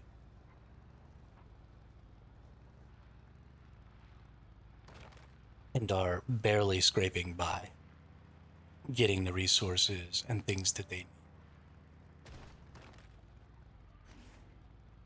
Spending a ridiculous amount of in-game time. You know, people talk about the grind in video games being really bad, but the grind in video games is being made even worse by the video games economies, because then you're increasing the grind of even interacting with other players, because the prices are being manipulated to such an extent that even when you're just trying to get all of your stuff through player trade, you're having to grind to a significantly greater degree.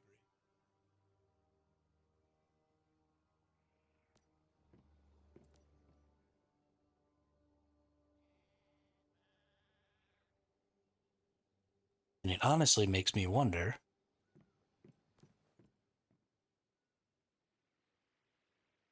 what all of these economists who are getting paid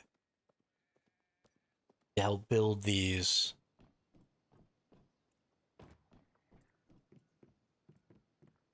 video game economies are doing.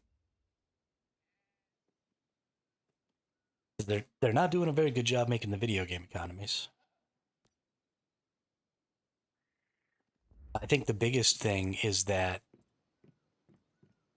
weaker players need to have recourse against stronger players.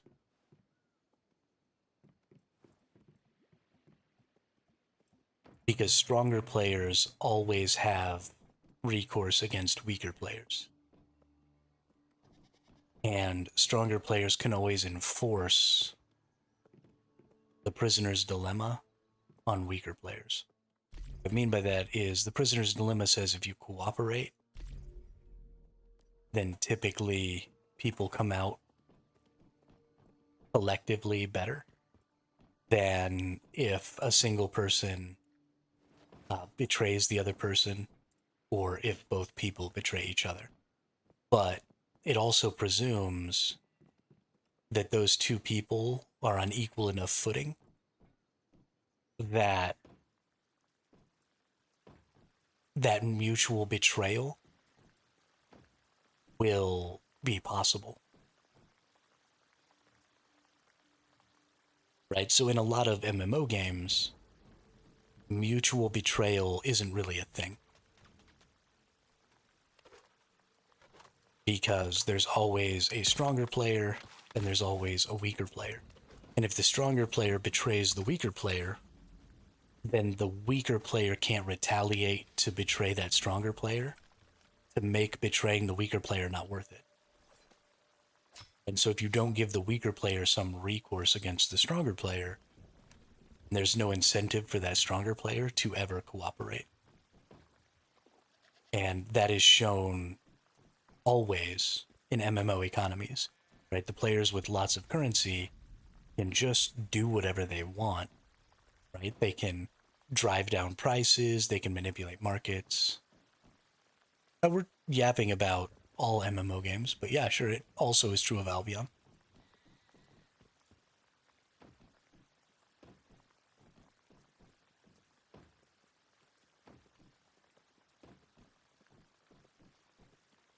Right now, I'm ultimately discussing what it would be to have a system of skills, like a skill tree for economies. I've also never played the Isle.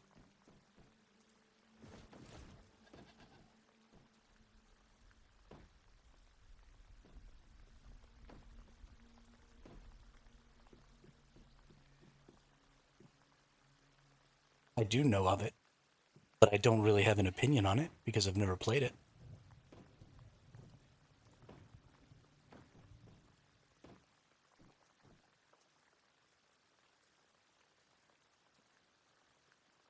I've also never watched it played. I've never.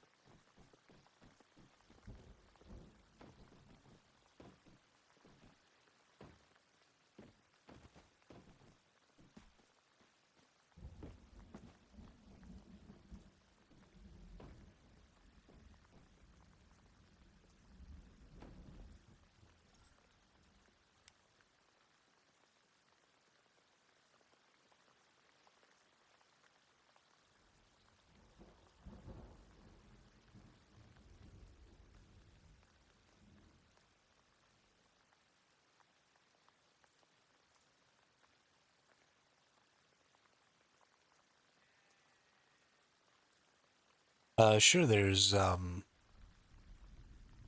the vampire one.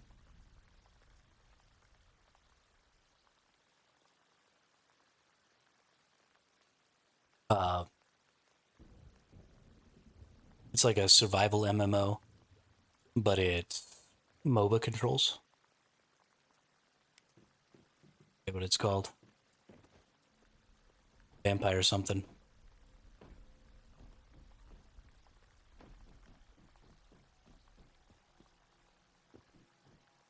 Very dark.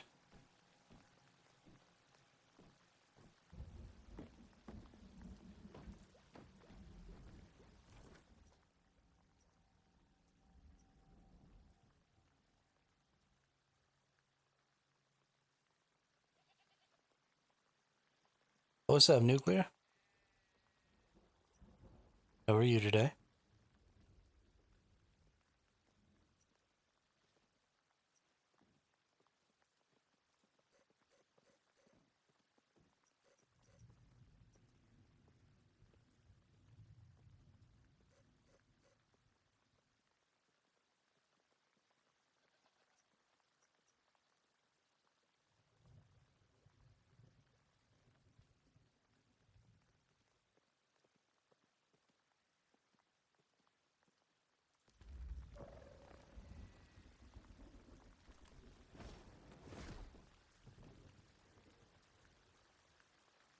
Good deal.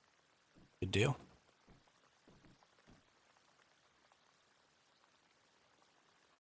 Glad to hear it.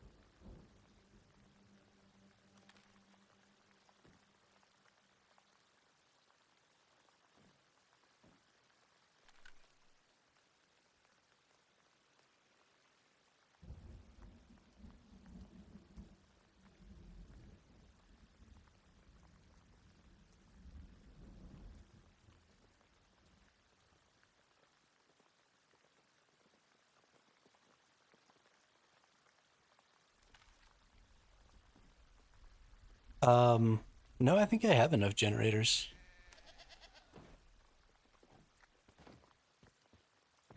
I think I'm good. And I've got all those generator bonuses, so I'll probably just make the big solar generators at some point.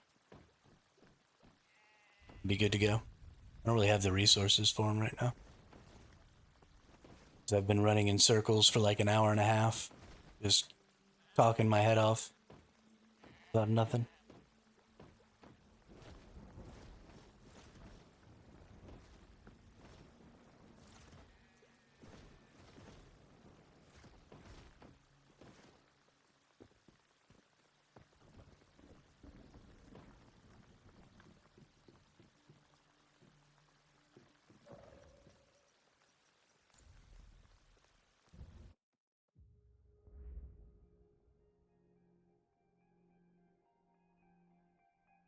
Any indie games? Guess that depends what you consider indie. Once Human not an indie game?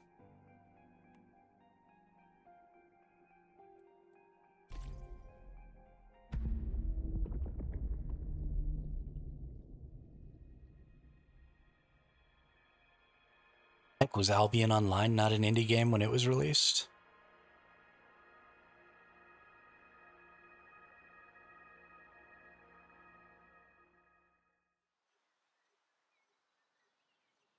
I don't know. Is Once Human an indie game?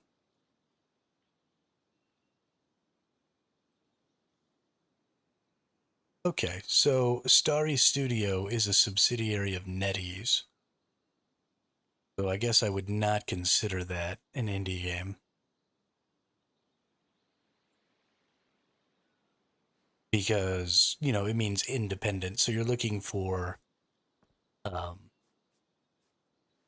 a dev studio that is independent of a larger corporation. So no, I would not consider this an indie game.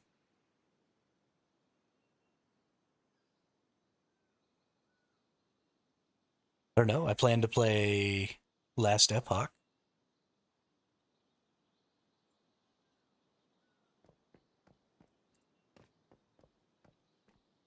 When the new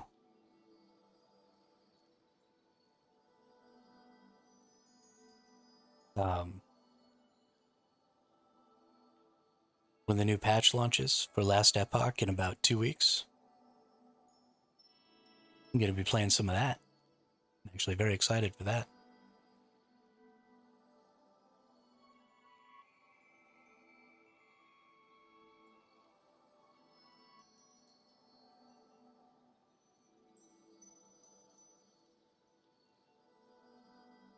I don't know. I feel pretty relaxed, dude. This is not exactly a not relaxing game.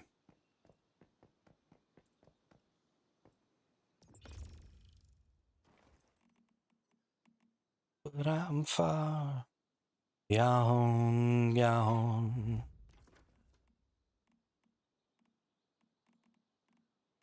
I got a candle and I got a spoon.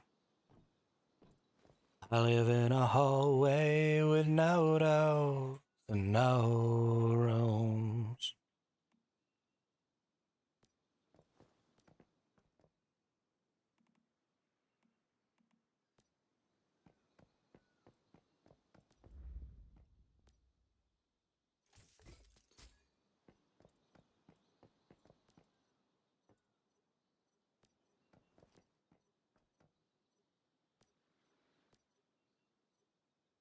Put all that shiznit away.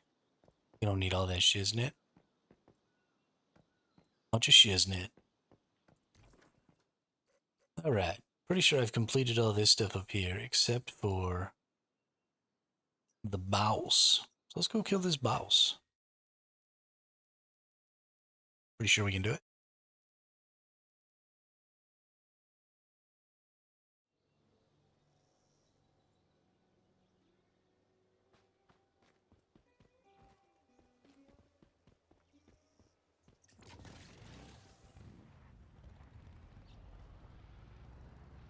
talk to corporate like a boss.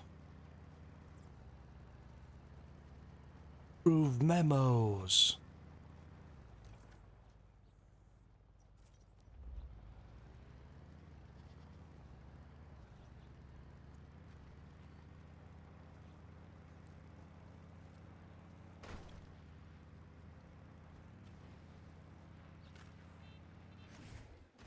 Press the wrong button.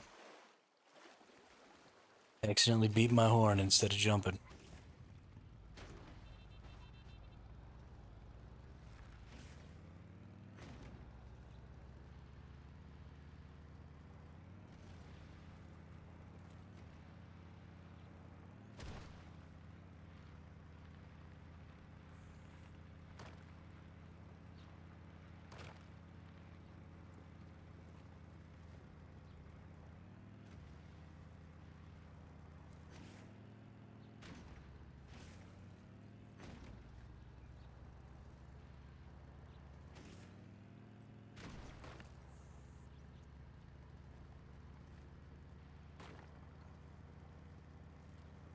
Crash, crash, crash.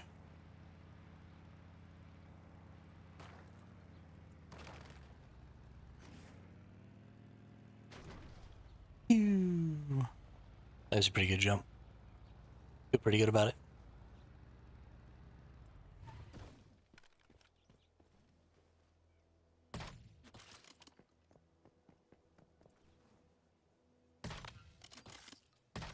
You all get sniped. Right in your heads.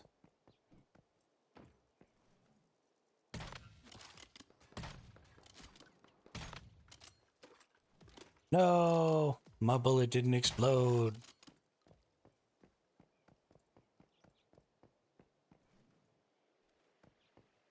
Unacceptable.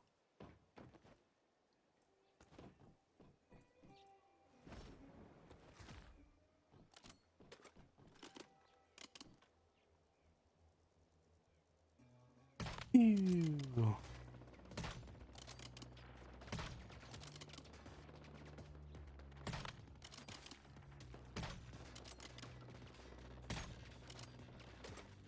Okay, they're dodging.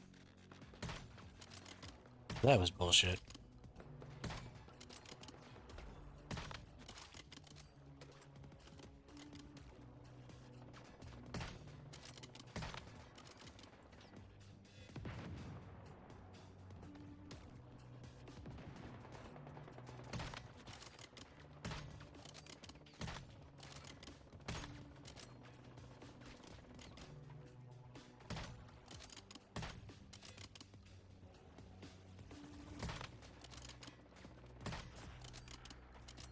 Goodness gracious. That was some bad shooting right there.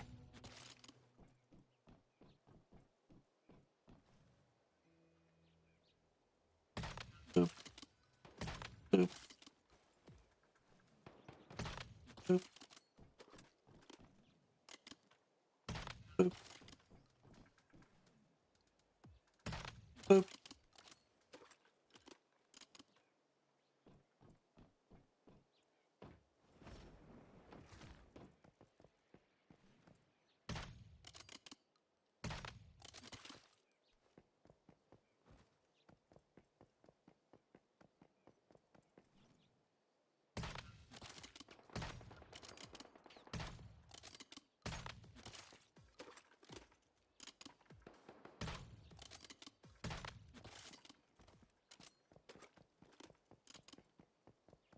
Gotta go get my teleport.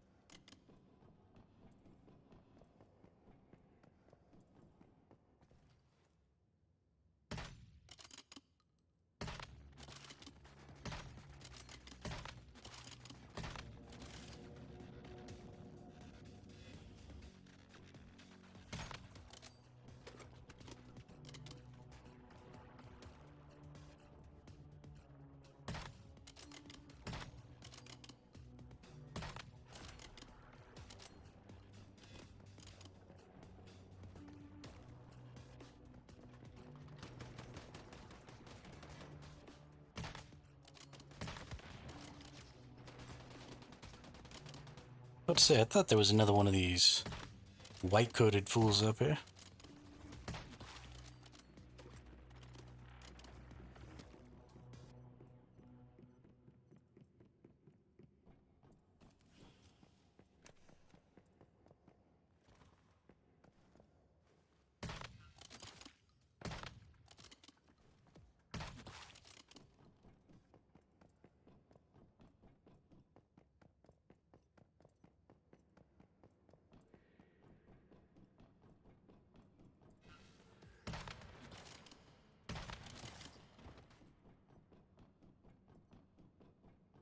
People and their furniture, man.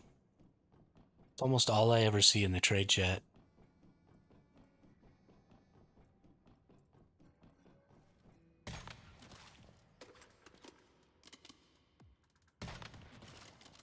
Trying to trade furniture blueprints.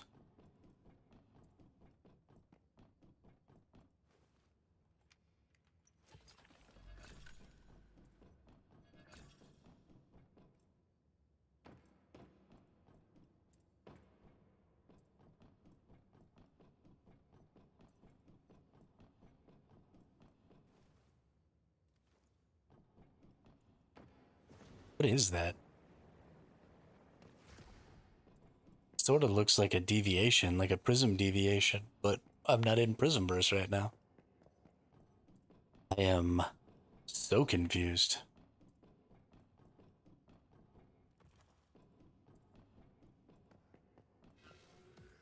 Boom. Boom. Buddy boom.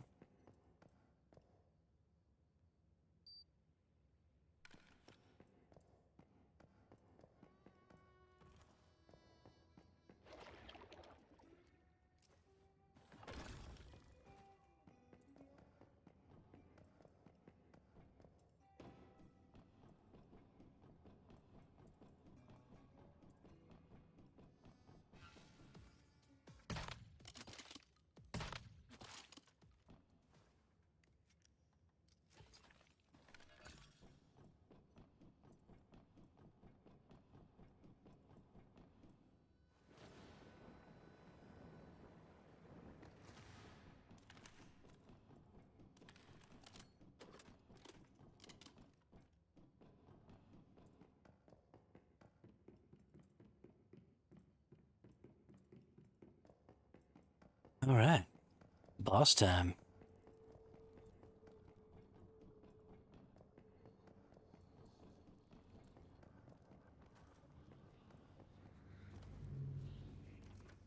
Surely I got it, right?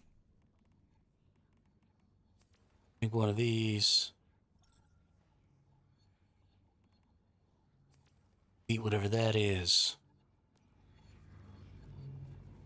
Let's get all of our whim potions. We have the one whim potion.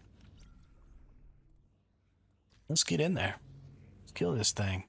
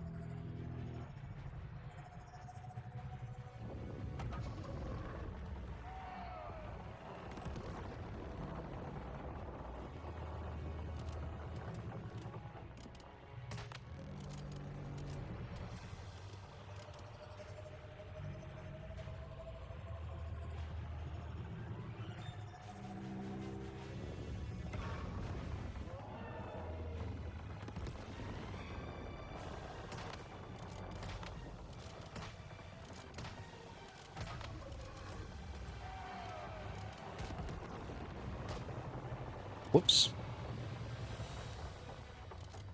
I pooched it.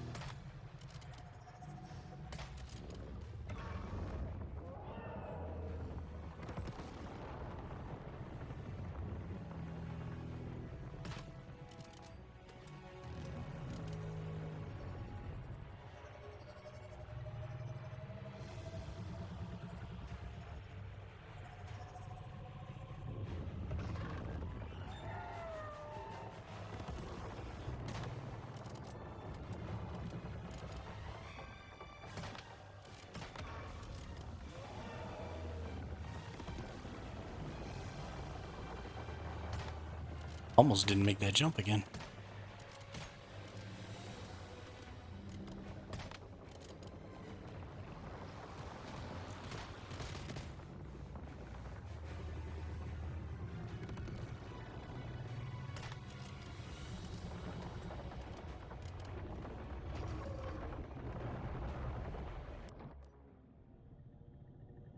Bullshit.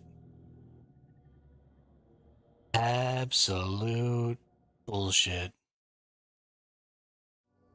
Wow.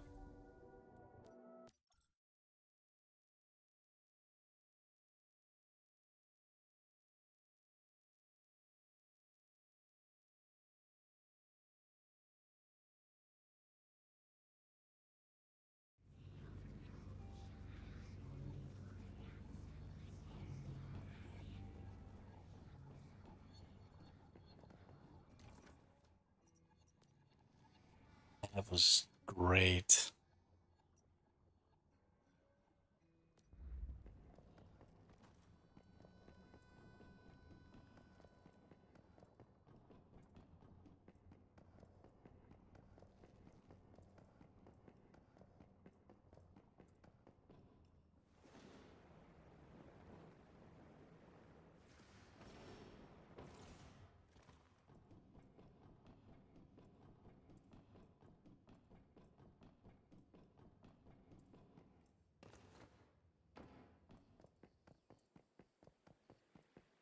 That was less than enjoyable.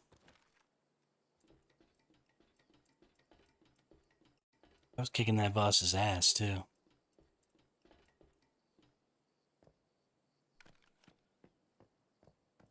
I just hadn't tried to avoid that attack. I would have succeeded there. But instead, I do the thing to avoid the attack. And the game's just like, but haha, you die. And not even like, you get to come back to life and use one of your 3 revives. Just, you fail the entire fight.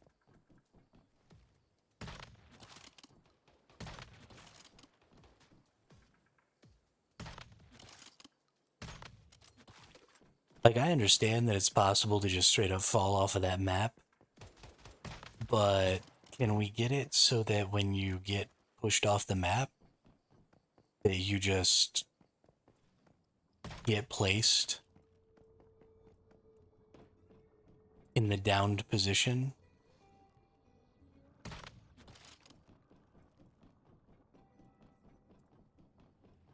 on part of the map that still exists? so that you can use one of your revives.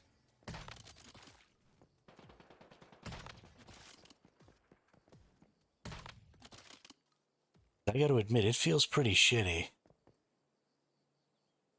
to get most of the way through that fight and then just die.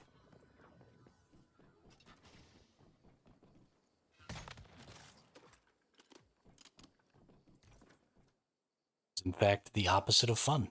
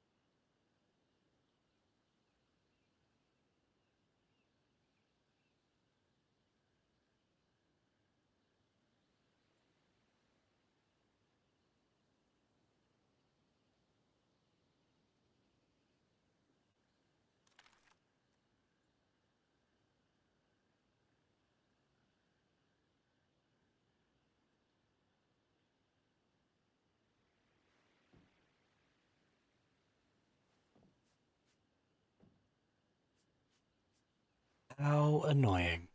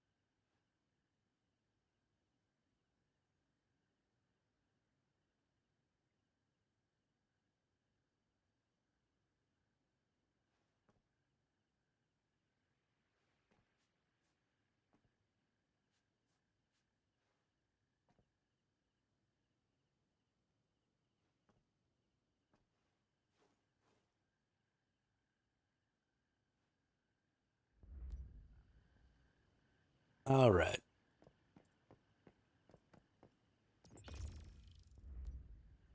You need to go get some more cone flowers. Oh, no, I don't. I've got the beers now. That's right.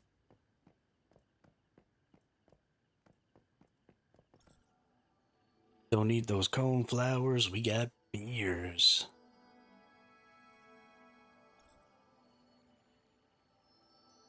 Get the Lunar Oracle event going here, so as soon as I get healed up here, I think we'll go run over to Blackfell and do that. Maybe get us some chests, get some levels. 7 more levels to go.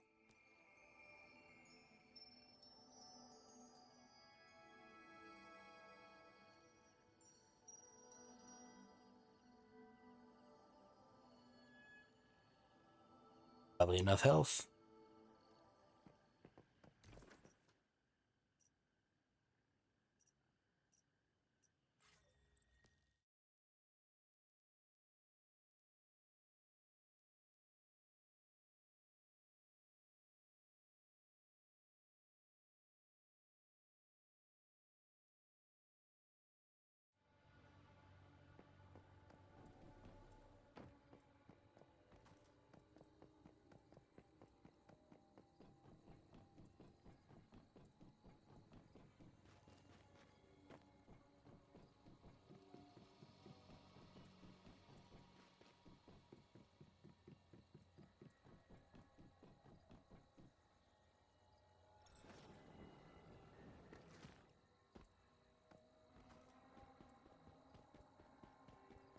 Oh, enemies.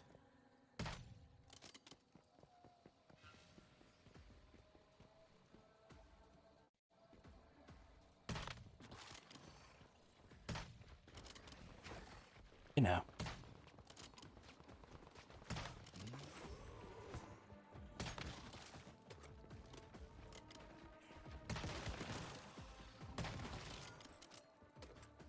Phew. Now I'm pretty sure there was a lunar spawn over here.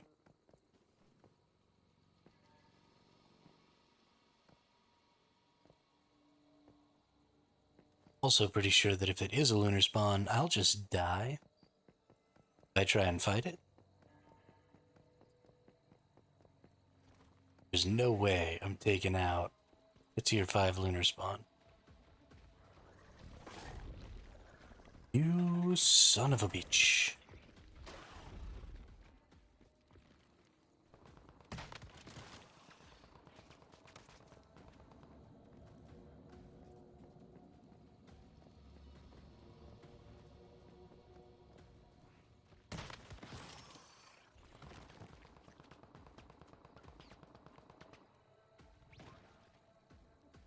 Oh, there it is.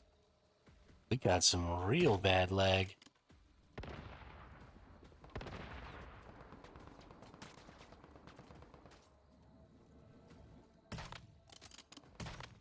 Oh yeah, no way I'm killing that dude.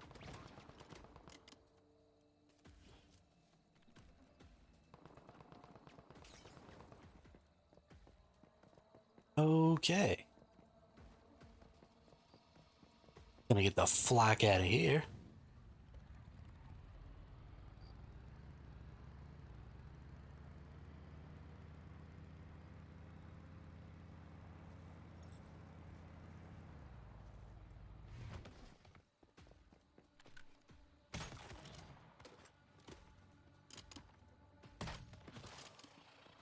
Boom shakalaka.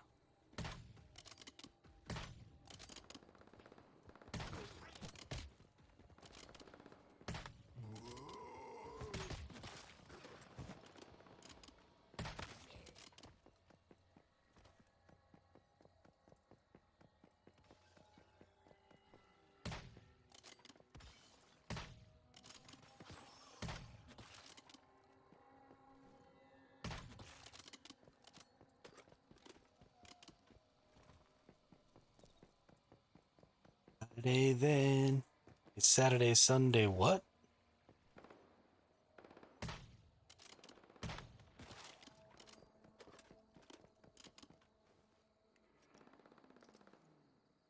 Oh, Oh, it's a 120 and I don't have 120. That sucks.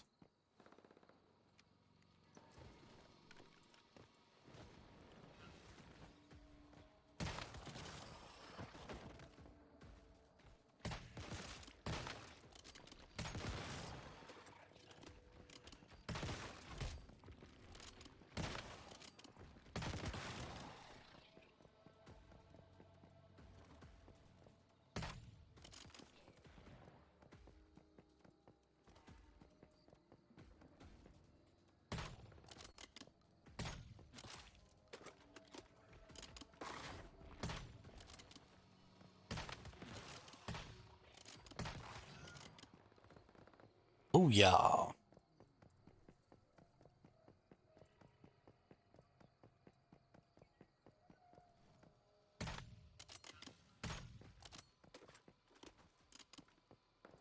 Exploding hits. Exploding hits. Oh, that's a 120 also, and I don't have... Man, I'm getting fucked right now.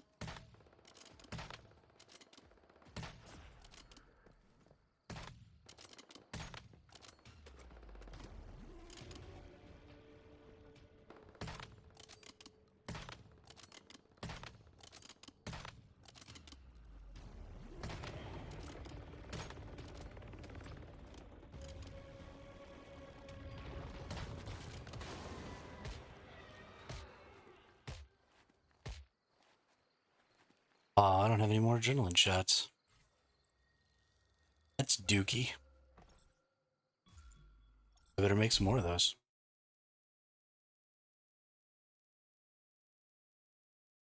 Guess that's what happens when you die all the time.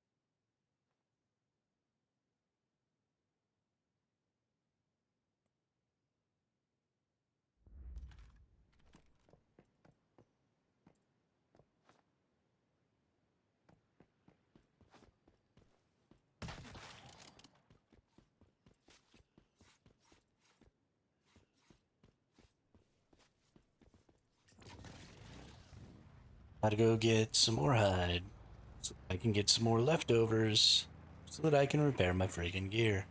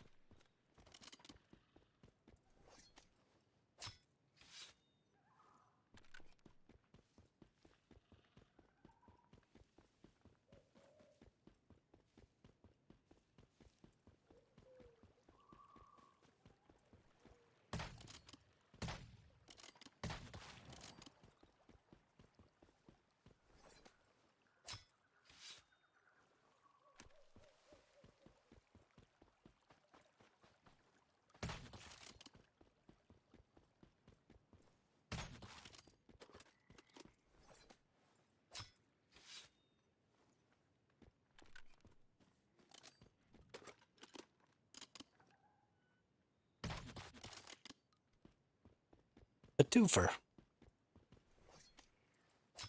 Nice.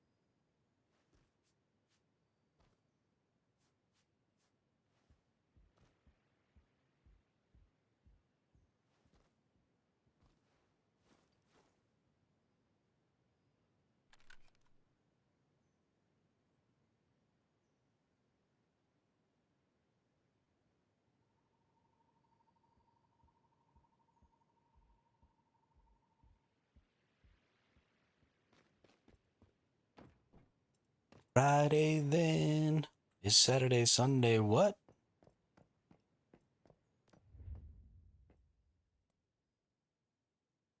Okay. Just waiting for my leftovers to grab so I can repair my gear.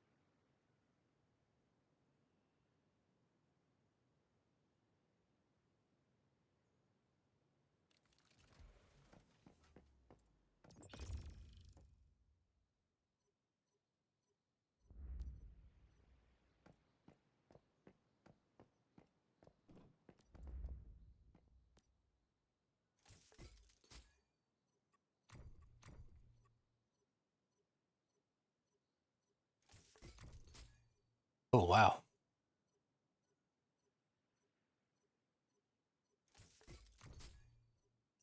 So many pieces of armor. Goodness gracious. That's probably worth a lot of leftovers. More than enough leftovers now. Nice.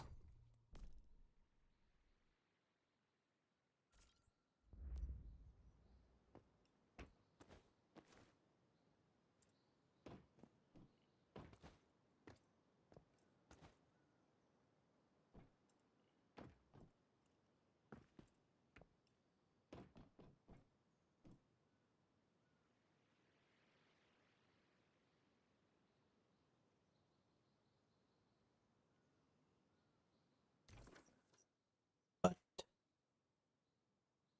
we do. Need to do some Prime Wars. Haven't even done the easy ones yet.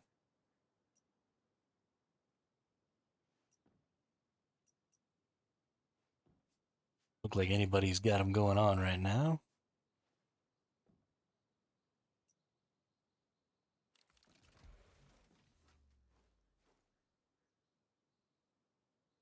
Just too bad.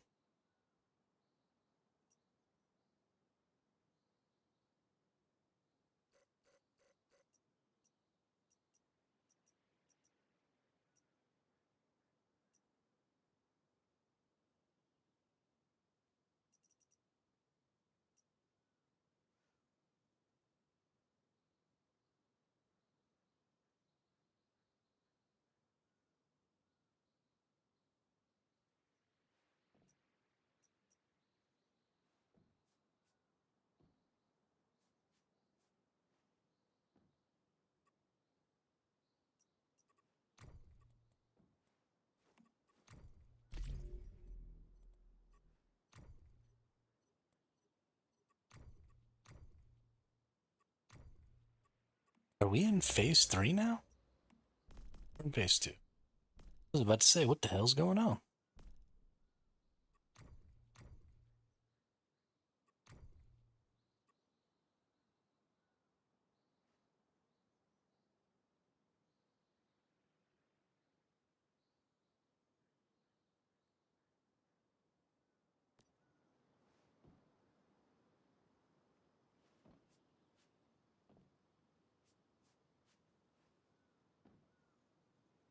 What are we doing?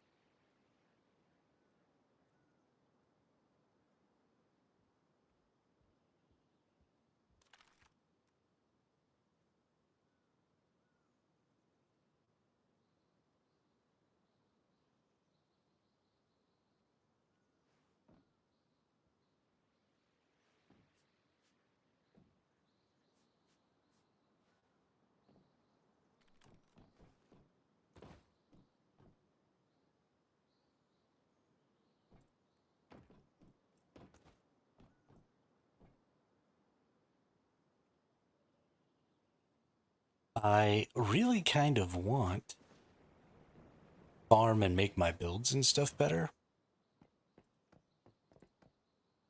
But I really don't want to just do the same stuff over and over again.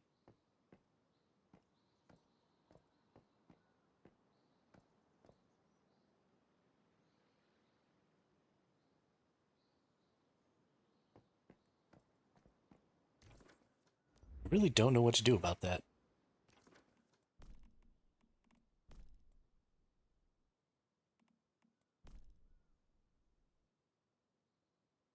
Like, I don't want to just go fight the same boss over and over.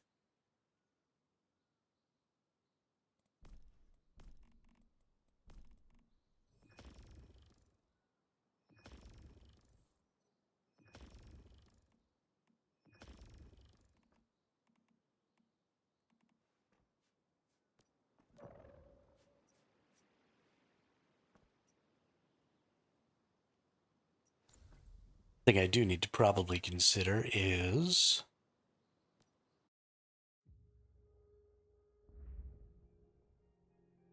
doing a lot of that stuff on this main character, though.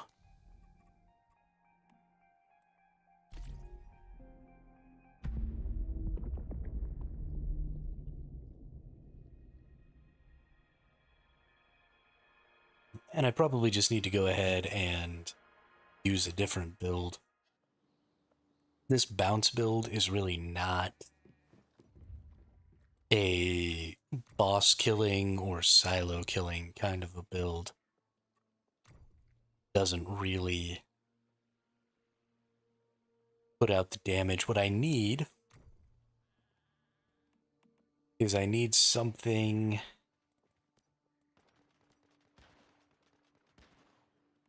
that is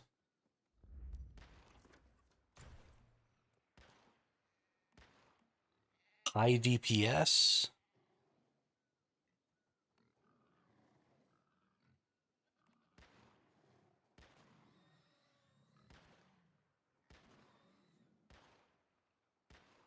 without being elemental or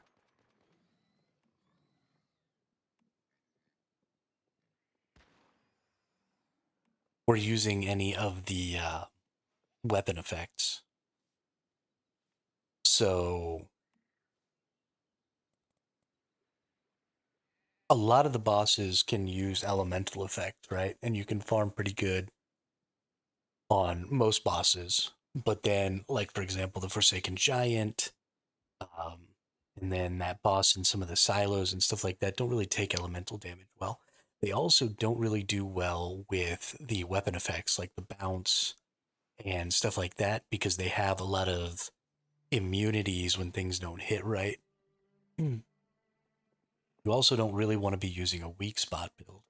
So I actually think that the fast gunner machine gun might be one of the best bossing builds I could come up with because it completely eliminates all of that extra garbage.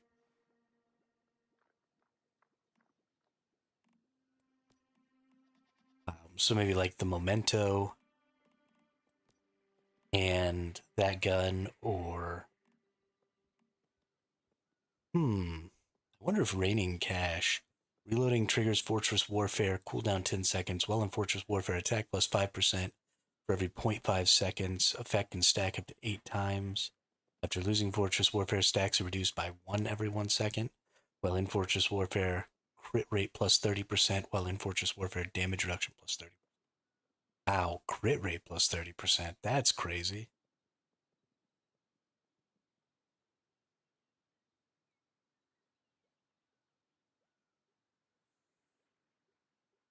Bet you this is probably a pretty good one, too.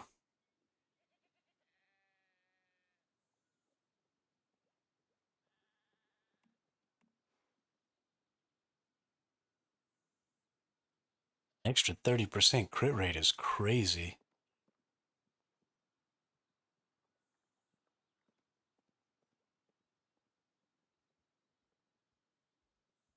The crit damage on the shotguns isn't super high. But yeah, it doesn't look like the crit damage gets terribly high on any of the weapons. I guess 28% is probably one of the best you're going to be getting. 12 round magazine. So you probably want to increase the mag size on this because I imagine your fire rate is faster than 1 per second. So this lasts 10 seconds, so you want to increase the mag capacity. So you can use up as many of those 10 seconds as possible to stack up that Fortress Warfare.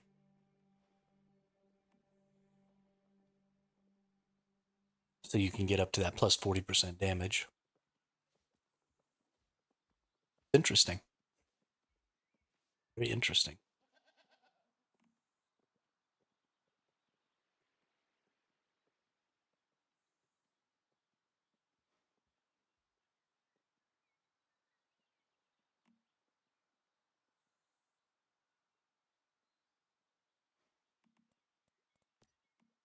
I would definitely be interested in using either of those guns. I don't think the Memento is really for me.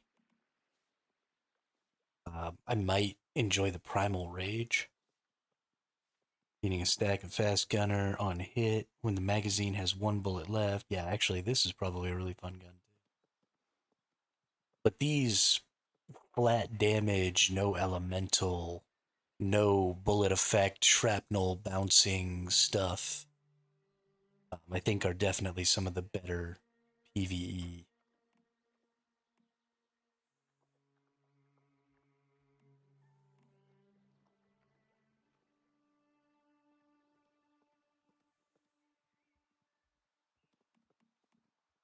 Hmm.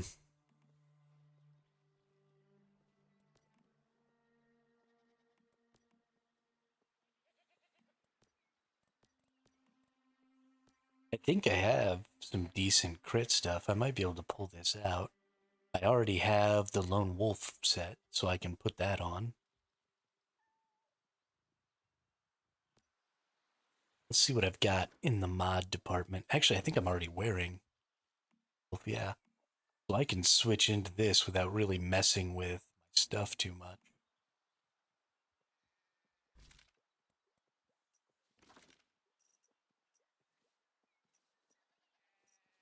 What we're using here: crit damage, weapon damage, damage against elites. After reloading, crit rate plus 10%, crit damage plus 20%.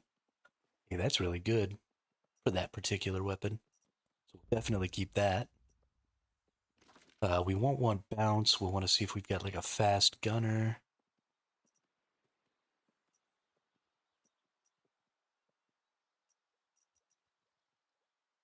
Fast gunner stacks plus 5.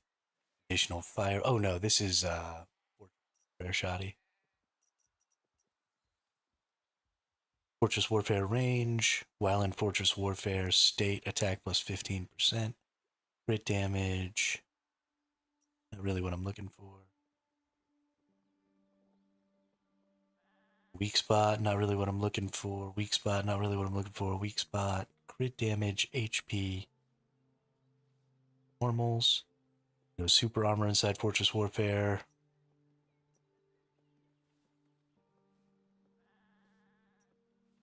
That's probably the best one I have for the Fortress Warfare. What am I looking at for the fast gunner here?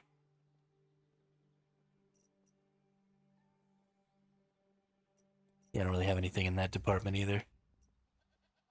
Probably stick with that. Actually, this is a good opportunity to use this one. Having enemies within 7 meters around you grants 10% damage reduction. Tanking melee damage from enemies grants an additional.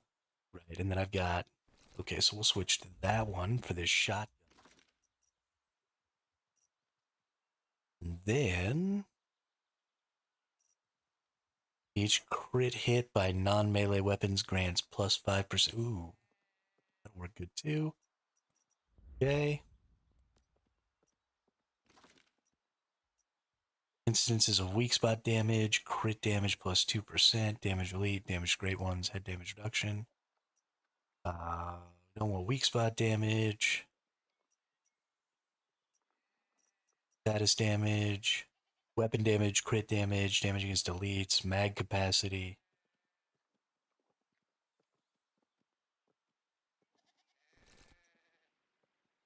Yeah, we might actually just go ahead and get that one on there. And then this one we definitely don't want.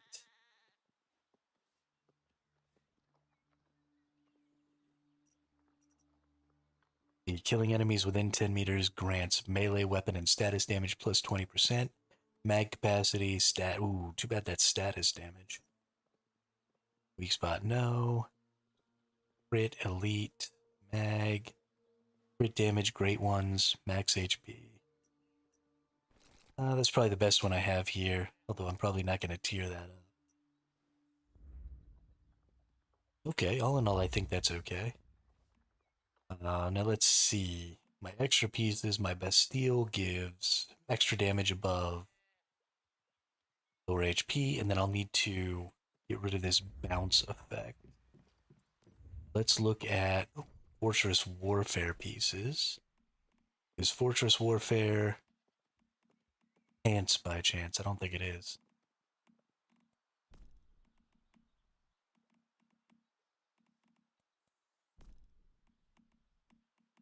No, it looks like it's the boot. And this is probably the pair that I want right there.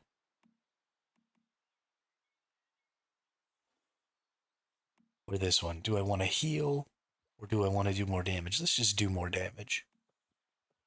So right now, I'm wearing Lone Wolf boots. So do I have Lone Wolf pants? So I need to buy Lone Wolf pants and that gun. And then I can change this build up a little.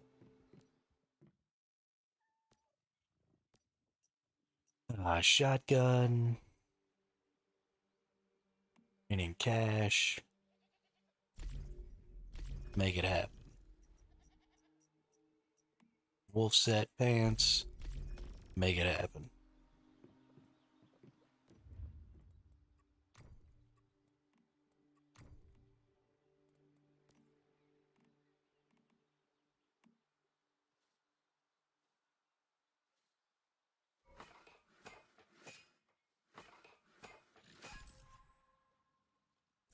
We'll go ahead and put that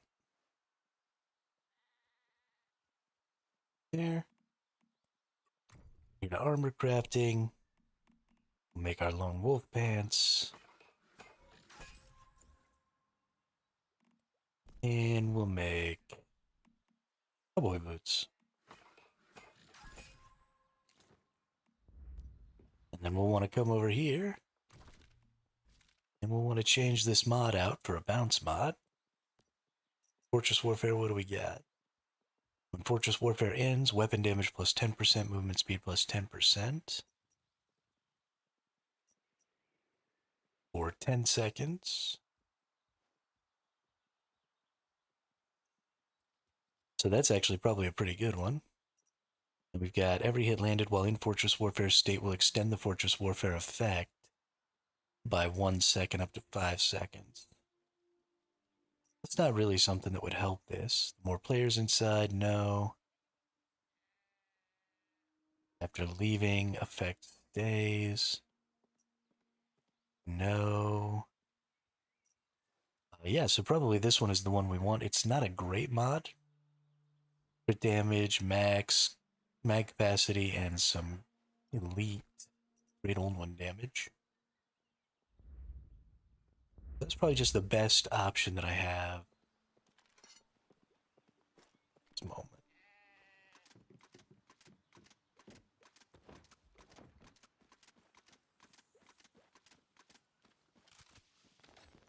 Mag capacity is up to 15. I'd like to see that be more. Fine.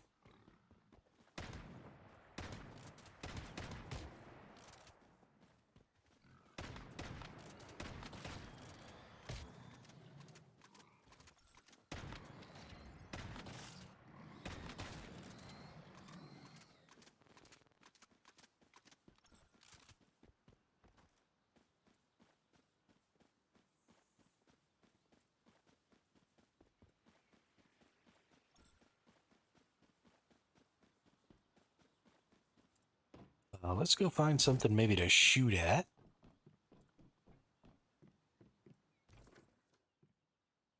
The fudge is this?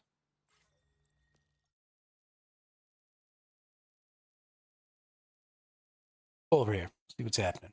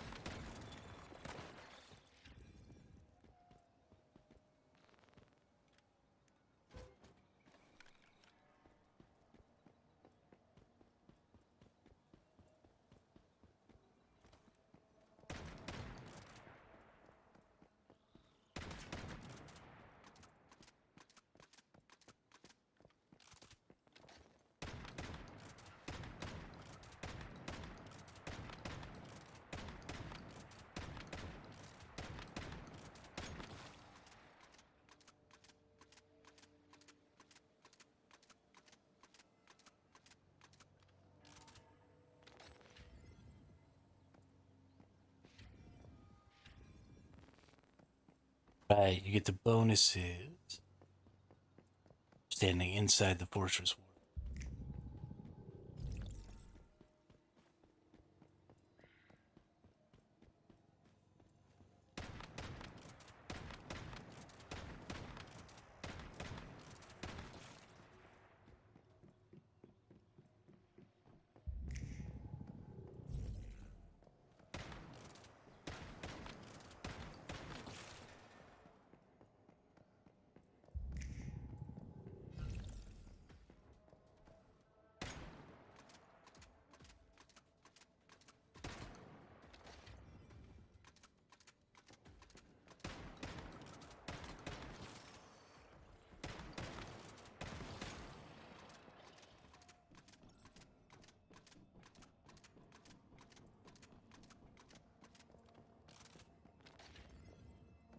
Okay, I mean, the damage output of this seems like it's pretty decent.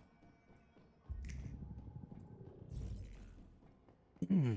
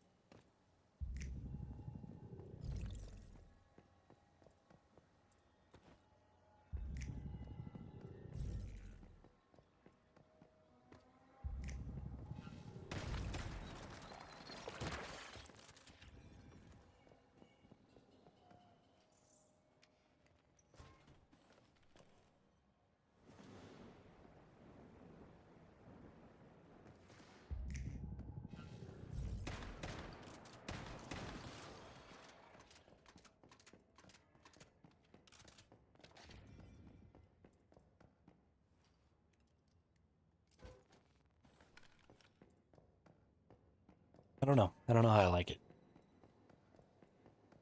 I might prefer the fast gunner G. I guess I also didn't put any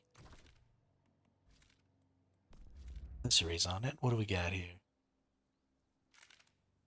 Sure. And let's put a on it.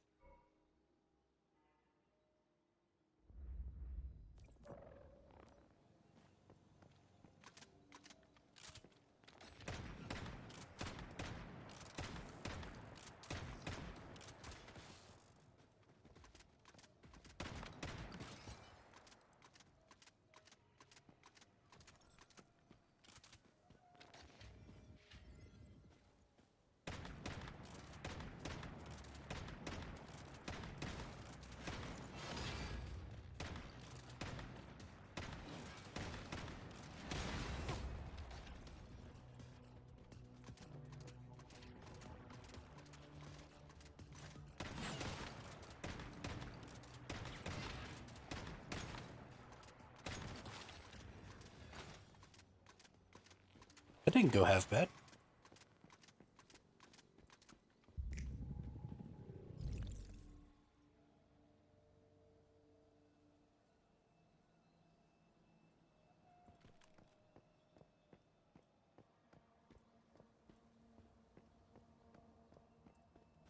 Do I need to bring this back to this central thing? Is this what we're doing here?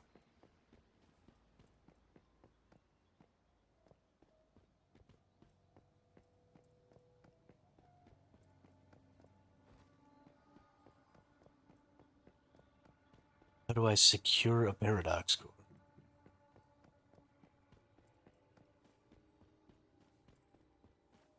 Or do I have it secured now? Simply by having it following me around.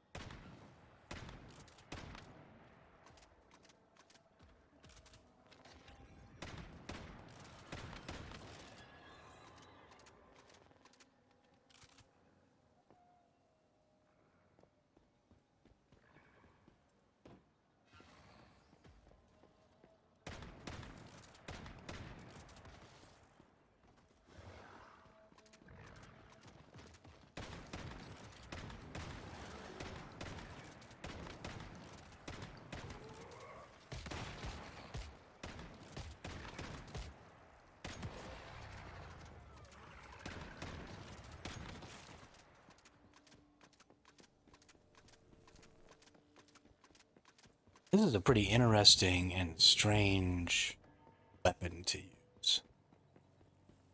I don't know that I dislike it. I don't know that I like it either.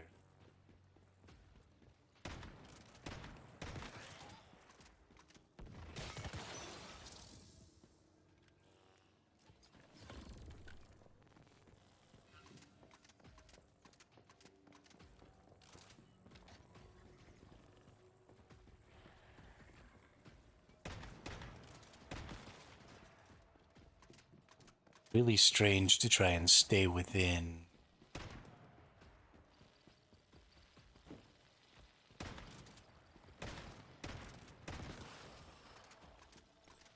bubble.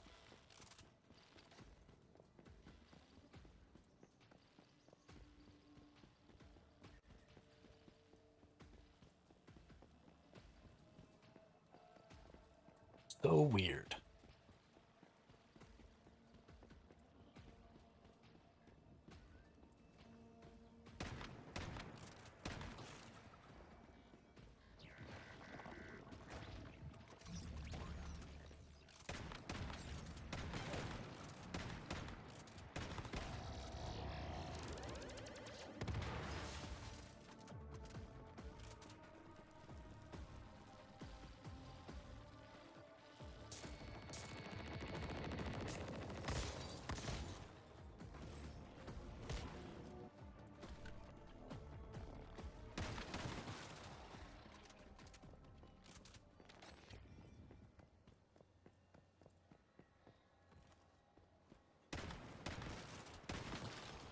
So I guess actually maybe using that one that makes Fortress Warfare persist after you've been in it actually might be a good one for this. Because then the Fortress Warfare will persist, so I'll be able to maintain my crit and keep stacking up my bonus damage even as I'm moving around. And so then it'll just be about consistently shooting. That's actually for sure the way I want to go about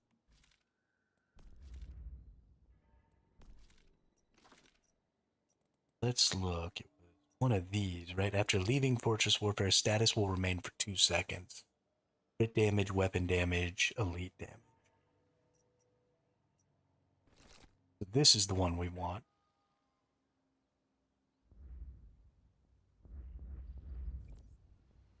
Because we're always going to be in Fortress Warfare because we shoot. And then even if we just reload one time, we drop the Fortress Warfare, we were in it. Status isn't persisting. Maybe I wasn't in it right there. Maybe I sort of need to stop for a sec. Let it drop, we're in it, we move out. It persists, I reload.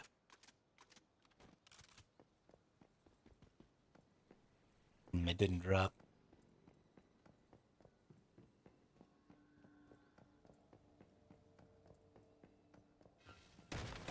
But I think that will ultimately help.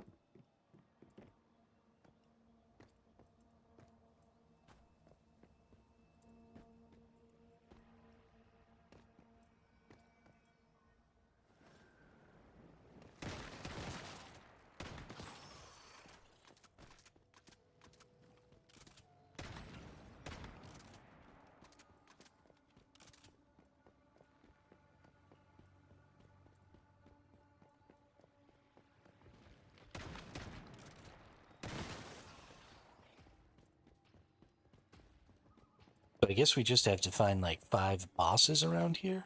But I don't really know where they are.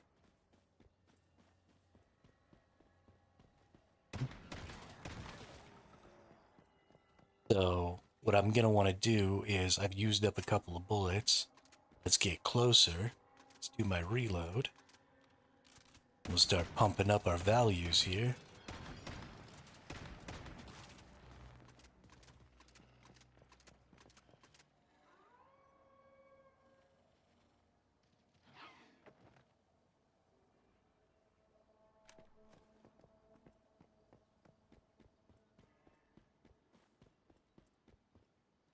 So it's sort of one of those things where it doesn't really matter when you're fighting the normal enemies. Kind of run through shooting them. And then when you start fighting the harder enemies, you want to have one round used already so you can hit the reload.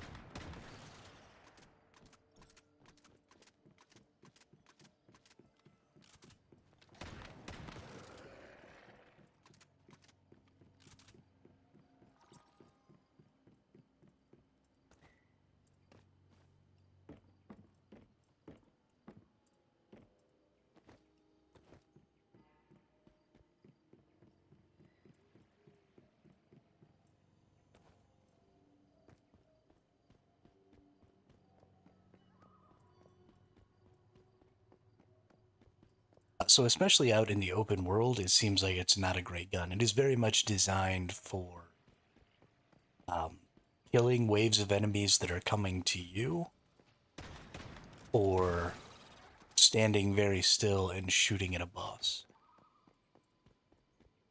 It is definitely not designed for lots of moving around, which I think for Fortress Warfare, sort of as a whole, is a pretty huge drawback because there's just not a lot of ability to stand still in this game. Like, even if you're just face to facing a creature or an enemy, even if it's a boss who has lots of hit points, you're going to need to be moving about a pretty decent amount.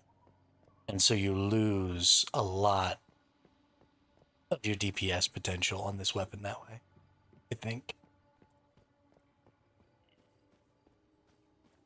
If you could just straight up stand still and just pump magazine after magazine out of this gun, I think you could end up with some pretty decent DPS.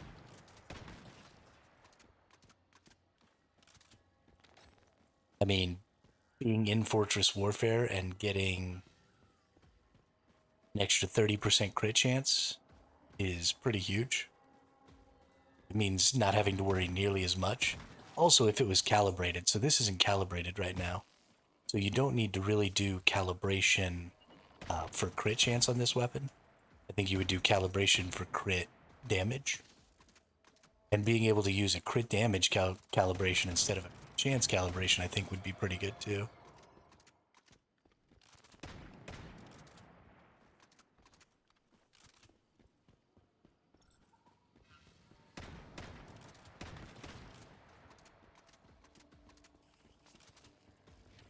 I honestly have no idea. I've never played the Corrosion.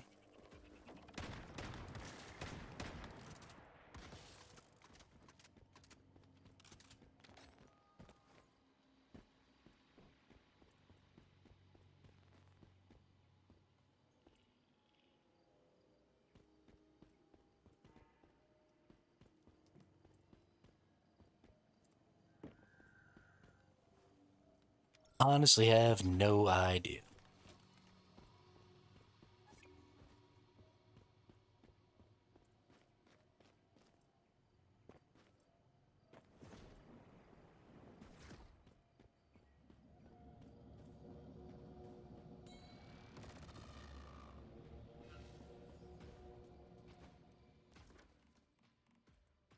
Need to drink a beer here. Oh no, this isn't. Yeah, this. No, this isn't.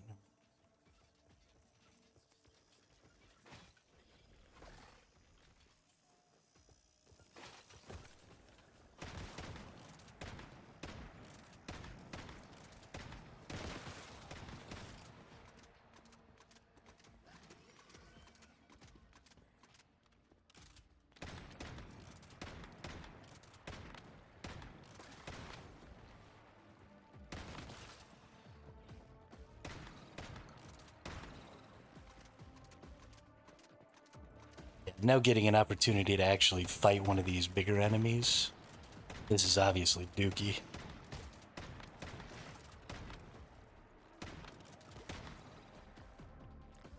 From a damage output perspective.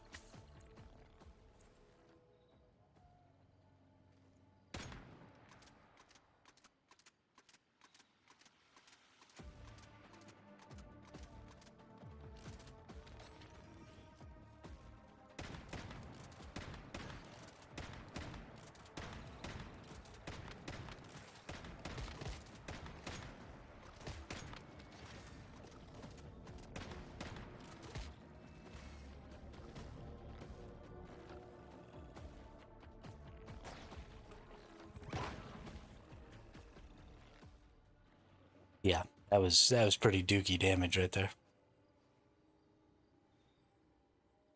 And that was me standing in Fortress Warfare just pulling the trigger.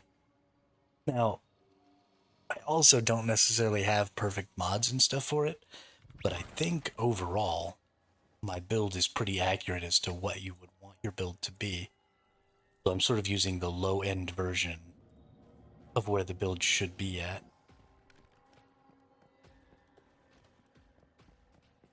Which means it should be doing significantly more damage than this.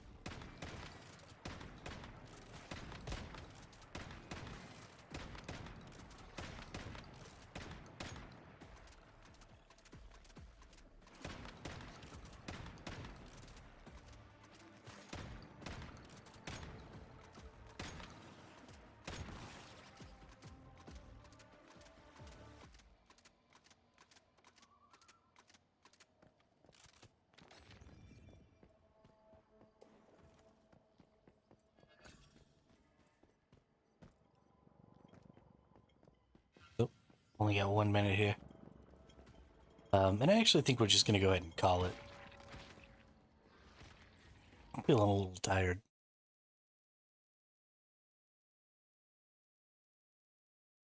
And also kind of disappointed because that weapon just booty cheeks. Maybe I just don't understand builds in this game. I don't know. But yeah, thanks everybody for coming out and hanging out. We had quite a bit of fun chatting today and shooting some people in some PvP and stuff. I'm looking to do some more farming in the near future because I need to start working towards getting my builds really top tier. So yeah, I'm going to be looking for a good farming build, and then we'll get on some mod farming and some stuff like that over the course of the next few days. So I hope everybody has a great day, and I will see you all on the next one.